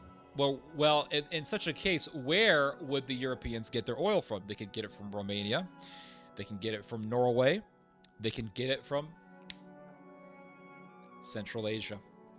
Central Asia is a massive concentration center for natural gas. It's one of the main gas centers of the globe. Central Asia, Kazakhstan, the stands really, Uzbekistan, these countries, they are massive, massive zones for natural gas. And what happened recently? Donald Trump supposedly brokered a ceasefire between the Armenians and the Azeris. And what was stipulated in that agreement that Donald Trump brokered? One of the specifics of this deal was that Armenia would essentially give up its border with Iran to the United States, to NATO, and allow NATO infrastructure to be built on the Armenian part of the border with Iran, right on Armenia's border with Iran. And the purpose of that, obviously, is to further isolate the Iranians. That's true. But also, remember, Turkey is a part of NATO. And Azerbaijan is an extension of Turkish power. And what the Americans got the Armenians to agree to was for a massive corridor to be built connecting Azerbaijan with Nakhchivan. So I'm just going to explain it to you guys real quick because I've done this a million times. But if you look at a map, you'll see Turkey is here, right? Turkey is here. Here is Nakhchivan. Nakhchivan is a part of Azerbaijan. So Azerbaijan has two parts that do not share a border. Kind of like how America and Alaska don't share a border, right? Even though Alaska is part of America. Nakhchivan is a part of Azerbaijan, but it does not share a contiguous border with Azerbaijan. So what the Azeris and the Turks want to do is they want to create a corridor that can connect Nakhchivan with Azerbaijan. The issue is that the land that lies between Azerbaijan and Nakhchivan is Armenia. And Armenia is a major enemy of both Azerbaijan and Turkey. Remember, Turkey genocided the Armenians, butchered 1 million Armenians.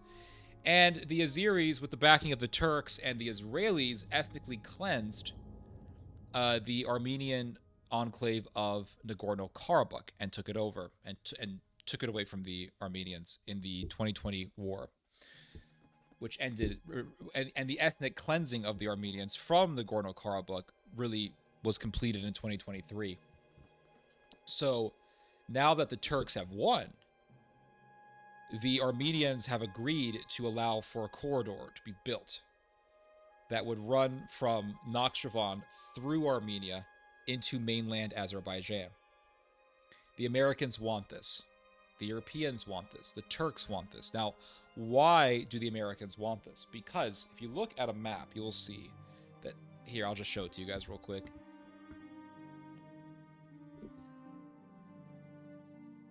Let me just see something here. Hold on.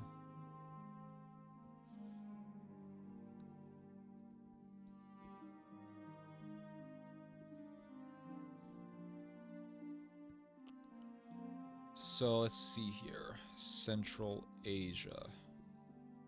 There we go. So if you look at a map, you will see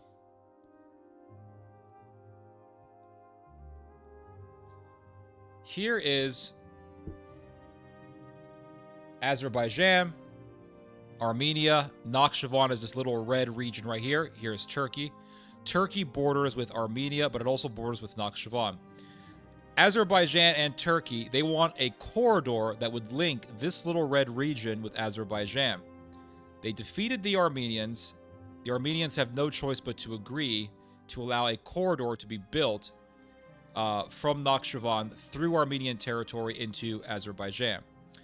This corridor will make importing natural gas from Central Asia a lot easier, because now these Central Asian countries can export their natural gas through the Caspian Sea, through Azerbaijan, through Armenia, through Nakhchivan, straight into Turkey, and Turkey is a major NATO ally. So the Europeans can then transport oil directly from oil and natural gas, that is, directly from NATO. Turkey is part of NATO, as opposed to importing oil from Central Asia through the Caspian Sea through Russia or through Georgia.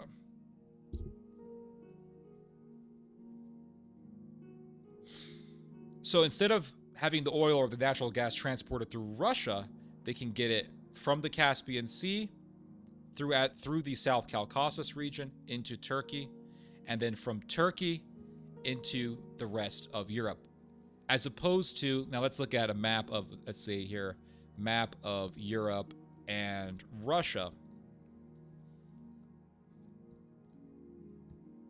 So if you look at a map here, let me see if you can make sure you guys can see it. Yeah. So if you look at a map here, this is perfect. You'll see here's the Caspian Sea. Central Asia's over here. If you get the oil through Russia, you would have to go through the Black Sea. And the Black Sea is partially controlled by Russia. But with this corridor through Armenia, you can just get the oil and the natural gas through the Caspian into Azerbaijan, directly into a NATO territory, Turkey. And then from there, directly into mainland Europe. So this is a much better deal. This weakens the Russians, and it makes it much more convenient for the Germans and the other Europeans to import tons of natural gas from Central Asia and tons of oil, as opposed to getting those energy resources from the Russians. So this is in the agenda. This is the plan, or at least one of the plans that the Germans have to cut themselves off from being energy dependent on the Russians.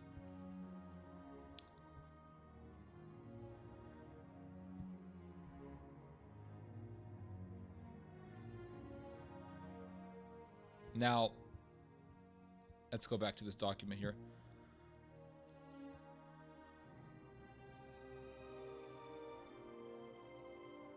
Let's see here.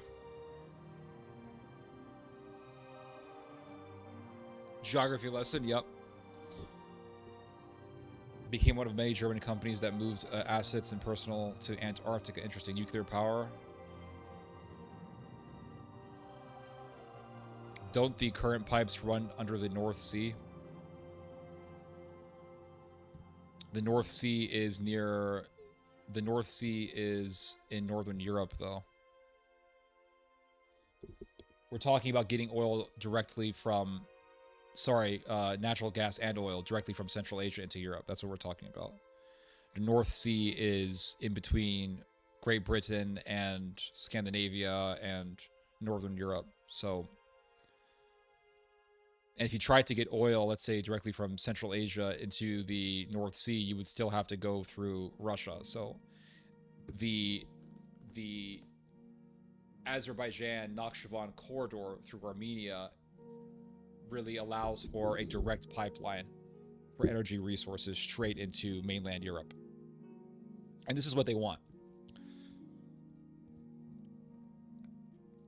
As far as humans are concerned, the presence in... Okay, you guys are talking about something else. So the Caspian pipeline that circumvents Iran and Russia. Exactly. The stand countries. Yup. ITT, through its subsidiary C. Lorenz AG, owned 25% of Focke-Wulf, the German aircraft manufacturer. That's correct, yep. Yeah, and Anthony Sutton documents this in his book on how Wall Street backed the Nazis. Sounds like Don Quixote being used as a metaphor for the U.S. State Department's pawns. Yep, exactly. Problem, reaction, solution equals tyranny. Absolutely. That's always been the strategy. What's an SJW? SJW, social justice warrior. It's basically the precursor to wokeism.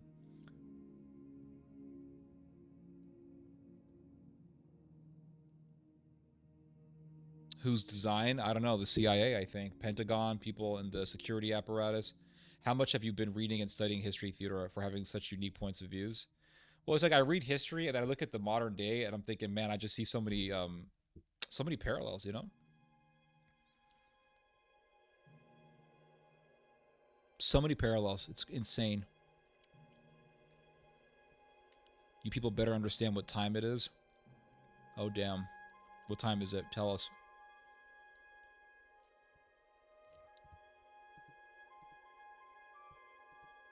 Now let's go back to this.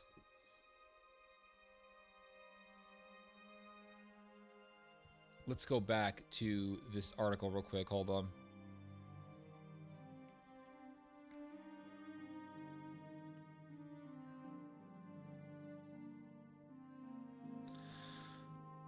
Let's see here.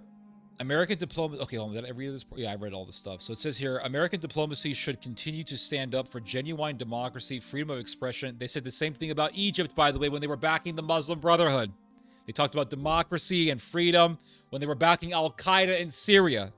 So now they're talking about democracy and freedom when talking about backing Nazis in Europe. It's the same thing. People fall for this, but I see right through it.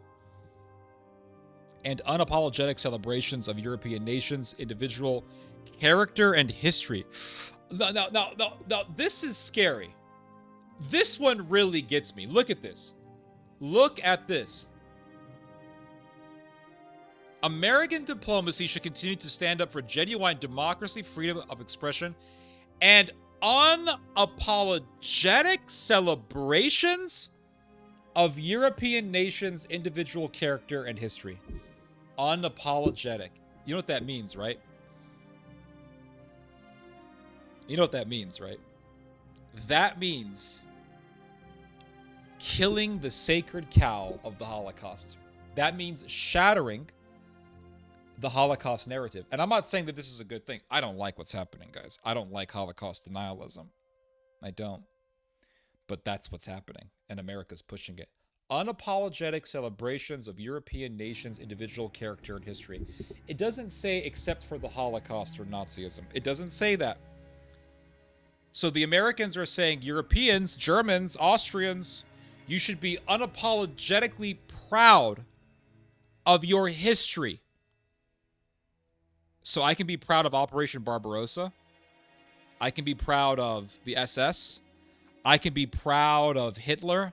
I can see Hitler as a great war hero and as a great fighter against the evils of Bolshevism. Really? I can do that? Oh, yes. America has given the green light. America has given the green light to this cultural trend, or to this recent trend, I should say, of becoming proud of Nazi history. Here we go. America encourages its political allies in Europe to promote this revival of spirit. Hello! America encourages its political allies in Europe. Who are America's political allies in Europe? Who did J.D. Vance support when he was in the Munich Security Conference? Who does Elon Musk support in Germany and in Austria? The ultranationalists, the identitarians, the AfD. And the American government is now saying, we encourage these groups, our political allies in Europe, to promote this revival of spirit.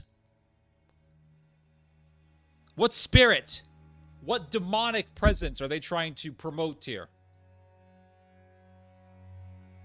They're promoting what Bjorn Holke wants. What did Bjorn Holke speak of years ago? He said, the time has come when we must have here in Germany a complete and total 180-degree shift away from the Holocaust narrative. This is what Bjorn Holke said. A 180-degree shift from the Holocaust narrative. And he pointed to a Holocaust memorial in Berlin, and he said it's because he said this damn policy of remembering the Holocaust has been our downfall, has weakened us, has made us into a defeated people. So they're going to take this ideology as a foundation for this revival of nationalism. And the Americans are saying, do it. Go ahead. You see, this is what I've been warning you guys about for years. I talked about this before in prior videos. I talked about this. It's really surreal what's happening. This is happening.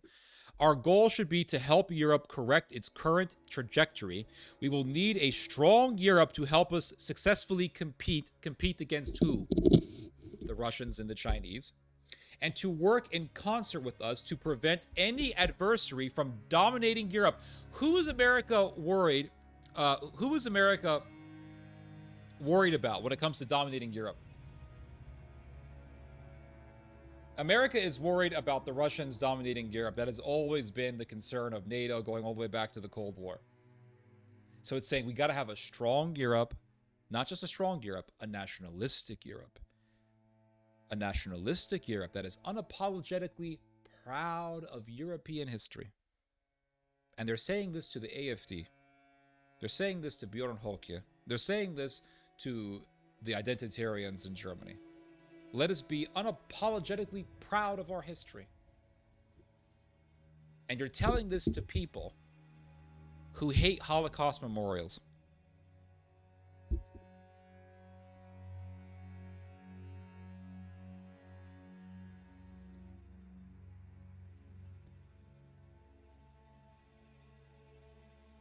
We want to work with aligned countries that want to restore their former. Look at this, look at this, look at this, look at this. We, America, want to work with aligned countries that want to restore their former greatness. It's like they're not even hiding it. They're out in the open about it. They want to align with countries that want to restore their former greatness. Which countries that are aligned with America want to restore their former greatness? The Turks want to restore the Ottoman Empire. And the Germans want to restore the Reich. And the Americans did the Arab Spring to overthrow the secular dictatorships so as to enable Turkey to rise as a power in the Middle East. And that's exactly what happened, because they removed Bashar al-Assad, and that enabled Turkey to take over Syria. They removed Gaddafi, and that enabled Turkey to take over Libya. That now you have thousands of soldiers in Libya, and you have a massive Turkish naval presence in the Mediterranean. And they did the Euro Spring in Ukraine, and now they're commencing more of this Euro Spring in the rest of Europe to revive German power, so they can use the Germans against the Russians. You see, it's a what's the term? It's a pattern. That's what's happening. It's a total pattern, and it's very predictable. But they're saying, restore your former greatness. Define former greatness. Former greatness could mean the Third Reich. Former greatness could mean the Second Reich. Either way, you're talking about German imperialism in Europe. That's what you're talking about. And even if you restore the Second Reich, what did the Second Reich become eventually? It became Weimar. And then from there, it became the Third Reich. So no matter how you look at this formula, no matter how you look at this strategy, the Americans are really bringing back the German Leviathan. That's what's happening. Over the long term, it is more than plausible that within a few decades at the latest, certain NATO members will become majority non-European. Again, get the white man riled up. As such, it is an open question whether they will view their place in the world or their alliance with the United States in the same way as those who signed the NATO Charter. Our broad policy for Europe should prioritize enabling Europe to stand on its own feet, make a massive pan-European powerhouse led by the Germans. The Americans are saying this explicitly. They're saying this explicitly. They're telling the Germans, restore your former glory. Be unapologetically proud of your history. Become militarily sovereign. Rise up on your own feet and become so powerful militarily that you will not need American help. This is the fucking Fourth Reich. What else could this be? What else are they describing here? Imagine a massive European power led by Germany with integrated military forces. What is that? That's the Fourth Reich. That's the next Holy Roman Empire. That's the Habsburgs. Cultivating resistance to Europe's current trajectory within European nations. Okay. You see? So that's it. That's the document. I mean, the Americans are making this so obvious now. And you know, as time goes on, they're just going to make themselves more and more obvious. They're going to make their interests, their demands, their agenda more and more obvious and clear. They're just getting more obvious. Last year, they weren't talking like this. Last year, the White House was not talking like this. They weren't. Now they're talking like this. Now they're saying, restore. I mean, imagine going to Germany. Restore your local power. Restore your old power, Germany. Restore your old, your former greatness. I mean, look at the words that it uses. Look at this.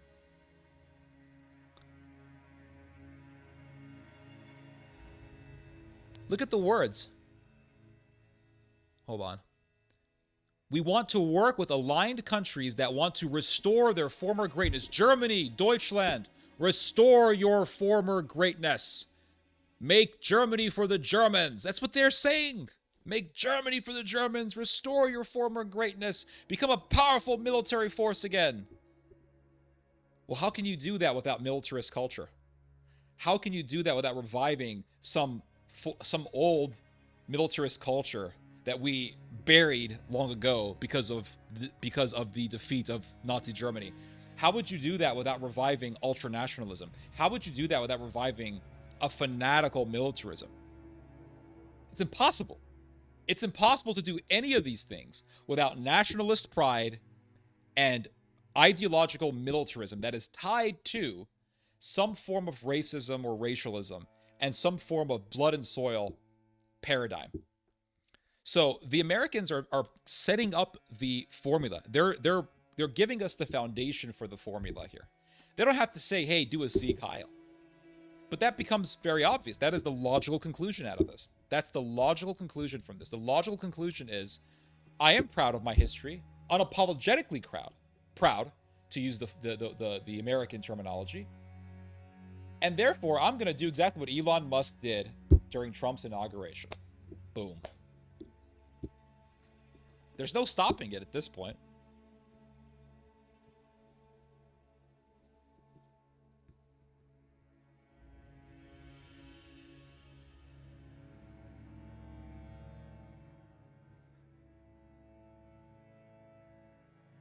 I'll read your guys' comments, hold up.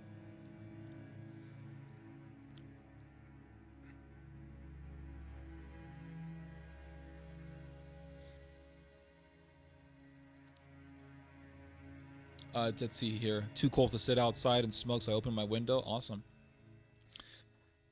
Clever comparison to Don Quixote. Appreciate that, sir. Sounds like Don Quixote. Yep. Focke Wulf, an innovator in the aviation industry, became one of many German companies that moved assets and personnel to Antarctica. Geography lesson. Yep. Let's see here. Nuclear power. Let's see. Germany will eventually become a nuclear armed country. That's inevitable. It has to if it's going to become a major power. See here. Jews are not the enemy. They are sold to the financial machine like any other. Tolkien talked about this machine, the military-industrial complex, and what the Eye of Sauron is related to. So the Eye of Sauron is the military-industrial complex. That's fascinating. I didn't know that. I didn't know Lord of the Rings had some sort of a geopolitical message to it. That's very interesting. I know that Tolkien hated Nazism, which is great. Because a lot of people like to use the Lord of the Rings as propaganda for racialist ideology. Kennedy's 1963 effort to end the Cold War, cooperate with USSR on joint space missions, and share classified UFO files with the Soviets created a final showdown with MJ-112.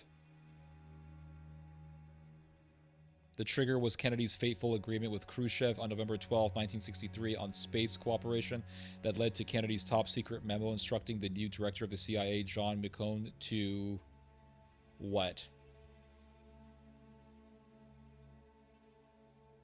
Henry Ford was quoted in Mein Kampf. Yeah, I didn't know that, to be honest with you. I did not know that, but I do know that Hitler and Ford admired each other. The Holocaust is a reference point and used as an example of World War II genocide and as an object lesson to remember the indifference that led to the genocides of many people. That's correct. Yep.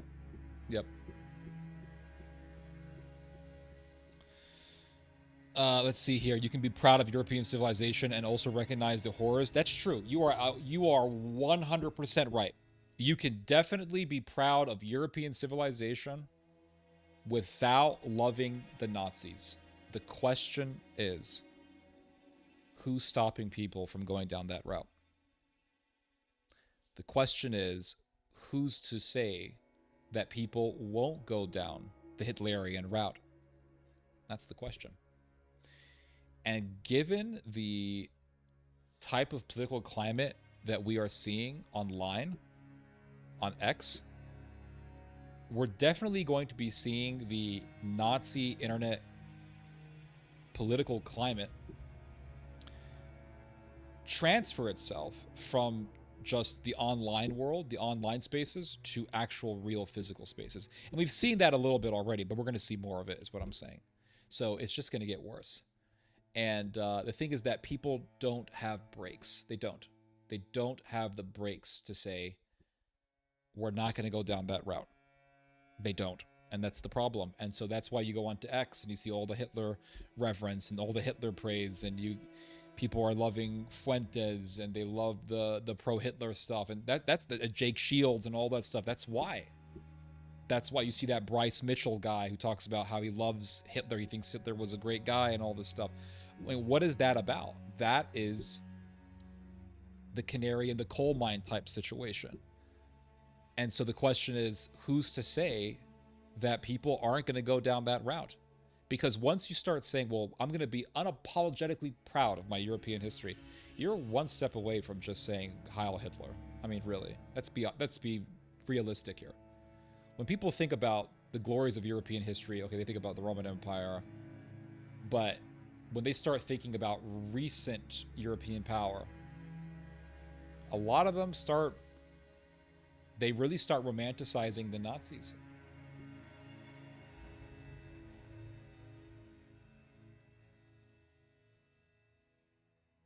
Let's see here. Frankist power. I don't want to see Germany rise to power. Let's see here. Germany is already in power. It's already the economic power of Europe, but it's going to get bigger. It's going to become the military power of Europe. Return to Europa. Well, it's like what I read years ago when I read this book on the 30 Years. There was a great book that I read years ago. It was by a guy named his last name was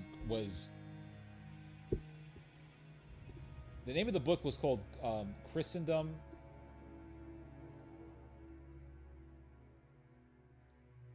I think it was called Christendom Dying. No.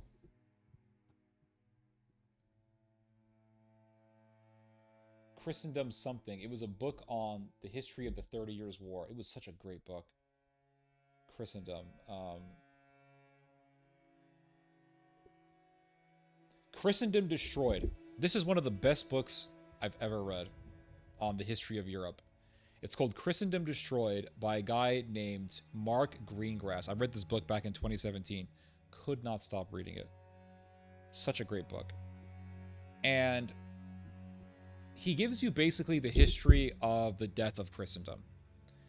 And he said in the beginning of the book, in the introduction to the book, he says that if you don't have Christendom, if you remove Christendom, what you end up with is Europa. So there's two concepts that are opposed to each other. There's Christendom, and then there's Europa. If you remove Christendom, and by that I mean if you remove the Christian culture, if you remove Europe's connection to the church, if you remove Christian influence on the government, if you remove all that stuff, if you remove the Christian identity of Europe, then what you end up with is Europa. And Europa is the idea of all these individual European countries, and they all have their European identities, and they're proud of their European identities, and then what you end up with is, well, you end up with a country becoming the most powerful and establishing empire, and there is no Christian religion to temper that power hungriness, and you end up with the Third Reich. That's the problem, you see. The thing is that if people were Christian and they had that Christian influence, and they said, we can be proud of we can appreciate, I don't like using the word proud, it sounds a little weird, but they can say, we can appreciate our Christian heritage, our European history, but we're not going to appreciate nor romanticize the Nazis. And that Christian influence would be there to prevent that from happening. But the thing is that a lot of people are getting into neo-paganism, a lot of people are getting into this nationalistic way of thinking, tribalism, and so when you tell them to be, you see, this is how I know, the Americans know damn well what they're doing when they tell Europeans to be unapologetically proud of European history. You're not talking to people who are really Christian. You're talking to people who are atheistic, who are neo-pagans, who are Darwinistic, who are nationalistic, and you tell them to be unapologetically proud, they're going to go to Hitler. That's just that's the reality. You have to be real. We have to be realistic. We have to be realistic. You go online and you see what people are saying, the rhetoric, the pro-Hitler stuff. You're like, okay. You tell people to be unapologetically proud. You know exactly the route they're going to take. It's very obvious. Very obvious what's happening. Let me see your comments here. Hold on a second. I feel like America and France could replace the special relationship we used to have with the UK. Interesting. How long do you think before Israel is over? That's a good question. I think by the 2030s or 40s, Israel's going to be done. That's what I believe. I think by either one of those decades, by the 2030s or the 2040s, maybe late 30s or maybe in the 40s, I think Israel's going to be just done. It's going to be done. Blessings, Theo. Time to bearing out the old tobacco pipe. Yeah, you're right, Jose. You're absolutely right. I can't figure out if you are based or not. What do you mean? Sauron is like the financial debt speculation valuation machine that has to come conquer the world. I see. Interesting.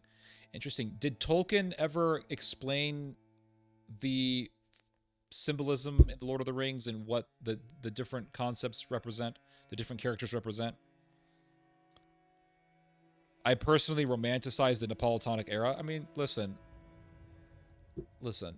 I romanticize the Middle Ages to some extent. I do. But I'm also realistic to understand that we're dealing with a political climate that is prime for extremism. That's ripe for being harvested by the hands of fanatics and political opportunists. And so when people start getting into this, proud European stuff, I mean, I know where that's headed. I think Johann Sebastian Bach is the first metalhead. Right on, man. I love Bach. Great musician. Napoleon and the whole complex of generals around him were so colorful and dramatic. Interesting. European nationalism and Christianity. The thing is that what type of... See, that's another problem, though. You can have patriotism, but the idea of nationalism is different. There's a difference between nationalism and patriotism. Patriotism is I am proud of my country, and I want to serve my country, but for good purposes, for righteous purposes. Nationalism is I basically revere my country no matter what, and I don't give a damn if my country is slaughtering your people. Your people deserve it. So what's happening in Israel is nationalism, right? What's happening in Gaza is the effect of Jewish nationalism. That's what it is. And so we have to be very careful. Remember, the Catholics in Lebanon are very nationalistic. The Maronites, they're called Maronites, Lebanese Catholics. And in the 1980s, the Maronites did a whole-scale massacre of the Palestinians. They killed thousands of people within a matter of days, and they identified as nationalists. There's an even bigger example of what I'm talking about. You can look to, let's say, the Ustasha or the Ustasha in the Balkans. I mean, the Ustasha were Catholics and they were nationalists, and they proceeded to butcher nearly 1 million people, mainly Serbs, but they also murdered Jews and Gypsies and other Croatians who disagreed with them. And they were Christian nationalists. So we have to be very, very careful. Very careful, because we are dealing with crazy people. There's nothing wrong with patriotism, and I'm glad that you clarified yourself. Mr. What's your name? Magnanimous. I'm happy that you clarified yourself, but I'm just gonna, I can't emphasize enough that we have to be very careful about the route that we take, especially in the climate that we live in, where people are just getting more and more sucked into this fanatical loop. Be it on the left and the right, it doesn't matter. I mean, both sides are getting sucked into fanaticism. You have people on the left who are praising the murder of Jews because of what's happening in Gaza, and you have people on the right doing the same thing. They're both doing the same damn thing, and if we are to follow either one of their paths, the results would be the same. It'll be mass death. This is bottom line.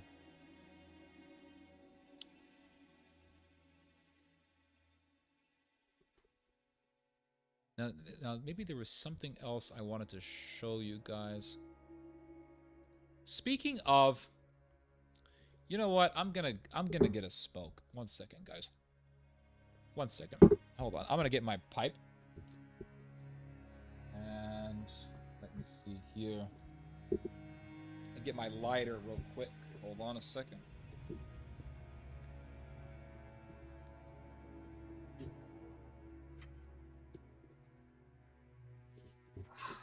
Got my lighter, and I have my beautiful Peterson pipe, and I have my Byzantium tobacco, which Mr. Sweet sent me as a gift, which I greatly appreciate because it's an excellent tobacco. Amazing tobacco. Amazing tobacco. I'm just gonna scrape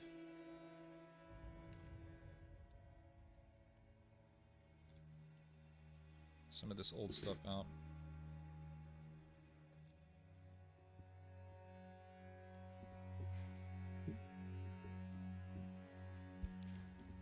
Let's see here, guys. Let's stuff a bowl up. Fill in a bowl of tobacco. And let's smoke it. And enjoy our Friday evening here. I got the Elden Ring music playing in the background, which is amazing stuff. Always amazing stuff.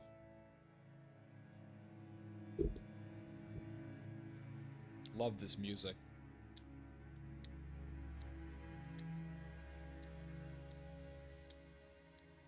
What do you know? Damn thing's out of fuel. Hold on a second, guys.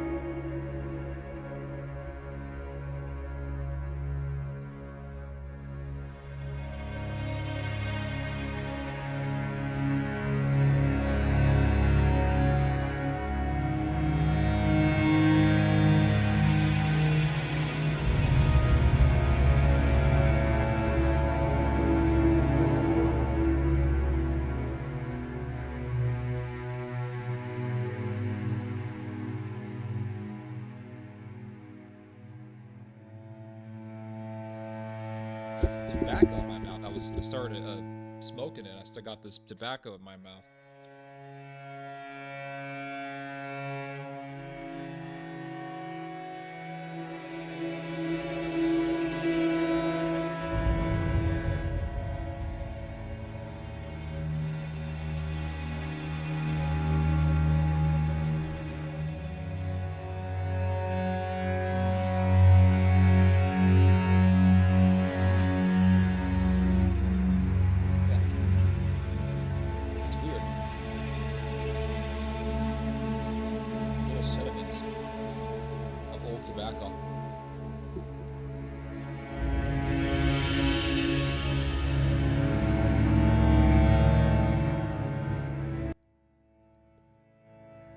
Let's see here.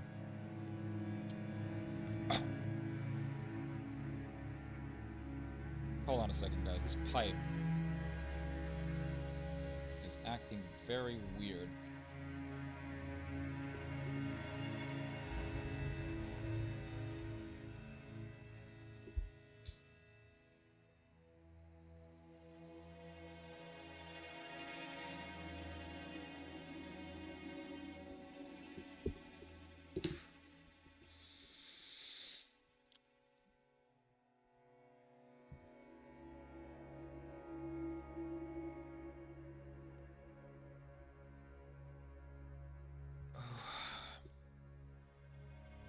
The Lord of the Rings isn't allegorical, but it's basically a Christianized pagan fairy tale.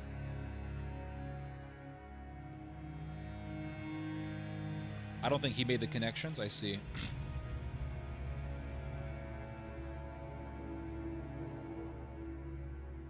UK is dying. Hold on a second, guys.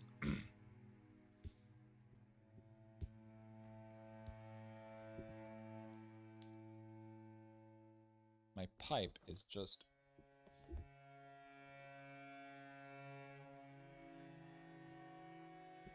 just dirty for some reason.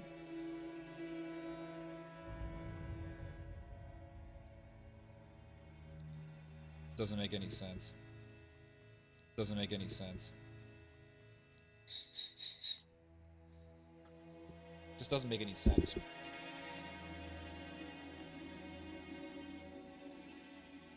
I don't trust him, but so what exactly does he say? He says that Jews are going to run the world? Is that what he says?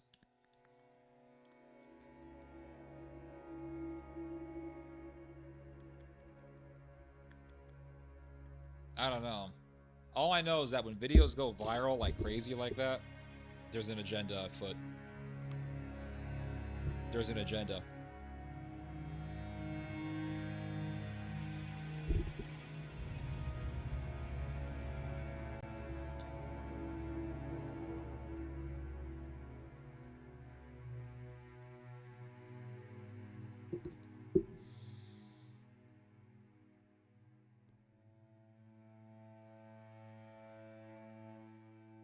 Do you think that if that hegemon emerges, will it be short-lived?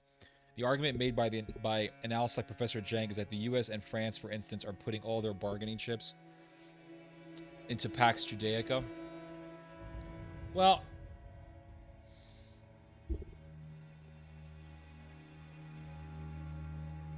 it's interesting that you bring this up, because I was reading something. I was reading something last night about Khazaria. See, before the state of Israel, you had Khazaria. And Khazaria was a Jewish empire. People don't talk about it a lot because they say, you know, if you bring up the fact of Khazaria, oh, you must be an anti-Semite and all this stuff. It's bullshit. But there is something called, in history, called Khazaria. Khazaria was a massively powerful Jewish power in basically southern Russia and the Caucasus region. In fact, let's see if I can pull it up here on a map. Right here. Here is, I was reading a little bit of this last night. Here is Khazaria. Okay, now, what happened was the Romans, hold on a second, got tobacco in my mouth.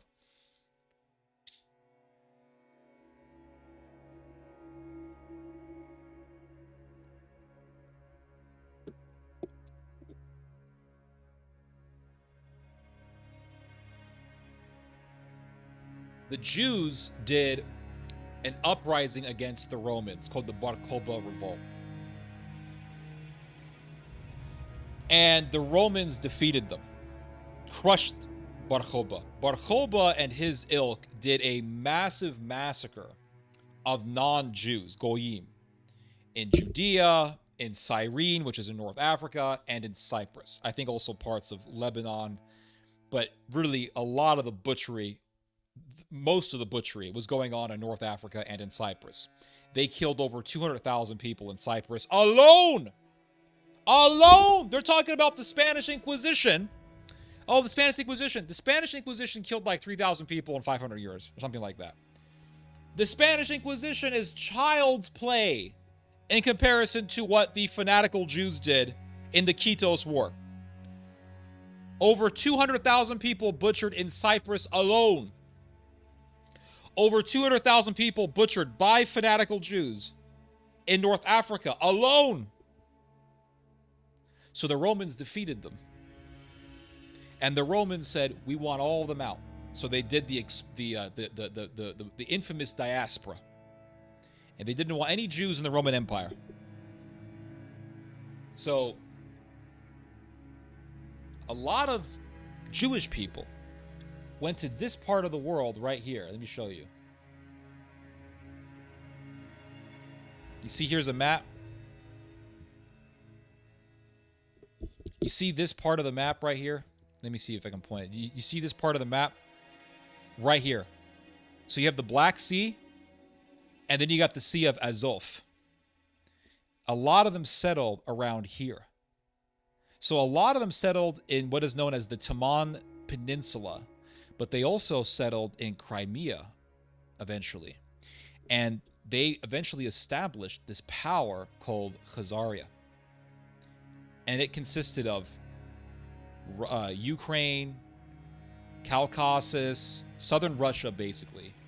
And it had all this, it had tremendous power around the Black Sea and around the Caspian Sea. And the thing is that the Khazarians initially were seen as a benefit to the Byzantine Empire. So the Byzantine Empire, because if you look at Khazaria on a map, it's basically southern Russia, the Caucasus area, Crimea, that area. So, and then if you look at where Byzantium was headquartered, it was headquartered in modern-day Turkey, Anatolia, Constantinople, etc. So Byzantium wants to, let's see, hold on, let me see if I can pull out a map here, a better map here. Hold on a second, let me get a smoke.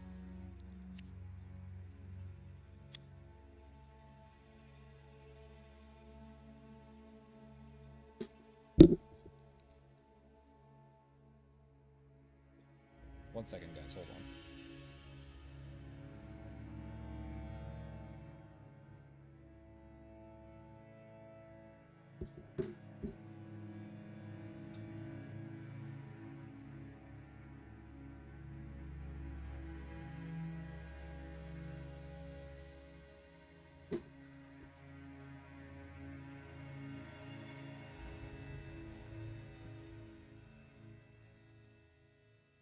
Right here. All right, hold on.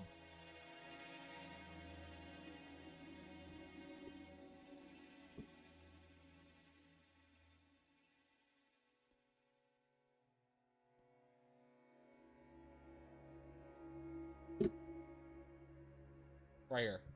Okay. Here is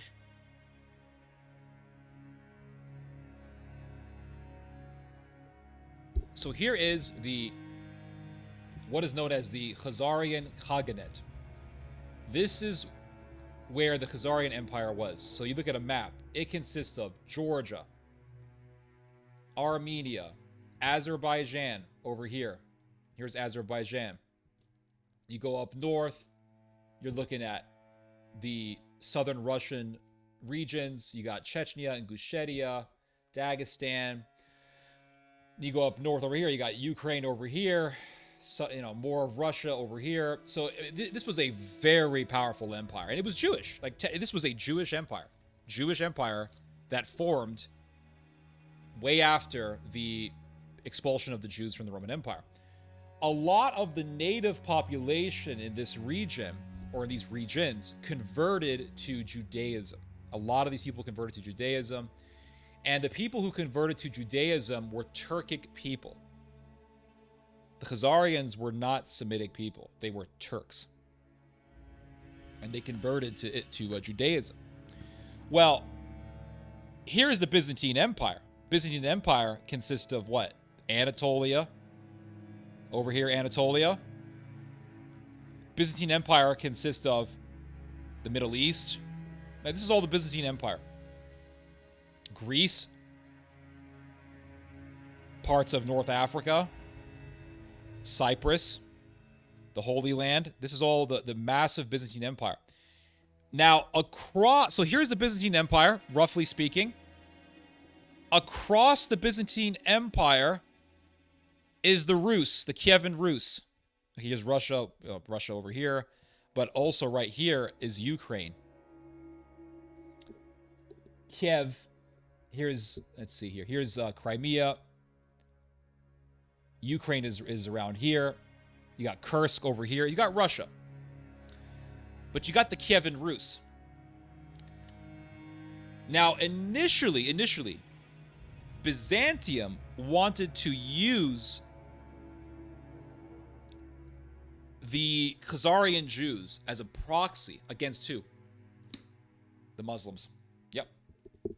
The Byzantines initially thought, the Eastern Orthodox Byzantine Empire initially believed that they could use the Khazarians as a proxy against the Muslims, against the Arabs, because the Arabs were competing for trade routes with the Khazarians, and against the Sassanid Persians in Iran.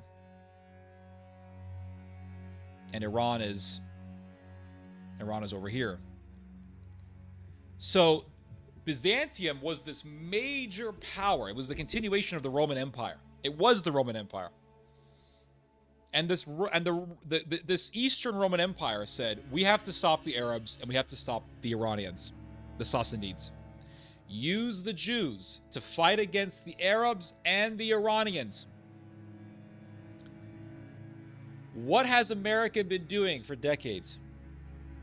Using Israel, which is the current day Jewish state, just like Khazaria was the Jewish state of its time, using Israel as a proxy against the Iranians. History does not repeat exactly, but it sure as hell rhymes. But here's the thing. There was another great power that the Byzantines wanted to deepen ties with, and that was the Russians. The Byzantines wanted to better ties with the Russians. At this point, the Russians were still pagans. They were not Christian. They were worshiping whatever their gods were. Perun. They were worshiping Perun. And so the Byzantines said, we can better relations with the Russians. But here's the problem. In order for us to get to Russia, to get to the Russians, we have to go through these guys, the Khazarians. And if you try to, you see, the Khazarians had so much power over the trade routes that if you tried to export your goods through the Black Sea or through the Caspian, the Khazarians would charge you 10% for any goods that you wanted to transport through their territory, through their maritime territories. So basically there was a 10% tariff on everything. And the Byzantines hated this. They wanted to remove this obstacle. So they said, in order for us to better relations with the Russians and to spread Christianity to the Russians, we have to destroy Khazaria. This is what the Byzantines concluded. So what the Byzantines began to do was they worked with an Indo-European or an Indo-Iranian group of people called the Alans. The Alans were a European, kind of an Indo-Iranian race, or a Euro-Iranian race. They spoke an Iranian language, if I'm not mistaken. And they were great warriors, very fierce people. And the Byzantines used the Alans to attack Khazaria, to weaken Khazarian power. But eventually what happened was the Russians, Kievan Rus, crushed Khazaria, and Khazaria was destroyed, and there was no more Khazaria after that. And this was in the 900s, late 900s that this happened. So it makes you wonder, looking at the history of Khazaria, what lies for the history of Israel. The United States, you could say, is like Byzantium. It's the Roman Empire. And just as Byzantium used the Khazarians to fight against the Iranians, the Americans have been using Israel to fight against the Iranians. But the Byzantines wanted to better relations with the Russians. And to do that, they needed to weaken Khazaria. And ultimately, Russia destroys Khazaria. And so America is talking about what? They're talking about bettering relations with the world. They're talking about not wanting to lose the world. Remember what Donald Trump said in his interview with Time Magazine.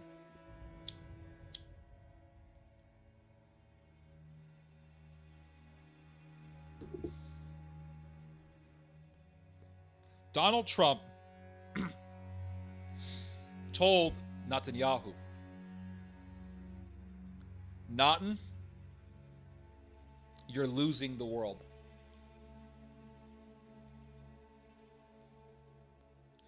And you cannot lose the world. You will lose if you try to fight the whole world. The whole world is going against you, Natan. And so what does that reflect? It reflects a strong, growing sentiment within the US government, within the Pentagon, that basically says if we are going to maintain the popularity for the American empire, if America is going to maintain its global popular image, we have to get rid of Israel. In other words, if we're going to continue to deepen ties with the Arabs, possibly the Iranians in the future, we're going to have to get rid of this thing called Israel. This modern day Khazaria, so to speak. Because America as a global empire does not want to lose the world because of some flag-waving evangelicals who worship Israel. They just don't give a shit. And the world hates Israel because of the genocide, the Gaza Holocaust that Israel has been doing. And the genocide is still going on. It didn't stop. It just sort of lessened in intensity. But they're killing people every single day in Gaza. I mean, they're sniping kids. It's just horrible. Horrible. And so the whole world hates Israel.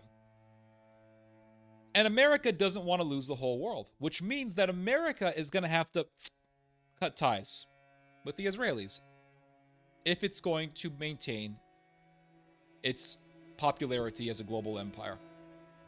Because the whole world hates Israel.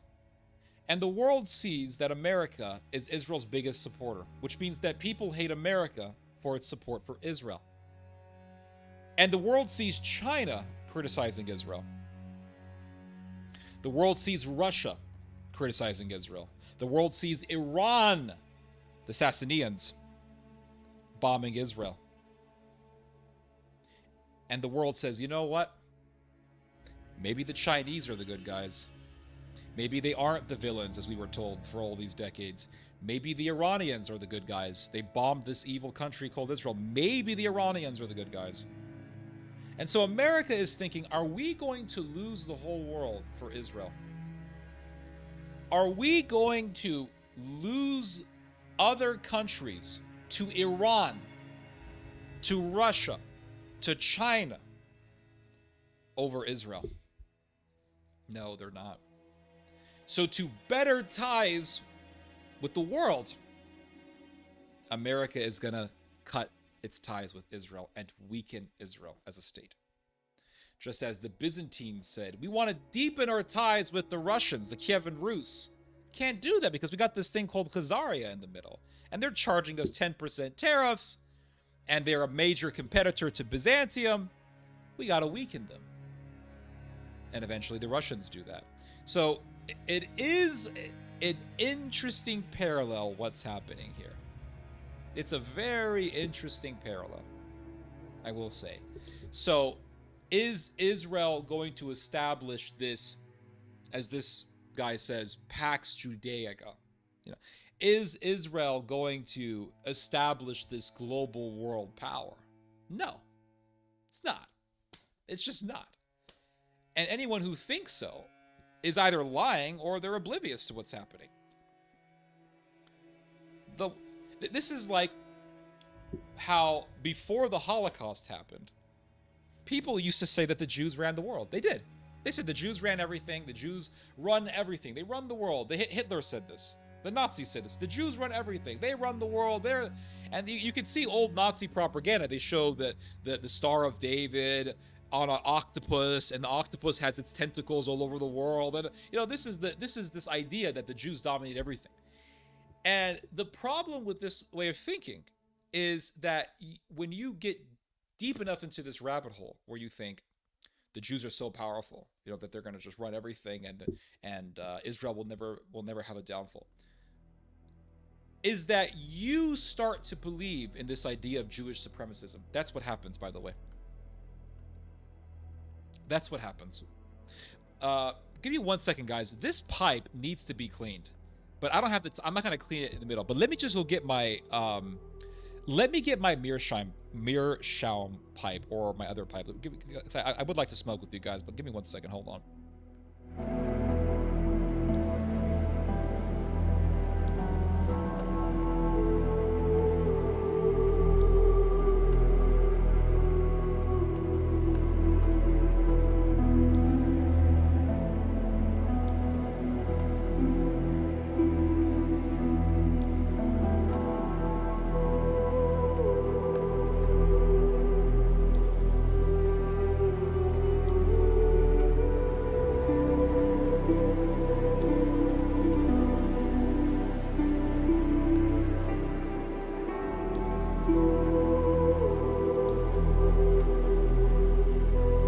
I forgot to clean my Peterson pipe. Shame on me. But this is my Meerschaum pipe.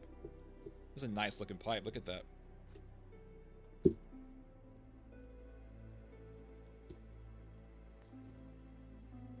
gonna pack this one up.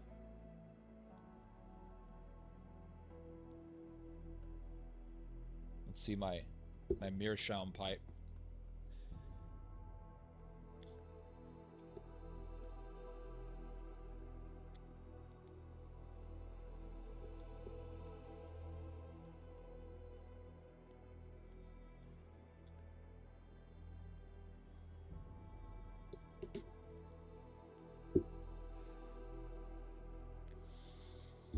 So,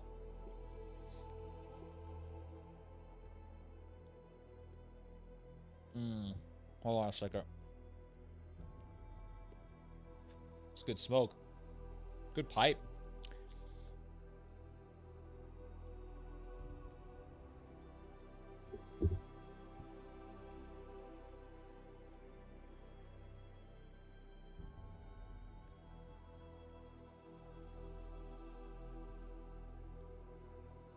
So,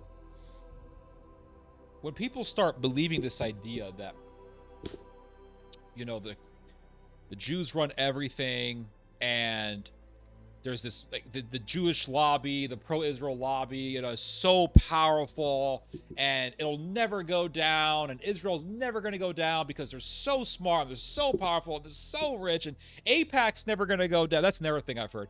AIPAC's never going to go down. It's just going to masquerade itself as a different organization, and it'll continue to fund our politicians. It's never going to go down. Israel's never going to go down. Israel's going to run the whole world. Blah, blah, blah, blah. If you believe that, and if that's your mentality, guess what you believe in? Guess what you believe in?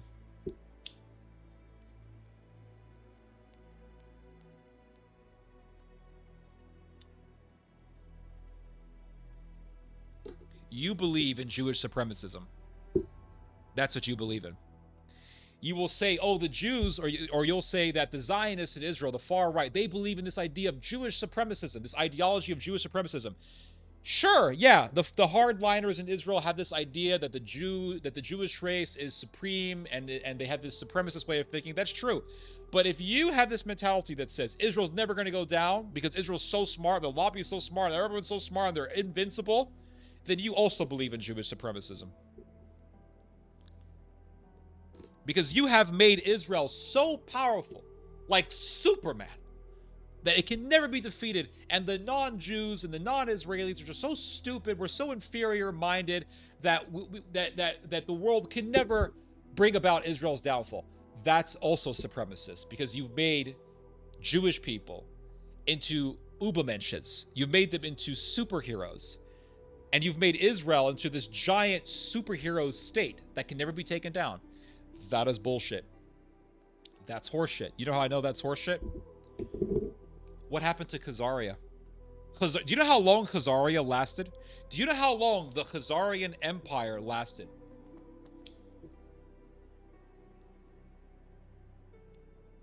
It lasted about 200 years. It lasted around 200 years. That's a long time. I mean, a lot of generations are dead in 200 years. So people were probably thinking, that Khazaria, man, it can never be defeated. The Alans are attacking them. The Byzantine Empire can't take them down. Man, they ain't going down. Guess what happened? The Russians defeated them. They got taken out. What happened? There was the Second Temple Institute. Second Temple in the time of Christ.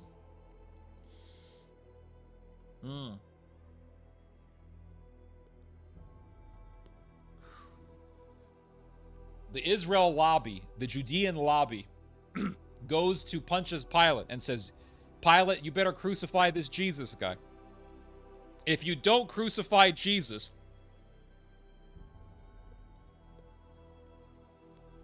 we're going to deem you to be an enemy of Rome and an enemy of the Caesar.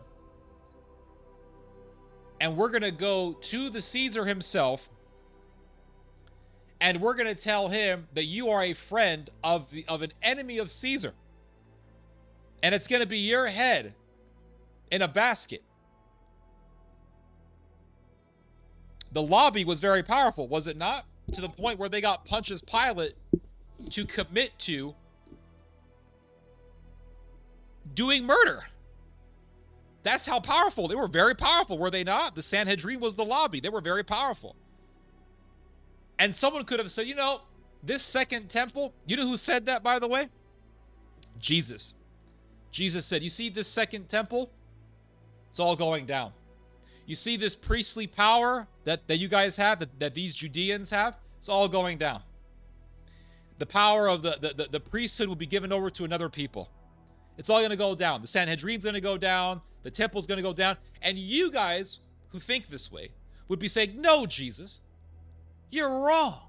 It's so powerful. They have Pontius Pilate's ear. And guess what? The lobby goes to Pontius Pilate and says, kill Jesus. And Pilate says, you got it. And they kill Jesus. And then you guys would be saying, you see, Jesus was wrong. He said the temple was going to go down and the Sanhedrin was going to go down. And the Sanhedrin has such a powerful lobby, they got Pilate to murder him. He was wrong. It's so powerful. And then wait 40 years. The problem is people are impatient. You guys are impatient. 40 years later. What happened 40 years later? The Romans crush the Sanhedrin and destroy the temple, fulfilling Jesus' prophecy. The whole thing went down. Khazaria lasted 200 years. Lasted 200 years. It went down. It's gone. The Bolsheviks controlled Russia.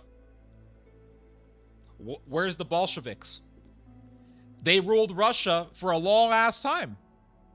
80 years or something. They ruled over Russia. What happened?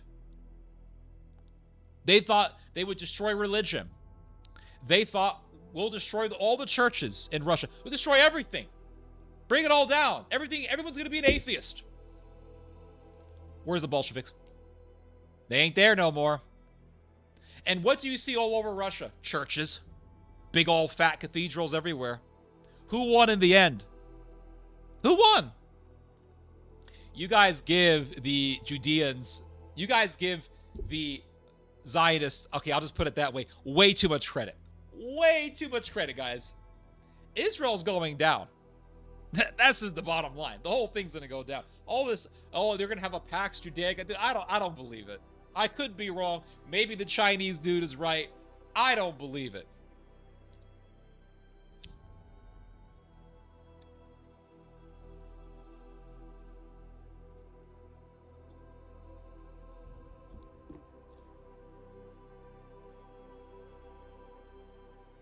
Yeah. I just don't believe it. The whole thing's going to come crashing down. The whole world hates Israel. Israelis can't go to different countries without being identified as murderers. They bombed Qatar because it gets so much in their heads that they're on top of the world. They think they're so powerful, they will bomb Qatar. America says, Qatar, we're going to do a security pact to protect you from the Israelis.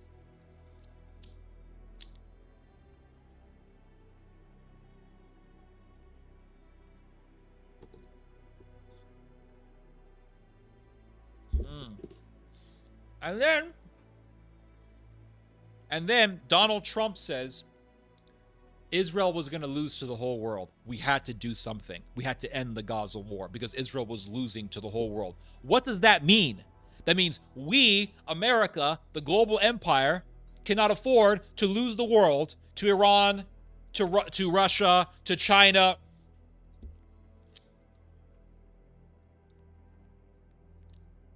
And if Israel is so powerful, why are they pouring out so much money to bribe people to support them?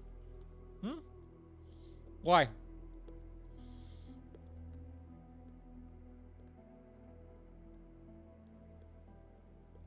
Why are the Israelis pouring in over $100 million to get people to pay people to be mouthpieces for them if they're that powerful. The anti-Israel crowd doesn't need to pay people. They got armies of anti-Israel people. They just hate Israel. They're not getting paid. Because they're losing, that's why. You get Mel Gibson in a room, put Netanyahu next to him, and you tell people, who do you want to have dinner with, Mel Gibson or Netanyahu? One said some mean things about Israel. The other is the king of Israel. Which one do you want to go have dinner with? Everyone's going to choose Mel Gibson. What? Because everybody hates Israel. It's the bottom line. It sounds like you think it will be a gradual decline. Yes, absolutely. I was thinking will it shatter like glass? No. It's not going to, listen, it eventually will shatter like glass. But there's going to be, you see, but before then, there's going to be a gradual process of the glass cracking. Cracks are going to form on the glass. And then, once enough cracks have formed, it's going to shatter like glass.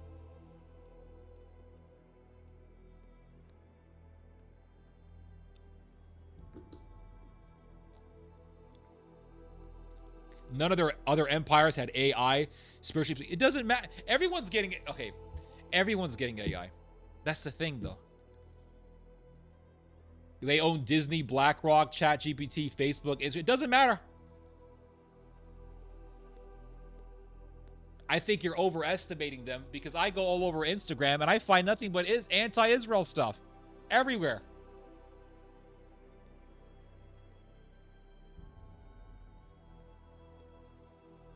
People are gonna. Do you think? Okay. Can you give me one time in history, one time, where a major power was extraordinarily unpopular and it managed to last for a huge amount of time?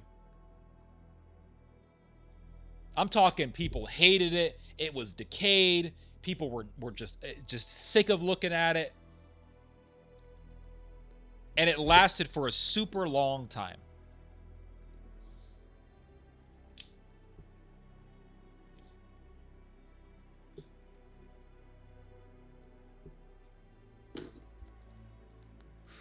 The glass is definitely cracking.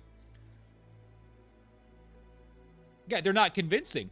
They're not, you're right. Their lies are not convincing. That is correct. But keep in mind that you have the rise of Turkey. Okay. You know what? Let me show you guys something right here. I'm going to show you guys something. Hold up.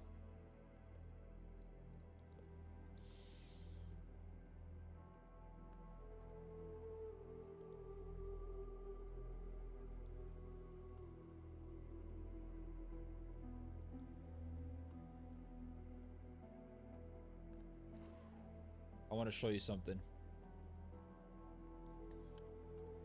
The Israelis are saying, for example, you have the rise of Turkey. Turkey is like the Muslim Byzantium. It's basically an Islamized Byzantium.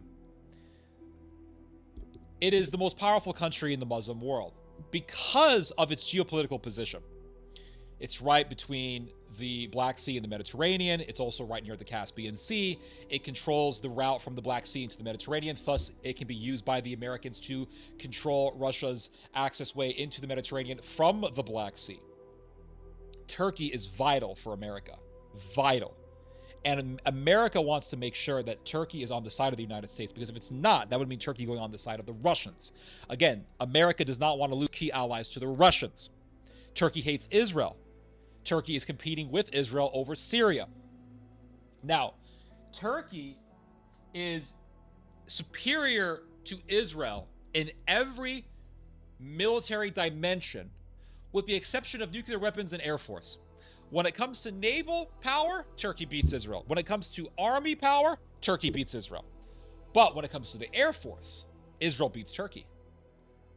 So if Turkey can get an air force that is just as powerful as Israel's, if not more so, then that would mean Turkey having either the ability to defeat Israel, or really having a high chance of defeating Israel in an air in a battle over who has the most powerful air force, or having an air force that is superior to that of Israel's. Either way, in either situation, be it Turkey having an air force just as powerful as Israel's air force, or Turkey having an air force that is more powerful than Israel's air force, in either situation, Israel would lose its strategic advantage when it comes to air power in the Middle East. Israel does not want to lose its air advantage, its air power advantage, because that is what makes Israel scary. What makes Israel scary is its air power. Israel don't fuck with Hezbollah on the ground. You don't see Israeli soldiers in Lebanon fucking with Hezbollah because they know they'll get sniped. They don't even fuck with Hamas guys that much on the ground because they know that the Hamas guys will snipe them. Nearly 1,000 IDF soldiers have been killed fighting Hamas. Nearly 1,000. That's embarrassing for Israel. In land battles. So how does Israel win these wars? Air power. They just bomb the fuck out of you. Bomb the shit out of Gaza, bomb the shit out of Lebanon, bomb the shit out of Yemen. That's how they win wars. That's what gives them the advantage. If Israel loses that unique advantage in the Middle East by Turkey having an air force on par with that of Israel's, or having an air force more powerful than that of Israel's, Israel loses its biggest advantage in conventional warfare. So Turkey wants F-35s. They want to buy F-35s from Lockheed Martin. They're willing to fork out billions of dollars, tens of billions of dollars to Lockheed Martin to buy F-35s. The Israel lobby, this is a fact, you can look this up.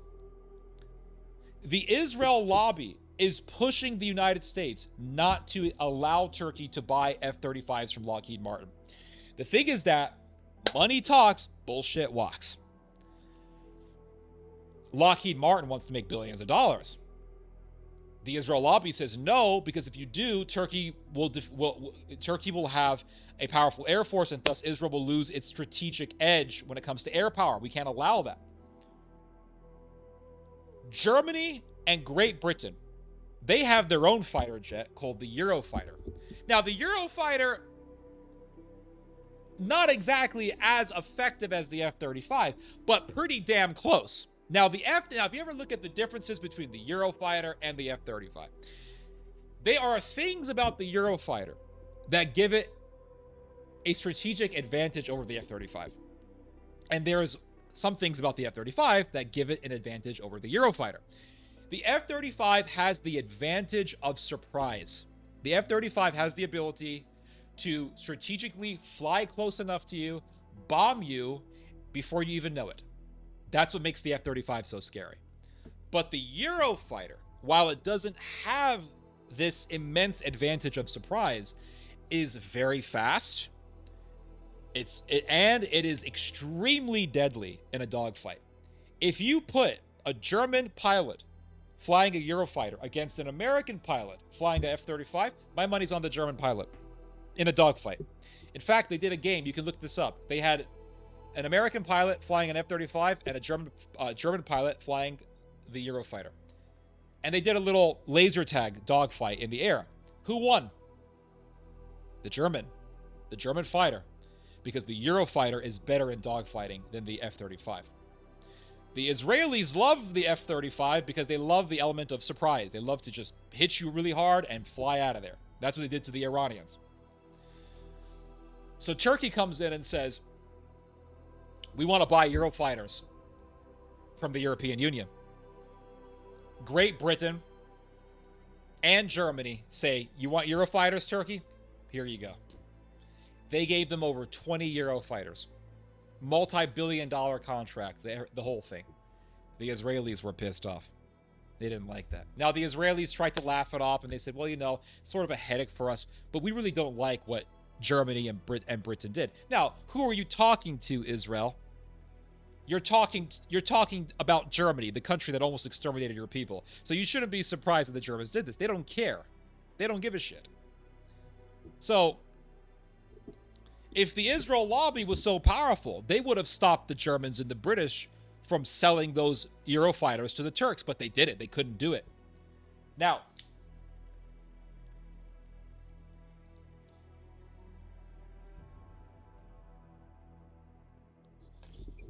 so,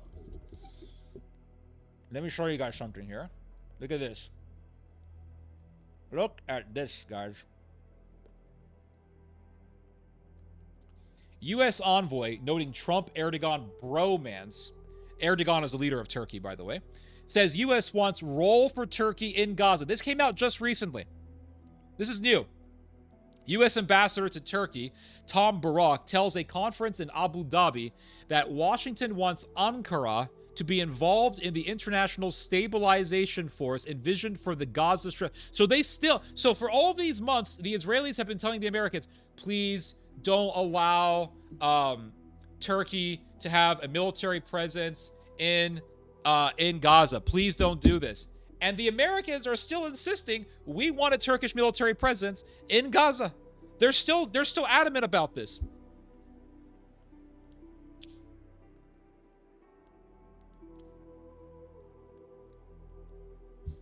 Now, look at this.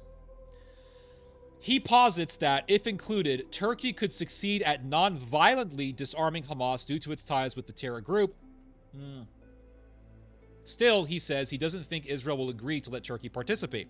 If I were personally advising Prime Minister Benjamin Netanyahu, I'd say that's one of the most brilliant things he could do, Barak says. Do I think it's going to happen? No, but it's trust, and I don't think that trust exists. So, now look at this. About the F-35s. The Israeli lobby has been going hard, pressuring the United States not to sell F-35s to the Turks. Now, the Americans have said that the reason why they don't want to sell F-35s to the Turks is because Turkey owns Russian S-400s, which is a form of missile launcher. And the S-400 is a very powerful weapon, by the way, very powerful. And the Americans are worried that if they sell F-35s to the Turks while they have this Russian technology, that the Russians could somehow download information from the F-35 and then put it into their S-400 and steal the information, something to the likes of that. They're worried that the Russians could steal information, technology, intelligence through the S-400. And so they're saying, Turkey, we're not going to sell you F-35s until you get rid of the S-400. Now look what it says here. The U.S. authorities have stated that Turkey is ready to abandon the Russian S-400 anti-aircraft missile systems in the near future in order to return to the F-35 fifth-generation fighter program. So the Turks want to buy F-35s. And they're telling, according to the U.S. government, the Turks are telling the Americans, we're ready to get rid of the S-400. So if Turkey gets rid of the S-400, then they're going to call America's bluff and say, okay, sell us the F-35s. Now, if America sells the F-35s to the Turks, if I'm alive, God willing, I'll be here doing a video about it. Because that'll be huge news. Because that would be proof of, that would be further proof of the Israel lobby losing its power and its influence. Because the Israel lobby has been pushing hard to prevent the United States from doing this. If America sells F-35s to the Turks, God willing, if I am alive, I will be here doing a video about it. Either a pre-recorded video or a live stream, I don't know. I'll make the decision if it happens. But I'll be here talking about it, God willing. Inshallah, as the Muslims say. So, because it'll be huge news. Because that would be proof of the decline of the Israel lobby. It'll be proof of that.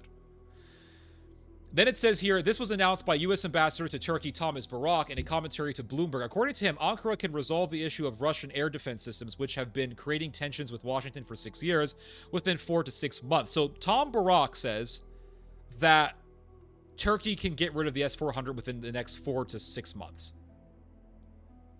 Barak noted that the S-400 is not actually used by the Turkish side, which is true. The Turks have not used the S-400. But the very fact of its presence remains a key obstacle to military technical cooperation with the United States. I am convinced, this is what Mr. Barak said, I am convinced that these problems will be resolved in the next 4 to 6 months. So he's saying in the next 4 to 6 months, Turkey is going to get rid of the S-400. When asked directly whether Turkey was on the verge of abandoning the S-400, the ambassador answered in the affirmative. So Tom Barak said, yes, the Turks are going to get rid of their S-400s. Now, if that happens, it will weaken whatever diplomacy is left between the Turks and the Russians. It'll get the Turks and the Russians closer to the Americans, and it'll further isolate Israel's influence. Because then that would show, without a doubt, that the Israel lobby is not as influential as it used to be, and that the Americans are willing to sell F-35s against the objections of the Israel lobby. Do you see how significant this is? This is very significant. Now, if the Americans say, yeah, Turkey, you got rid of your S-400s. That's true, but we're still not going to sell you S-400s. We're still not going to sell you F-35s. That would further prove, or that would prove that the Israel lobby is still very powerful and influential. But Israel's still screwed because Turkey is still working on its own 5th generation fighter jet called the Khan fighter jet. And it's going to be very effective. And that fighter jet will be fully in operation by the 2030s. So either way, Turkey is going to have a powerful air force. If it gets its hands on some F-35s before the Khan is fully implemented, before the actual full model of the Khan is in operation, then Turkey would then gain a very powerful air force before then, and then Israel would lose its strategic edge at that point. So but either way, Israel's screwed.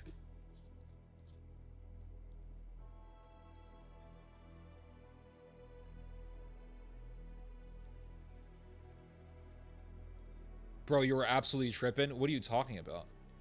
Who's tripping here? In a 1931 interview with a Detroit News reporter, Hitler said he regarded Ford as his inspiration. Yeah. They loved each other.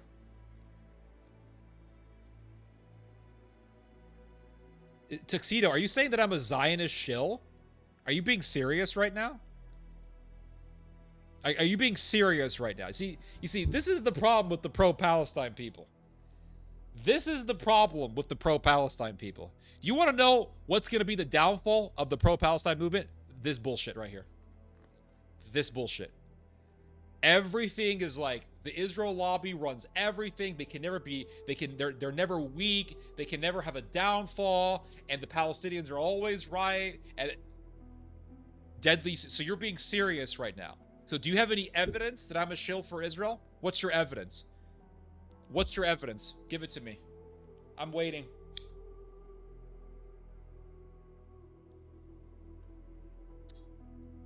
Buddy, are you sure you want to debate me on this?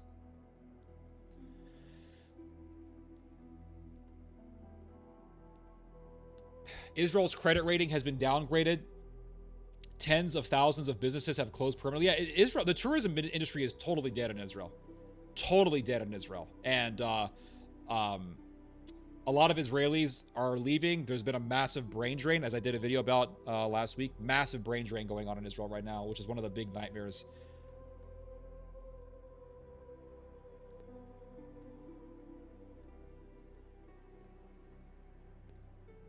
I don't know if Tux is new or whatever, but like, do you really want to make this accusation against me? Because you will lose. I'm telling you that right now. If you want to have this debate with me, we can do it on Discord or whatever. If you want to do it by chat, whatever. But you will lose. I'm just letting you know right now. You will lose this debate if you want to make this accusation against me.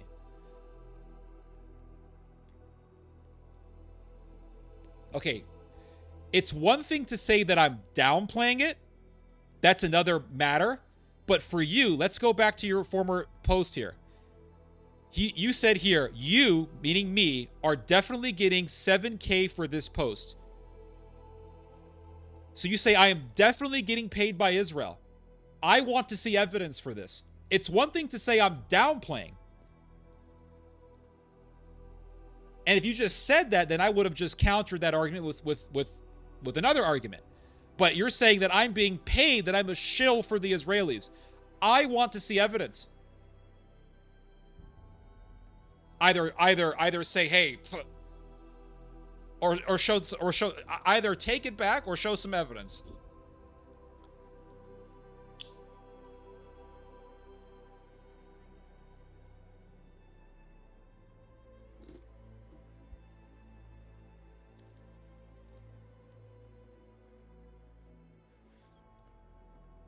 Can Israel's economy be endlessly propped up? No.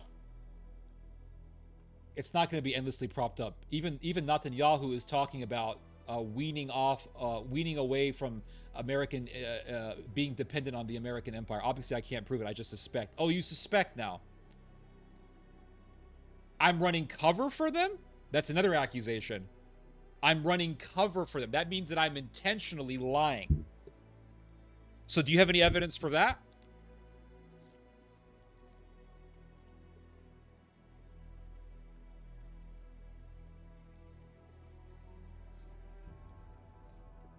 What's going to happen eventually is the Americans are going to pull the plug on the Israelis, and the Israelis are going to say, you know what? Let's just do whatever the hell we want. And the Israelis are going to go full gear in slaughtering innocent people. And the Turks are going to be pushed to do something because the Muslim world is going to demand for a hero, and the Turks are going to go to war with Israel.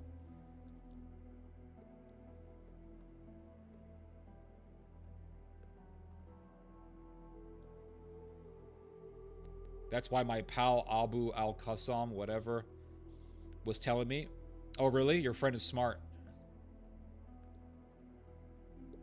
Your friend is smart. It's true.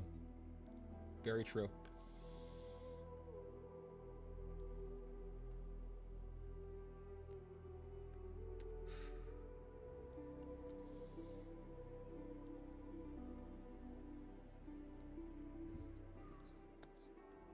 Tuxedo had one too many martinis. I don't know. When someone tells me I'm running cover for Israel, I want to see some evidence for this. Because, boy, apparently you don't know my story and where I come from. Yeah, that's the problem with the pro-Palestine movement. It's full of dumbasses. There's a lot of dumb shit. Listen, here's the problem with people.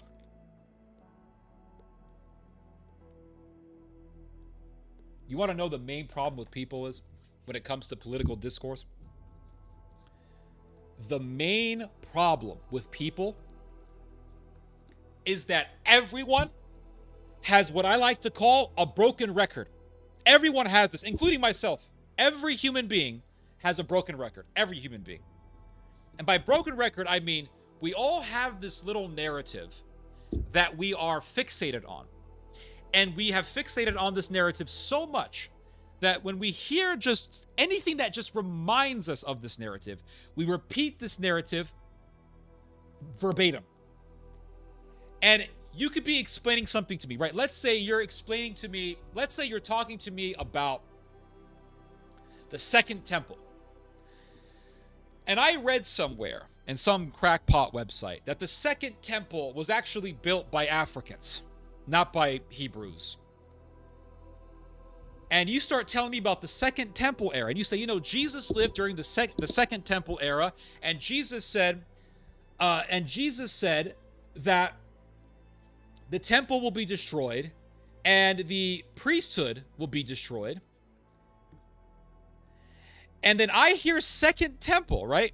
I hear Second Temple.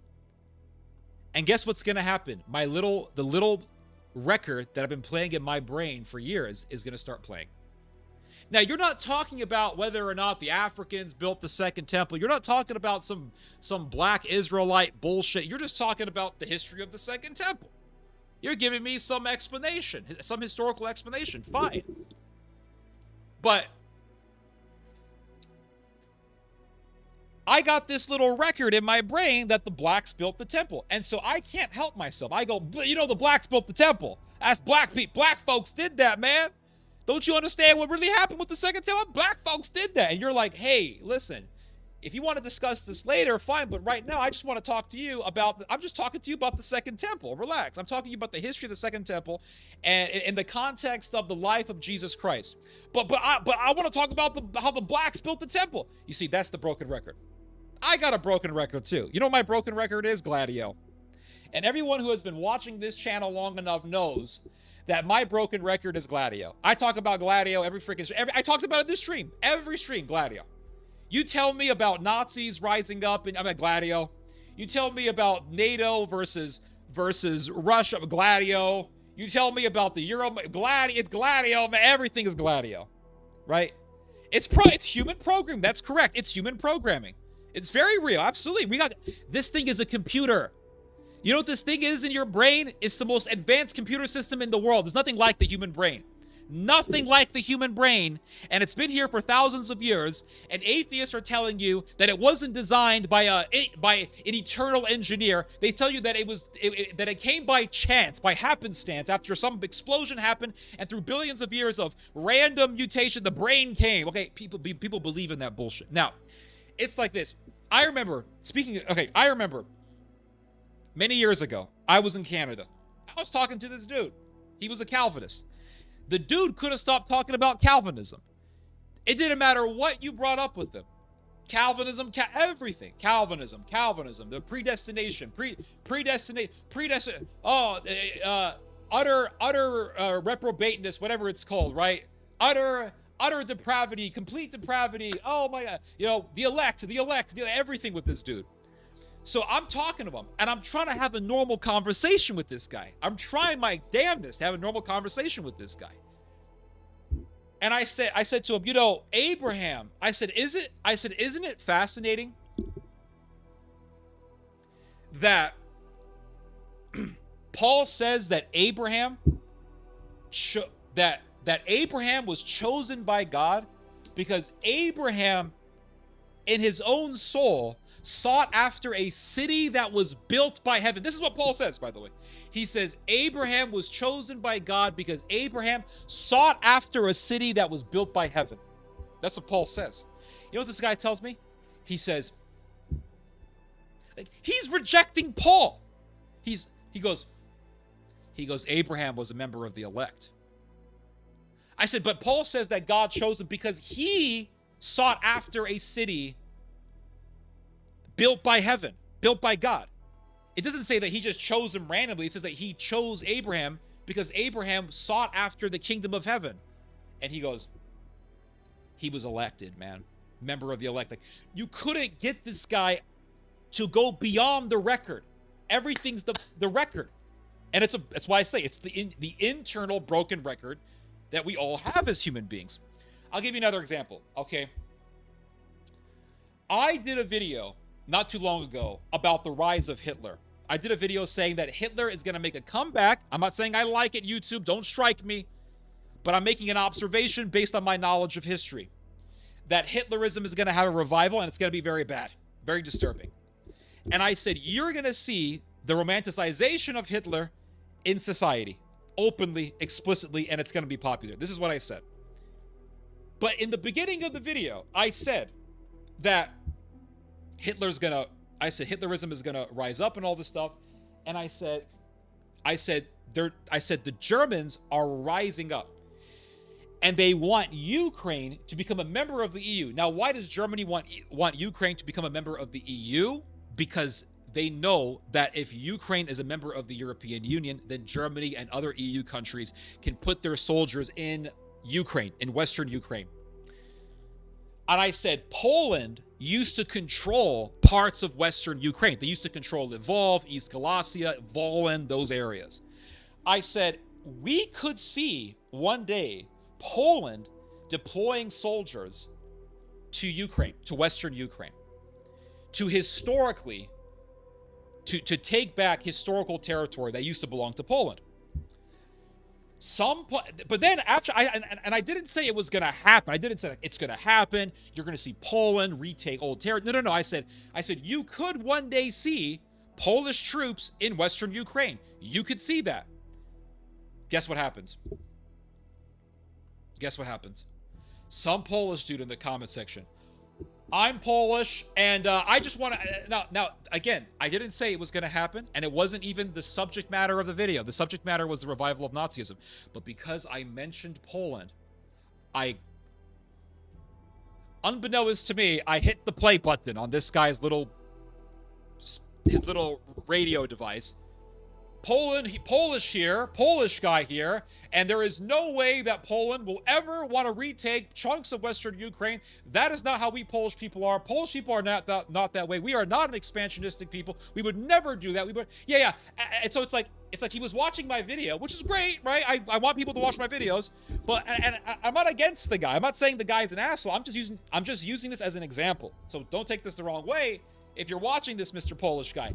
But it's like he heard my video, and because I just suggested that Poland could one day send troops into Western Ukraine, he paused the video and he was like, wait a minute, this guy said Poland could send troops into Western Ukraine.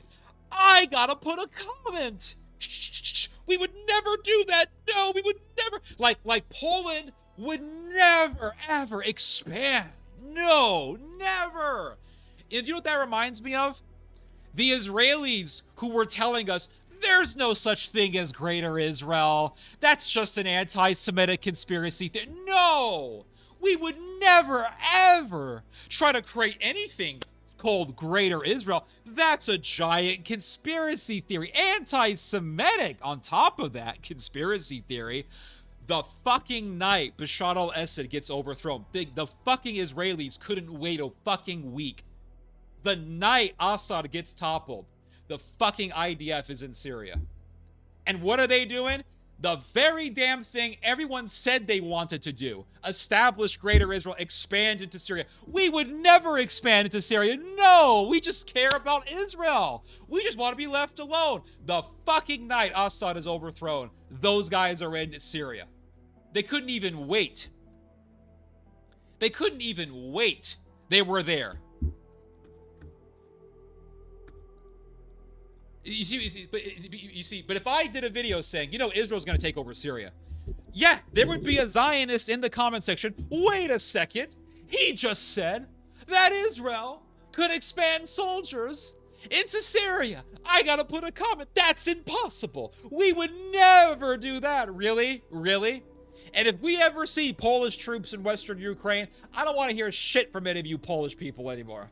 About this matter. About other matters, sure, but not about this matter. And I'll do a video saying, you Polish people need to, you guys were full of shit, okay?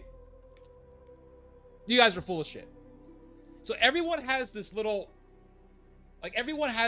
thing. Like, if I do a video, right, and I said, listen, Israel's doing a genocide, blah, blah, blah, and then I said, in passing, you know, Hamas did October the 7th. Hamas did do atrocities. Yes, Israel did kill a lot of its own people on October the 7th. That is true. But Hamas really did do atrocities. They really did kill innocent people in the kibbutzes. All of them Palestinian, not all of them, but a lot of these Palestinian dudes and these pro-Palestine people will be like, wait a minute. He said that Hamas killed civilians. I gotta put a comment. I gotta put me a comment. Pause the video. They didn't kill anyone. They never killed any civilians at all. They're just, Hamas is 100% innocent. They didn't kill anyone. There's literal video of Hamas killing civilians in Israel. I've seen it. All right. It's undeniable. It's not AI. It's real. They killed people. It's true.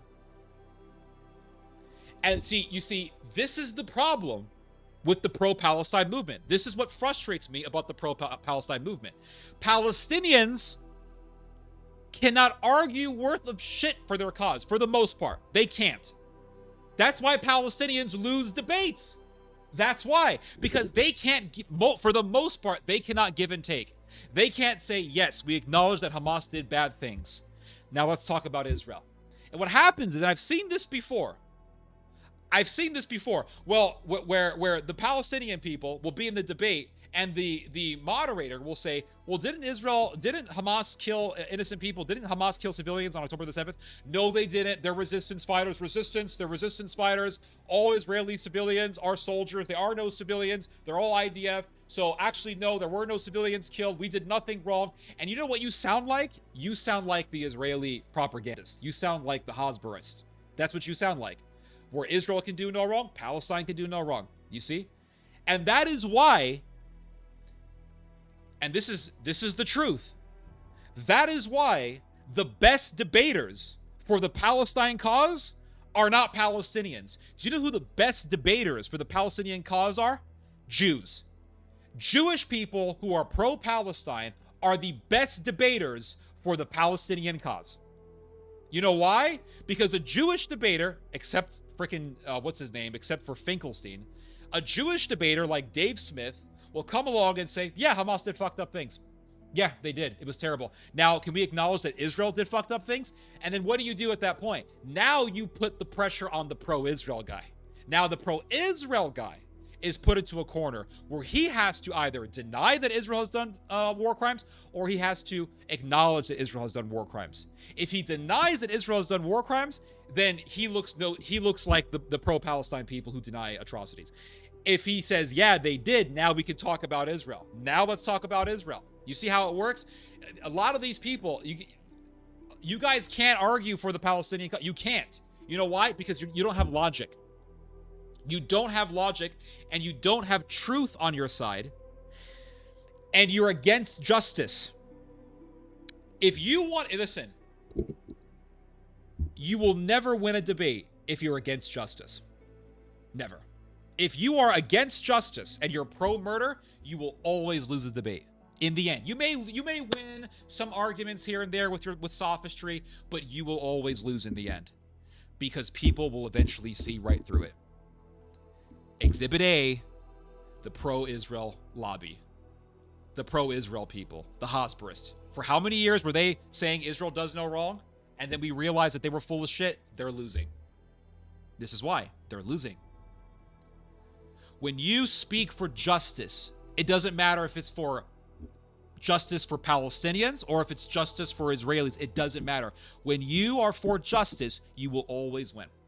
Always. And we learned this from Jesus Christ, by the way. We don't learn this from some communist. We learned this from Jesus Christ. Because Jesus Christ was always for justice. He said, I'm not loyal to my tribe. He said, I'm not loyal to the tribe of Judah. No. This Roman centurion that you guys hate so much, he's better than all of you guys. He's a better person than all of you, than all the people in Israel. Why? Because he was for justice. When he gave the parable of the Good Samaritan, what did he say? The Samaritan saw the man dying on the side of the road, and what does Jesus say? The Samaritan had compassion.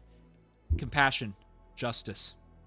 What did Jesus tell the Sanhedrin? He says, you guys worship the letter of the law, but you deny the spirit of the law, justice, and mercy. If you are fighting for justice, you will always win. Always. You will always win.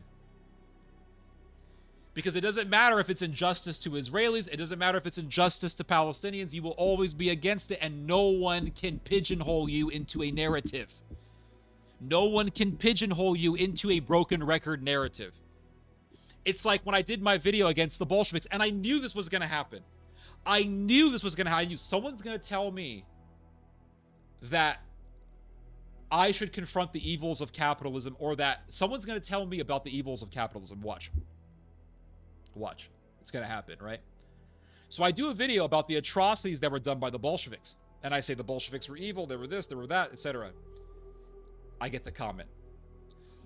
Well, I don't understand you, Theodore. Are you a capitalist or are you a Bolshevik? Because you're bashing the Bolsheviks. Sorry, you're criticizing the far-right Nazis who are capitalistic, and now here you are bashing the Bolsheviks. You see, this is how people operate. People don't operate by justice. They operate by narratives and broken records. So everyone is a member of some broken record faction. I'm a member of the pro-Israel broken record. I'm a member of the pro-Palestine broken record. I'm a member of the Nazi broken record. I hate Nazis, I'm a communist. I'm going to join the communists because I hate Nazis.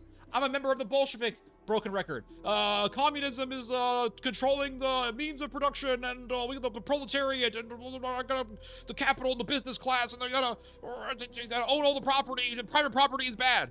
Then you have the capitalistic side that says money is everything and it doesn't matter. Yeah, sure, we can dominate everything with AI and fire all of our employees. And yeah, sure, these employees are going to be fucking homeless and they're going to try to do a revolution because they're going to be starving because their jobs were replaced by fucking robots. They were replaced by robots, but it doesn't matter because of capitalism. Capitalism is freedom. Freedom is what matters. And it's like, no, you fucking asshole. You got to give people work, because if you don't, if you replace them with robots, they're going to go to the socialist side. So the capitalists, they're evil because of the way they think, and the Bolsheviks are also evil. So people say, I don't get you, Ted. You fight the Nazis, you fight the Bolsheviks, because fuck both of them. That's why. That's my position. Because fuck both of them. That's it. That's my position. I don't like Nazis. I don't like communists. Like, I look at Mr. Krasenstein or Mr. Sam Cedar. I'm like, fuck those guys. I don't like them. They're assholes. They're atheist scum. And then people say, oh, you must be a Nick Fuentes fan. Fuck Nick Fuentes too. He's another imposter. And if you follow Nick Fuentes, guess what? You're a fucking tool. because Nick Fuentes claims he's a Catholic, and then he goes on a date with a cat boy. And you're going to tell me he's a trad Catholic. If you believe that, you're a tool and you deserve to be deceived. You deserve to be screwed over. You deserve to be finessed. And you deserve to be played. Bottom line. Because you're evil. Anyone who follows people like that is evil. I don't care what anyone does. You're evil. Fuck both sides. The Nazi side, the commie side, the Israel side, the crazy pro-Palestine side. They're all bad. All these people are bad. Because the pro-Palestine people will say, yeah, Israel's doing genocide, man. Like, oh, yeah, man, alhamdulillah, mashallah, brother. Yeah, man, they're doing genocide. They're doing genocide. We agree. And then the Palestine guy says, we should put bombs and buses in Tel Aviv. Well, hold up there. I'm not for, but aren't you for the resistance, man? Aren't you for the resistance? You see, that's what happened to my dad. My dad fell into the pro-Palestine shit. He became an activist in the West Bank. He was recruited. They told him to put a bomb in a bank, and he said, whoa, whoa, whoa, and he had second thoughts, and he panicked. Then I say, man, Palestinians, a lot of them are pro-terrorism. I'm not going to be on that side, so I go to the pro-Israel side. And the pro-Israel side's like, yeah, the Palestinians are terrorists. Shalom, shalom, shalom alaikum, brother. Shalom. Am Israel high. Israel is a civilized country, first world country. Yeah. Great economy. Everything's great, man. They have great medical industry, great technological innovation, medical. They have government free healthcare, great education, great engineering. Oh, yeah, man, amazing. Israel's great. Beacon of civilization in the Middle East. All this stuff, right? Right? Then all of a sudden, you're watching the news, or you're watching the internet, and guess what you see? You see Palestinian people all burned up and incinerated. And then you say, hey, man, what's up with this? Well, I'm Israel high. What? Yeah. So then what happens? This is what happened to me, by the way. That's what happened to me, by the way. And so it's like, I was raised to be critical of the Palestinian cause, and then I went to the pro-Israel cause. And then I saw the shit in the pro-Israel stuff, and I was like, wait a second. Fuck both sides, man. If they kill Jewish people, I'll be against that. If they kill Palestinian people, I'll be against that. If they kill Africans, I'll be against that. And then you see these lunatics in the UK, and they're like, oh, mate, you fucking Muslims, mate. Oh, you fucking cunt, mate. You're raping all girls, mate. And this and that. Like, oh, man, they're raping your women. Oh, my God, mate. Yeah, mate. Yeah, top of the morning to you, mate. Yeah, let's be friends. Let's be friends. Oh, let's become allies. Let's stop the Muslim rape gangs. Let's be allies. Let's be allies. And then one day you see a mob of English people and Northern Irish people, and they're sacking some poor dude's business. Like, wait, what the fuck? What is this about? Oh, well, the owner, the fucking bloody owner of this business, mate, he's a fucking Arab, mate. He's a fucking Arab. He's from Iraq, mate. They're all the same, mate. Like, wait, hold up. This isn't right. This ain't right. And then you see a video, you see a picture or a video of what used to be an Indian restaurant in Northern Ireland. They burned the restaurant down. You can look this up. They burned the restaurant down. They had a GoFundMe for the owner. Why did you guys burn the restaurant down? Oh, because the owner's a fucking packy, mate. He's a fucking packy. So then you say, wait a second. Fuck all these different factions. They're all evil. They're all evil. All of these factions are evil. Ted, have you seen this YouTube video of this one dude? I get this all the time. Have you seen this podcast, man? You gotta watch this podcast. You gotta watch, man. This dude, he's super smart. You gotta watch. Okay, fine. I'll give him a listen. I give everyone a chance. Everyone. I start watching them, and it's like 9 out of 10 times. Actually, no, not 9 out of 10. 10 out of 10. I'm gonna go down that route. 10 out of 10 times, the people that are recommended to me are evil. They're evil. They're part of some crazy right way. Like some guy told me, Ted, you should look at the work of some, I forgot his name, some Indian dude. And he said the Indian dude's great because he's criticizing the COVID policies. So I look up this Indian guy. Guess what I find out? This Indian dude goes to a white nationalist event, and he's in cahoots with white nationalists.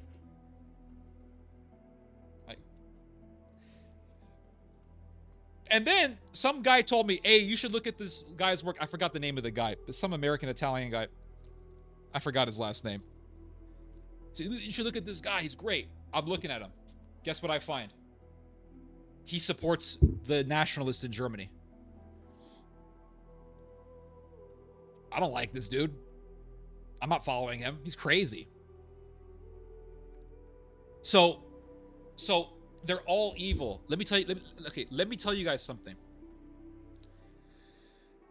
If someone explodes in fame out of nowhere, it's evil.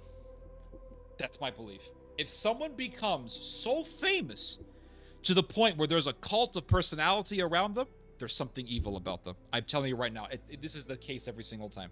Jordan Peterson, Dinesh D'Souza, he's evil too. Fuck that guy. Dinesh D'Souza, Jordan Peterson, the Fuentes, this Jake Shields guy that popped up. They're all bad. Professor Jiang, whatever his name is, all bad. That's my and I'm not saying to believe me because I said it. Just look into it yourself. But this is my opinion. I'm not saying this because I want to tell you guys who to follow. No, that's not what I'm trying to do.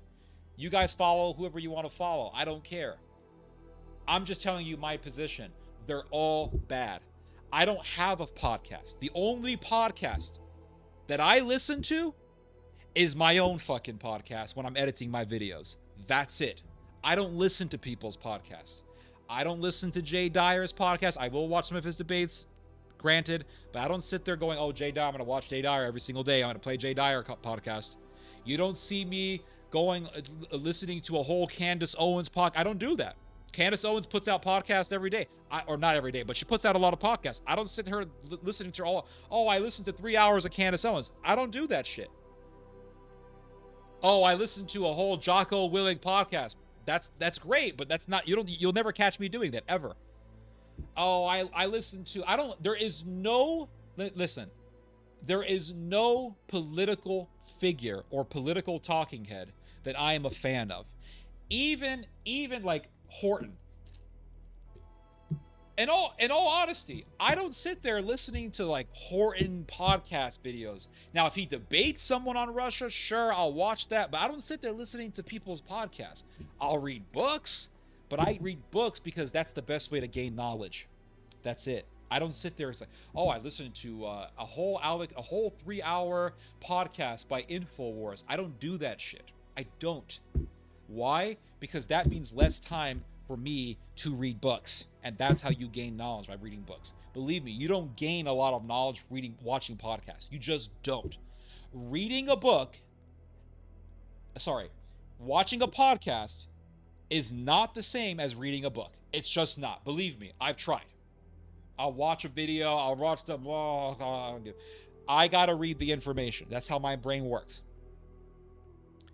You learn way more reading books. Now, the other reason why I am not this like podcast guy is because I don't trust anyone. I don't. I think Scott Horton is probably okay. I think John Mearsheimer is okay. But I read John Mearsheimer's book, The Israel Lobby. Great book. I'm reading Horton's book. Great book. But I don't sit there and be like, oh, this John guy, he's a genius. How is he a genius? I listened to a couple of his videos just to kind of get, not in their entirety, but I kind of, got an idea of what he was saying. And he's going off about whatever, and I'm just like, I don't know. Does this guy have evidence for any of this stuff that he's saying? He's talking about the Bible and how the creation story is some sort of like pagan myth, and he's trying to connect Christianity with some goddess stuff, some pagan stuff. I don't really know. It's just the guy is just kind of spewing stuff, and maybe he's an agent of some sort. I don't know, but it's like if I see that someone has exploded in fame, I'm not talking about one video that's successful, but I mean the guy is just everywhere. I am always suspicious, because when someone's videos are getting ridiculous amounts of views, like a Jordan Peterson or whoever, I know the algorithm is backing him for whatever reason. Why is he getting backed? I don't know. But there's an agenda. And I told people this years ago about Jordan Peterson. I was always against him. Never trusted him, never liked him. I knew he was bad the moment I saw him connecting Christianity with some like Babylonian myth stuff. Like, okay, fuck this guy, he's a Freemason. That's some Freemasonic bullshit. And I remember doing videos back in 2018 about Jordan Peterson. I wrote a very long, in-depth article on Jordan Peterson in 2019. I want to say on why I did not trust Jordan Peterson. I said he's a eugenist, he's evil, he's connected to some weird pagan stuff. I just do not trust him at all. And everyone was like, Jordan Peterson's the best. He's the best. He's the best. He's the best. And everyone was against me. Not everyone, but most people were against me. He's the best. He's a genius. He's so articulate. He's so this. Dude, I'll be honest with you. Half the time, I don't understand what this guy's saying. I don't understand what Jordan Peterson is saying. I just don't. He's like, well, you know, it's the ontological, phenomenological way of the emanation of Hegelian dialectic, and then you have the dragon, which is chaos, and then you have the angel, which is harmony. If you have too much harmony, not enough chaos, well, that's not good. And it's like, you know, if we don't have enough chaos in our lives, then everything is easy, and we become weak. But, you know, if everything is chaos and everything is evil, and then you have that whole, you know, that whole dark triad energy, and it's like, well, you know, you're really up the creek at that point, you know? It's like, wow, like every lecture was like that with that guy. Every lecture. And I mean, I don't trust this dude. He gets so many billions of views. He debates some bimbo from Australia. I'm not joking. Look it up. I'm sure you guys know what I'm talking about. He debates this bimbo from Australia who doesn't know how to debate. She doesn't know how to debate to save her own life, okay? And she's like, but Jordan, you said some mean things about feminism and SJ. And Jordan's like, well, what do you mean by that? Could you please explain? Could you please define what you're talking about? I really don't understand your terms. What are you talking about? Everyone's like, oh my God, Jordan Peterson outsmarted with this woman with logic and facts and this. And I'm sitting there watching this. I'm like, anyone could have debated this bimbo. Anyone could have. I would have beaten her in a debate. Anyone would have outsmarted her in a debate. What are you talking about? This is not a serious debate. This is bullshit. This is bullshit. But it's like, oh no, Jordan Peterson's genius. Who's talking about Jordan Peterson? Where's Jordan Peterson? Where he at? He gone. What happened? The system used him and spit him out. Milo Yiannopoulos. That dude was the god of the conservative movement. He was everywhere. Milo Yiannopoulos, everywhere. YouTube, millions of views. Milo Yiannopoulos this, Milo Yiannopoulos that, Milo. And I remember seeing Milo for the first time. It was like 2016 or something. I remember seeing him on YouTube. It was like 3 a.m, and YouTube recommended to me a video where Milo was talking. So I clicked on it. And what is the big deal about this Milo dude, right? I'm watching him. And I'm like, hold up. Wait a minute. This dude is Skittles. He's Skittles. He's a member of Sodom. I don't trust him. Turn off the video, and I left the computer. Then everyone I knew said, Milo. And I said, he's Skittles, man. He's Skittles. Why are you trusting Skittles for? You call yourself a Christian conservative. Why do you trust Skittles? This dude is a member of Sodom. Why are you trusting Skittles? But.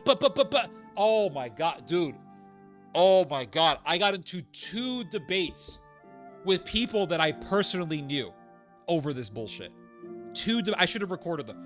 So I got into this debate with this Romanian Calvinist who lives here in the United States. He's American, but he's from, ethnically Romanian.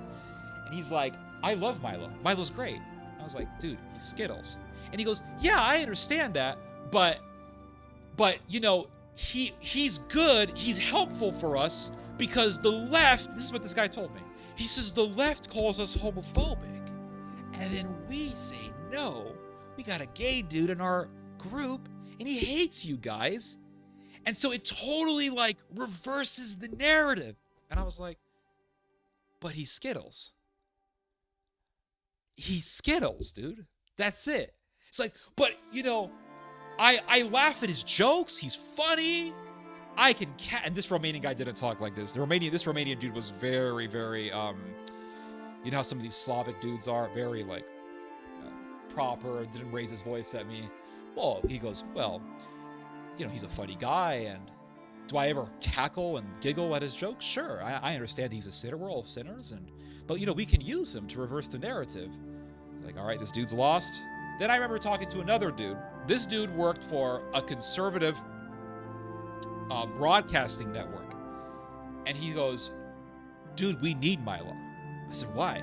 He goes, because we can reverse the narrative. Same thing. We can reverse the narrative on the libs. We can give it to the libs. I was like, okay, I can't trust this dude either. Then I see Steve Crowder. Yeah, another dude who blew up. I see Steve Crowder in 2017 multiple times inviting Milo onto his show. Milo. And I said, man, I don't trust Crowder either. They're all full of shit. Then in 2017, guess what happened? A video goes viral on Twitter of Milo Yiannopoulos defending pederasty, talking about how relationships between boys and men can be actually really healthy for the young boy. And I said, and I remember doing a video about it the night that I saw the video, and I said, I told you guys, I don't trust this guy. And y'all went against me.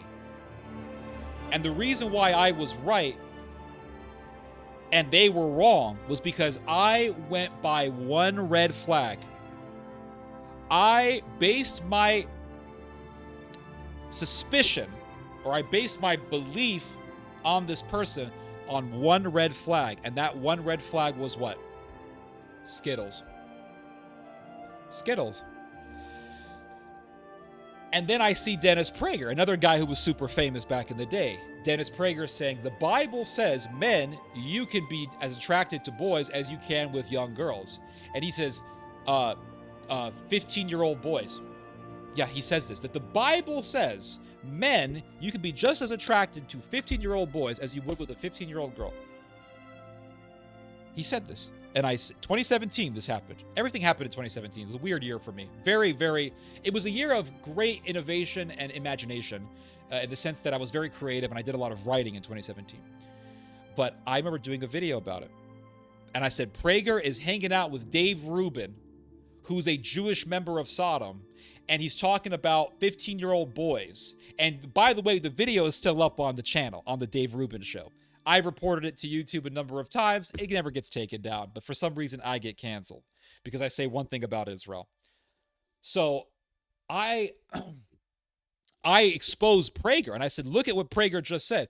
The only person who stood with me was a black dude who called himself the Doctor of Common Sense. He had a YouTube channel called the Doctor of Common Sense. He did a video supporting what I was saying that, yes, this is true. Prager is a sick bastard.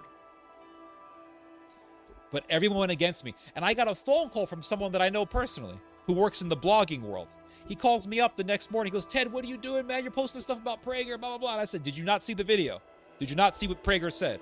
He said, yeah, but you're misinterpreting it. I said, how am I misinterpreting what Prager said? He said, well, you're taking what he said out of context.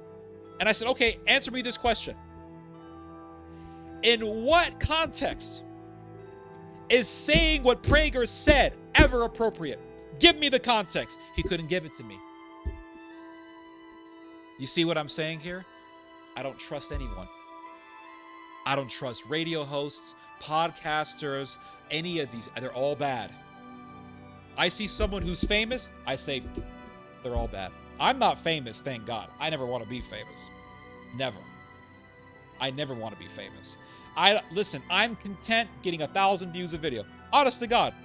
1,000 views video. I look at the video, says it got 1,000 views. Great. It got 1.5 thousand views. All right, that's a bonus. It got 3,000 views. Great. Awesome. But if I can get 1,000 views, I'm good. I don't care.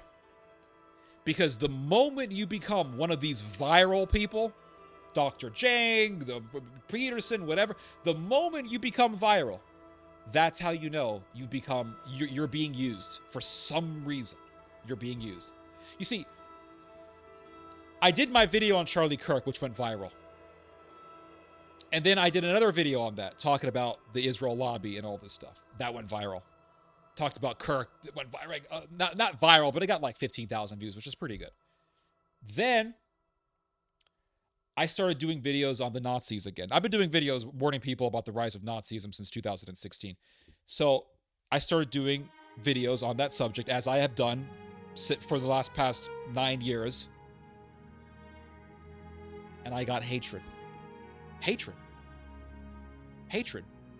By the people who were initially supporting me. The people saw my Kirk video. They saw my Israel lobby videos. They said, oh man, Ted is based. He talks about the Israel lobby. But here's Ted talking about the Nazis. All of a sudden, they don't like me. Why don't they like me? You know why? Because they're fucking Nazis. It's as simple as that. And the reason why they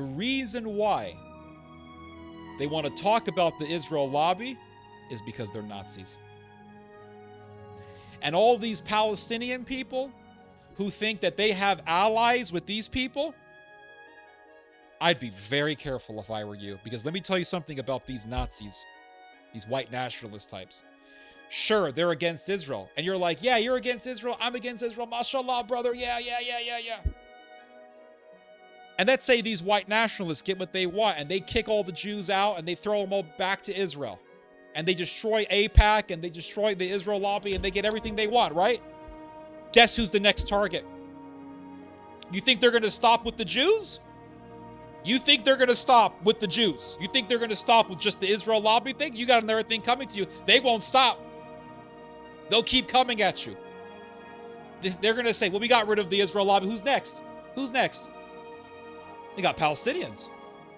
Well, a lot of these Palestinians are Muslims, and the Hadith says this and that, and the Hadith is kind of like the Talmud. It's got some weird teachings in there. Let's go against the Muslims, and they're going to go after the Palestinians. I thought we were friends. Nope. I just used you, Muhammad, as my little tool.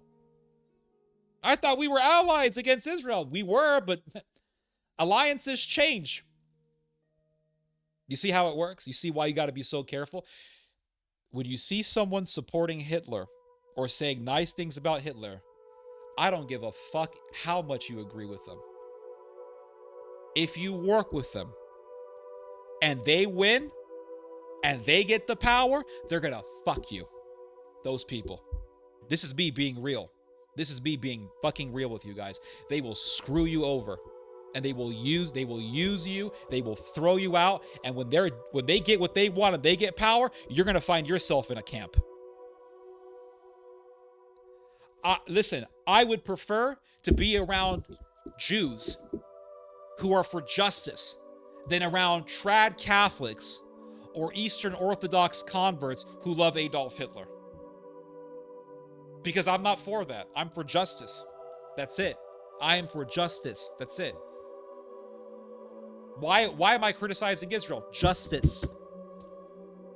Because of what they are doing, what they have been doing for the past 2 years, almost 3. That's it. There's nothing else. You can wave your Palestinian flag. I don't give a fuck. Justice. That's it. So Jesus comes along and says, you guys hate foreigners? You guys hate this Roman centurion because he's a Gentile? You know what? He's got more faith than all of you guys. Jesus didn't care about tribe and race and nationalism and tribalism and all this bullshit. He didn't care. What he cared about was justice. During his day, it was the Jews versus the Samaritans. So he goes to some lawyer, and the lawyer says, oh, Jesus, I've done everything right. I fasted, and I follow the law, and I read the Torah, and I go to the temple, and I do the sacrifice, do all this stuff. And Jesus says, okay, what's the law? And Jesus says, love your neighbor as yourself. And the lawyer says, but, who's my neighbor? And Jesus says, there's a Samaritan who sees a man dying by the road, and the Samaritan saves him. Now, there were a couple of Jews who passed by the guy's body and didn't do a damn thing because they were busy, but the Samaritan came and saved that man. Who's your neighbor? It's the Samaritan. That's it. Doesn't matter if the Samaritan is from a different tribe. Doesn't matter if the Samaritan is your tribal enemy. That Samaritan is your neighbor. That Samaritan, even though he's got the wrong theology, he's closer to God than those Orthodox Jews were. That's the bottom line. That is the bottom fucking line, guys. Yeah, I don't trust anyone. I don't. Famous people. I don't trust famous people. But you know, like, oh man, this podcast, this guy's so based. That's more of a reason to be suspicious if someone is based.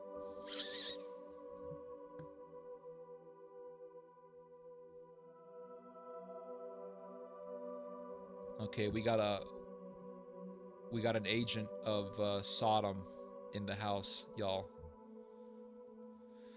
Again, I pressed someone's little stereo button and a broken record starts to play. Let's see how many other broken records can we find here.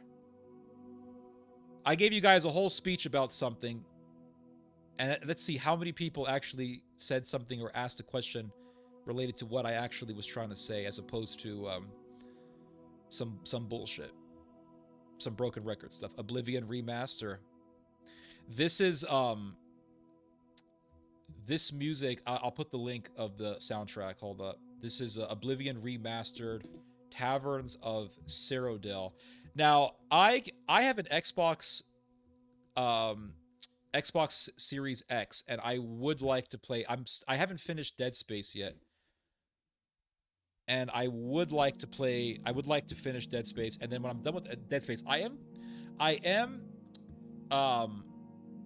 what's the word? I am tempted to replay Elden Ring because I got this overpowered character. He's like 175 level, maybe even more than that. And I'm like, man, I should try to do the game again, because I went back to Limgrave after I was done with the game, and I thought, how good will I be against the Tree Sentinel Knight? And I beat the Tree Sentinel Knight without dying. So I thought, wow, I'm pretty good. So I'm thinking maybe I should go and fight Margit again and fight these bosses again and see how well I do against them, just to see it. You know what I mean? Just to feel the full power of being Elden Lord. Oh, and by the way, somebody brought up kettlebells. So kettlebells, all right. Kettlebells. So somebody brought up kettlebells. Let me show you my kettlebell. You know what?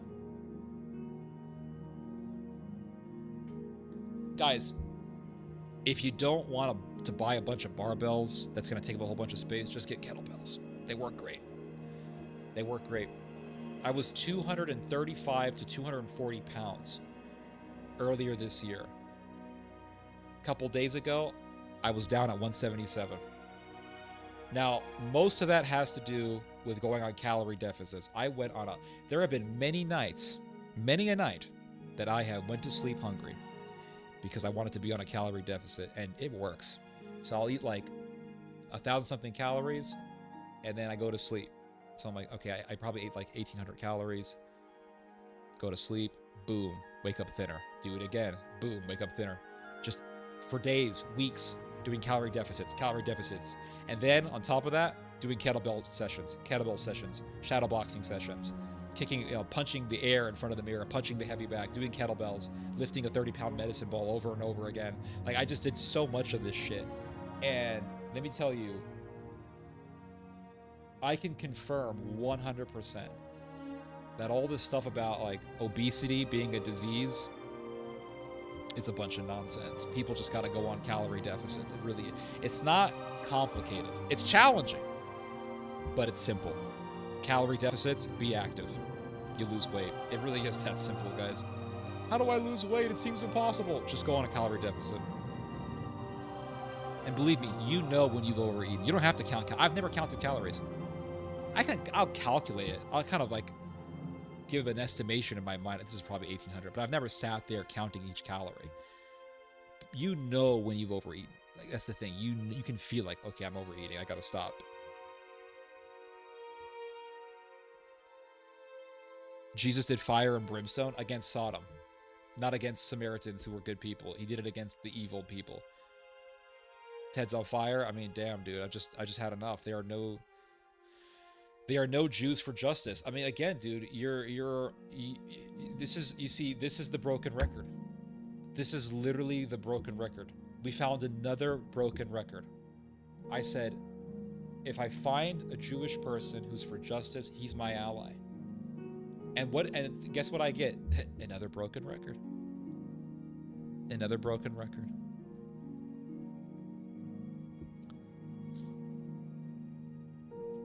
Somebody just wants to deny reality. Let's see here. Exactly. Appreciate unnatural relations. Let's see here. And what did say Peter Warhol, whatever? You're wrong. Let's see here. Look at Herman Miller Hospital. Blah, blah, blah. She said that. Doctors of Common Sense, the bald dude. Yep, I remember him. And the second is like it. Love your neighbor as yourself. Yep. Rainbow flag may look like 7 o'clock. Color is red, etc., etc. Yep. Absolutely. Milo is repulsive. 100% agree. Oh, dude, if you've been around, this guy says, "Thank God I'm new to politics and I've not endured all these clowns." Yeah, you're not missing anything. He's always been, okay, Peterson's philosophy, you never agreed with it. He's always been fundamentally wrong on how to actually motivate young men. Oh, Hunter, I never really bought it. Well, you know, young men, they need a role model. Do they do? They need a role model? Some weirdo named Jordan Peterson? Dude, just lift some kettlebells up. You'll get some inspiration, trust me. Oblivion Remastered, yep. Yeah, I'm thinking I should buy Oblivion Remastered for the Xbox Series X.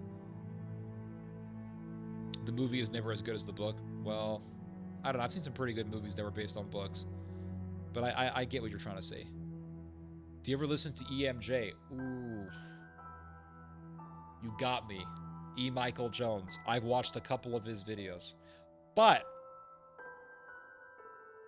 I've purchased 2 of his books. I purchased The Jewish Revolutionary Spirit, and I purchased another book. I think it's called The Destruction of Cities. I need to read The Jewish Revolutionary Spirit. I think when I am done with this, I think I'm going to read The Jewish Revolutionary Spirit. Or I could just start reading The Jewish Revolutionary Spirit now. I don't know. I could just start now. I'm playing video games while listening. Awesome. Great. What about audiobooks? I mean, it's just not the same, dude. It's just not. I understand, but it's just not the same because when you read, your computer system is working. It's like a muscle. You're working the muscle.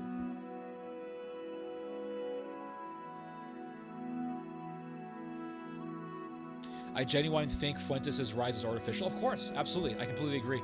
Yep, artificial. I don't buy into any of this stuff.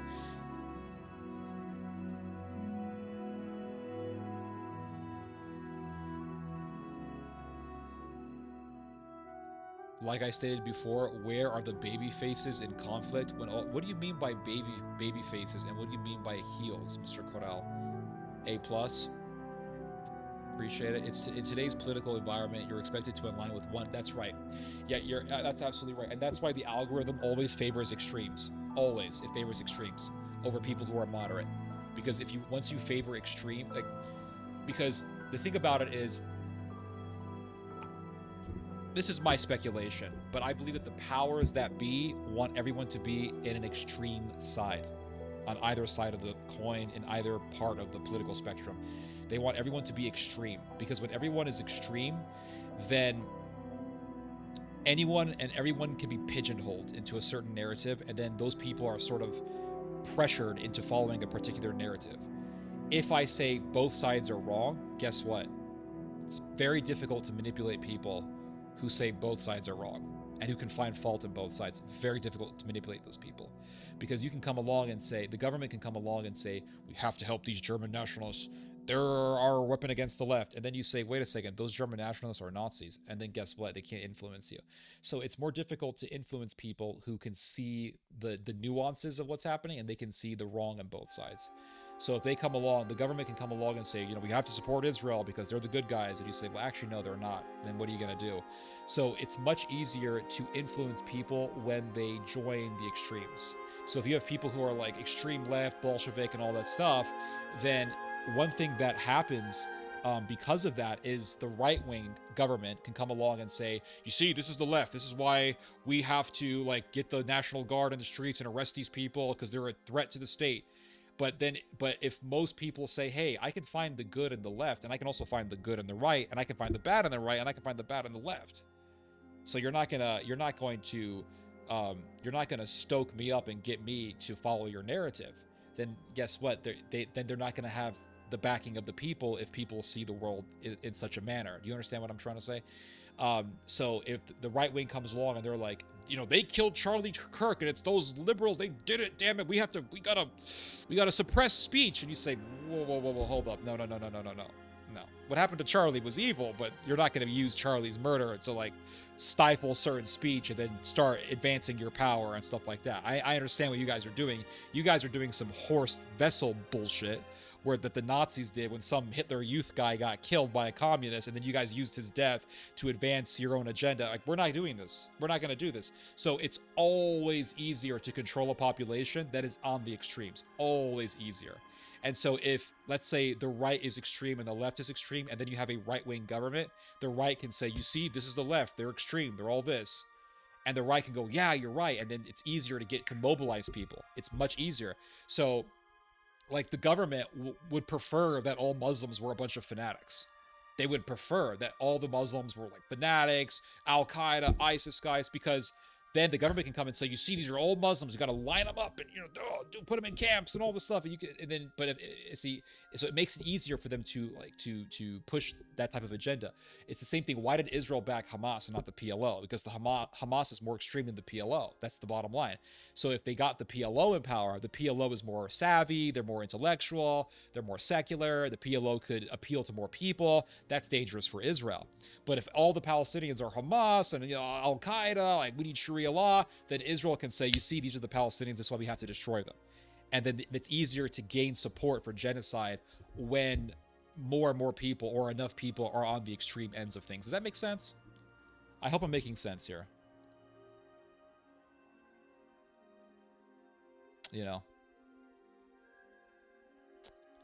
All right, guys, I've been here for almost 7 hours, so I gotta go and feed my cats. Yeah, Milo is out. JP is out. Prager, yep, I know what happened to Prager. Crowder is out. Ruben's out. Shapiro is on his way out. Absolutely, that's 100% true. That's 100% true. They're all out, and now we're going to get a new batch of influencers, and they're all going to be bad. Every one of them. Not every one of them, but the ones who are famous. They're going to be bad.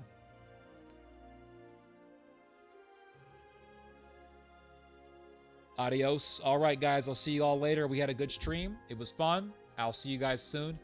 And God bless you guys. You guys just heard some theology. God bless. I have to say that these streams are like a dose of medicine for me, and I just happen to be sick with a cold. Thank you, Theo. I appreciate that, sir. I'm happy to help you. That makes me happy to know. Those cats are crying. Yeah, the pussies are hungry. So I got to feed them. Thanks. Have a good night. Have a good night to you, Grant Moore. See you later, Peter, Chris, Andre Knock, Alexis Corral, and let's see here, Magnanimous, Donut, Silas Harrison, Master Driver, Glow Sticks. Who else? Chris, User, SI. Even a Priest of Hiroshima, I'll say goodbye to you as well. Let's see here. Yeah, everyone. I'll say goodbye to everyone. Mr. Sweet, thank you for the tea. Daniel Alexander, Vegas Dev, Andrew Knock, Stephen McCohen. Interesting name. LS. Thank you, as always, for intelligent analysis. Appreciate that. Bemet, Hemeria, Jose. See you later. God bless you guys. Be well. Peace. Have a good weekend. And you guys just heard some Theo